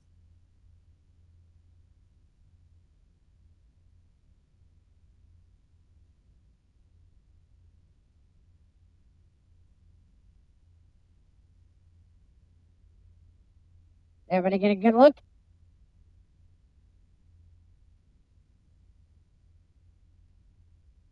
That is some scary ass shit.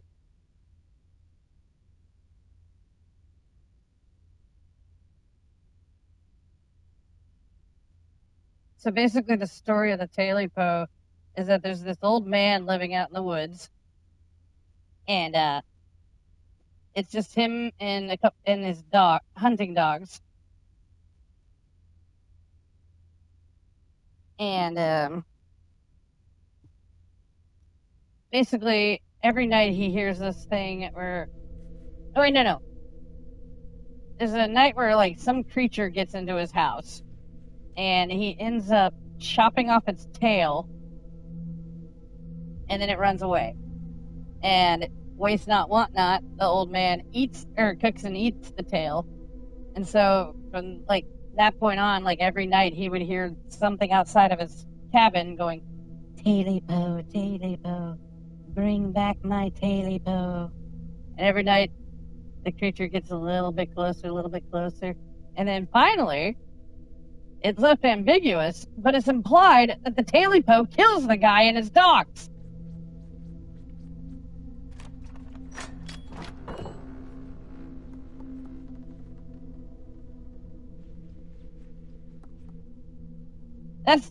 That's the book, Snake. It's called The Tailipo.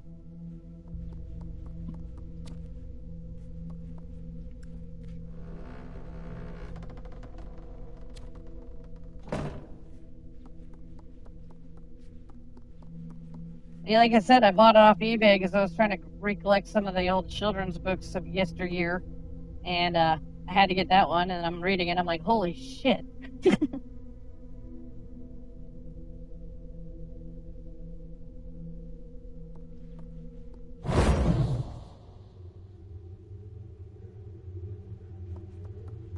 Well, now's the time to tell scary stuff. I'm playing a scary game.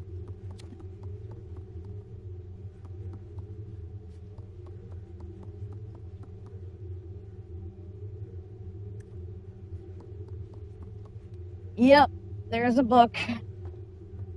And there's pictures on every page. It's not very long either. I mean, it's literally like a Bernstein Bear book, just like 10 to 12 pages, and then you're done.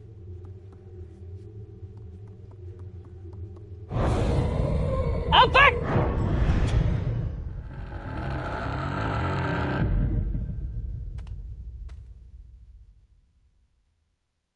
Now, I would like to read the Goosebumps books again, but I will say this. The Goosebumps show doesn't, well, at least the one from the 90s, does not hold up. It's cheesy and kind of dumb.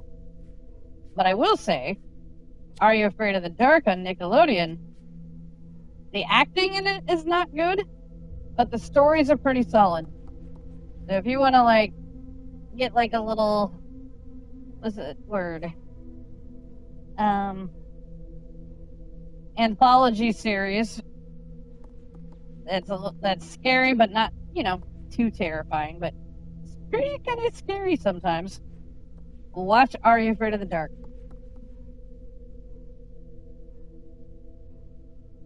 Oh, believe me, I actually did buy the book in my adult years just to look at the pictures. I do know the pictures. Fuck! Distracted me, Snake, and she got me again. Stealing my life essence and whatnot.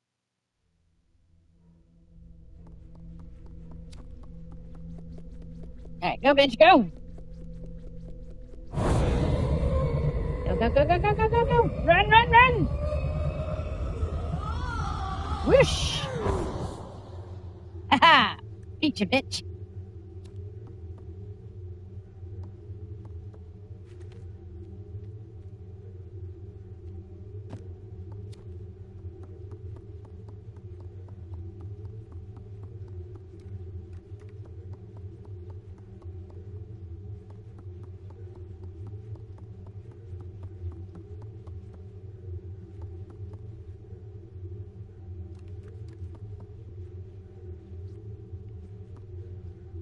Tales from the Crypt. Oh, Dex, next time you're playing with Snake, ask him to do his Crypt Keeper voice. It is so funny.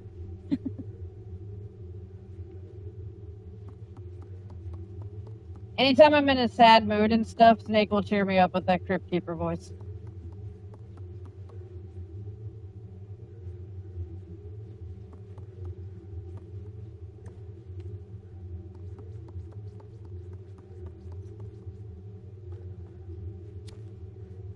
And just so you guys know, yes, once I'm done with Little Nightmares, I will be jumping onto Ghostbusters where we can play. I'm almost at the end of the game. This is like right before the final boss or whatever.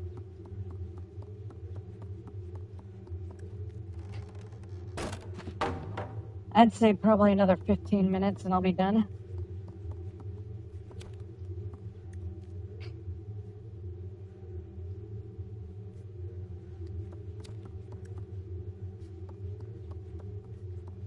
I just wish I could play a different game of other than Ghostbusters, where my fans aren't jumping on being like, so, yeah, Ghostbusters, this game looks kind of fun. Doesn't look like Ghostbusters.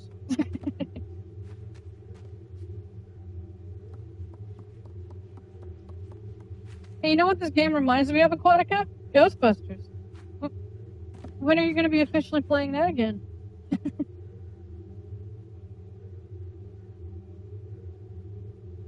Little Frightmares. It's positively ghoulish. Okay, I can't do the Crypt Keeper. Snake can. I did figure out I can do Bobby Hill, though. Does it come with a hat?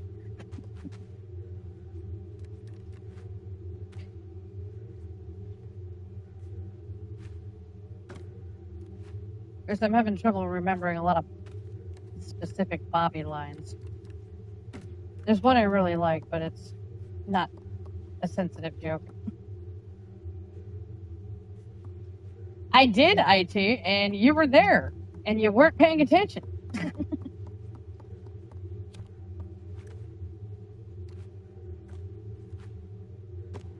No, Well, I've already proven that you won't. That's my purse. I don't know you. All right, this is a line from King of the Hill. Don't judge me, but it made me laugh.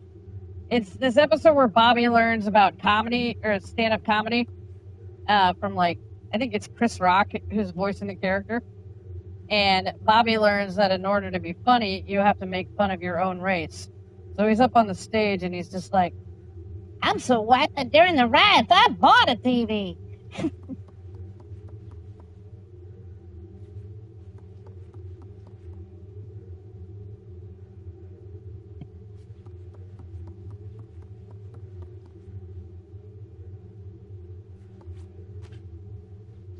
I do have a hacked version of the original NES Ghostbusters game that adds a lot of improvements to make it actually kind of playable. It's still bad, but I will say it's more interest. It definitely keeps your attention more than the original version did. They actually make the little yellow ghosts into Slimers, and they make the game not impossible to beat without a Game Genie.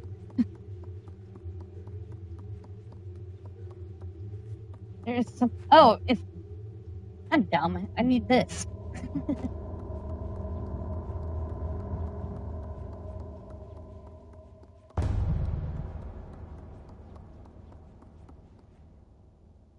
Dun, dun, dun.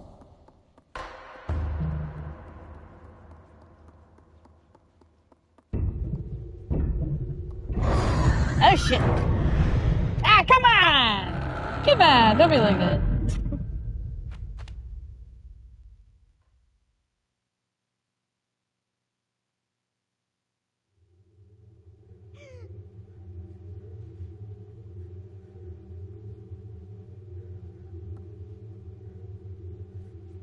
Oh, they actually went and ROM hacked the shit out of that one too to make a special edition thing. Now you can actually play as Winston and Lewis.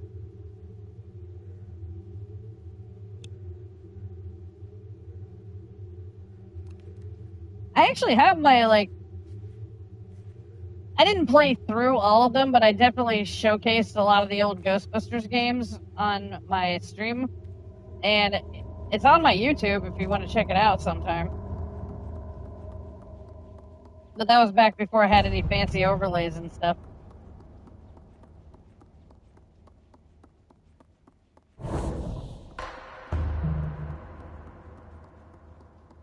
And you can totally watch IT not pay attention.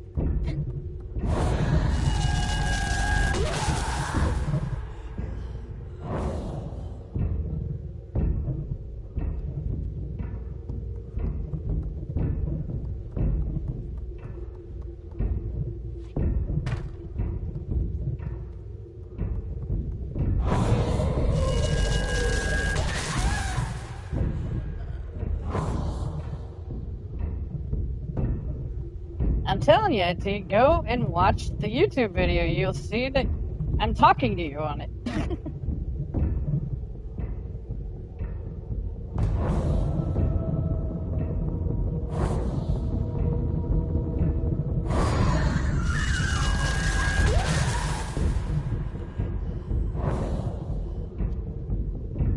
Whatever, dude.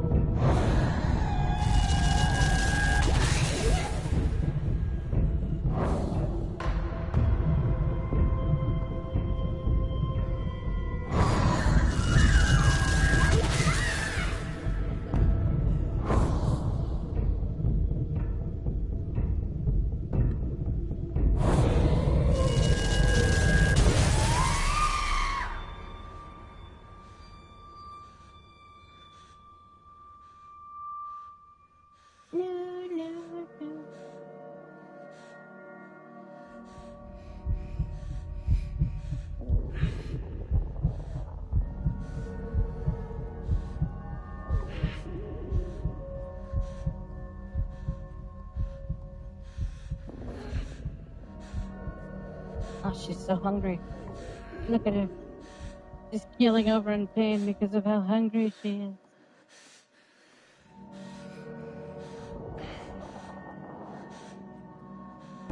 Devour her! Snake, come on! Can I get through one stream where you don't tell me about somebody dying?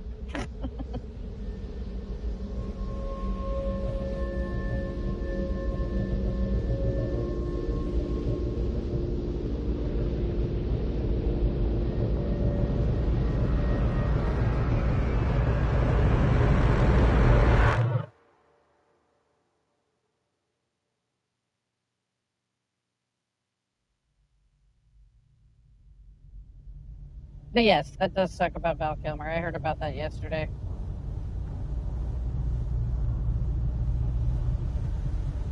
No, IT is still pretty Buzz Killington. At least the things that Snake says are interesting.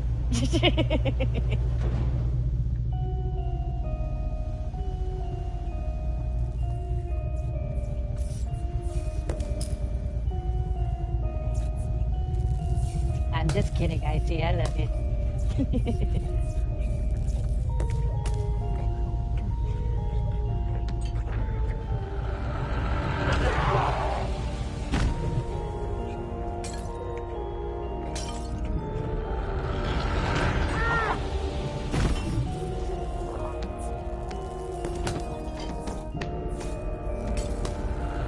Now Six don't give a fuck.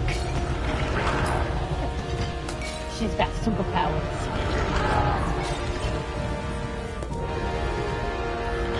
I am mad that you won't tell me.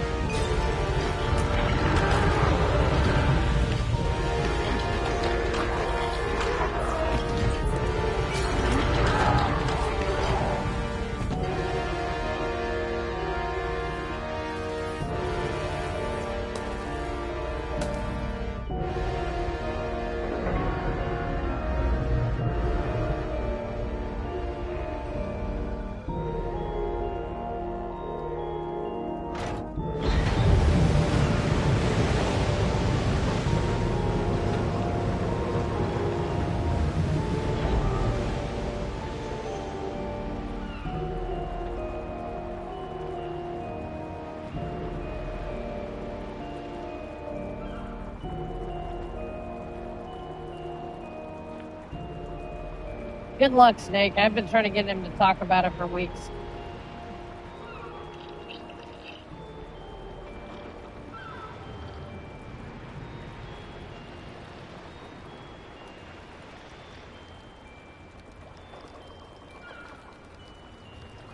Look, it's my little gnome friend. The ones that I didn't eat.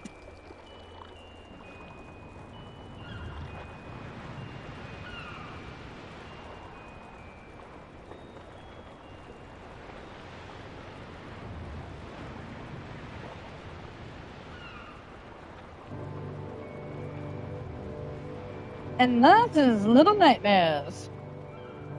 Thank you for joining me today on that. Got through the entire game, and we got to listen to all 6 chapters of The Sounds of Nightmares. I keep blanking on that name. I don't know why. But The Sounds of Nightmares, which is another story that takes place within the Little Nightmares universe. It was fun.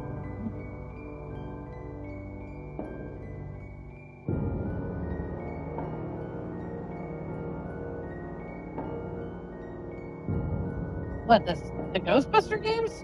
I was playing it on my Raspberry Pi. Because I showed off like a bunch of the old Ghostbuster games, like Ghostbusters 1, 2, the one for the SNES, and Ghostbusters 2, the European one. What, this? This is on well, I think it came out for PS4 originally, but I'm just playing it on my PlayStation 5.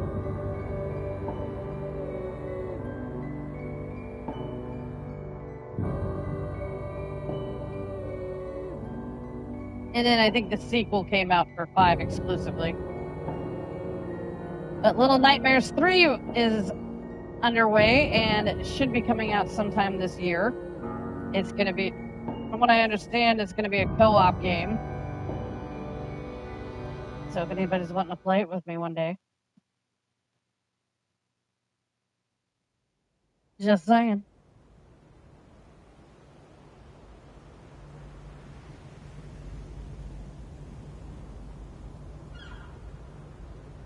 Thank you for playing.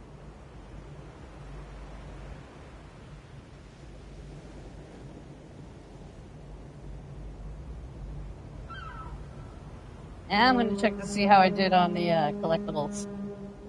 Don't worry, I'm not going to go back and get the ones I didn't get yet. I just want to see how I did.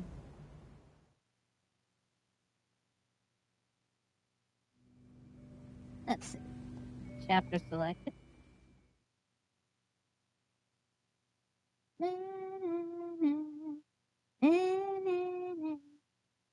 Why did it go black? Oh, there we go. All right. Chapter selection.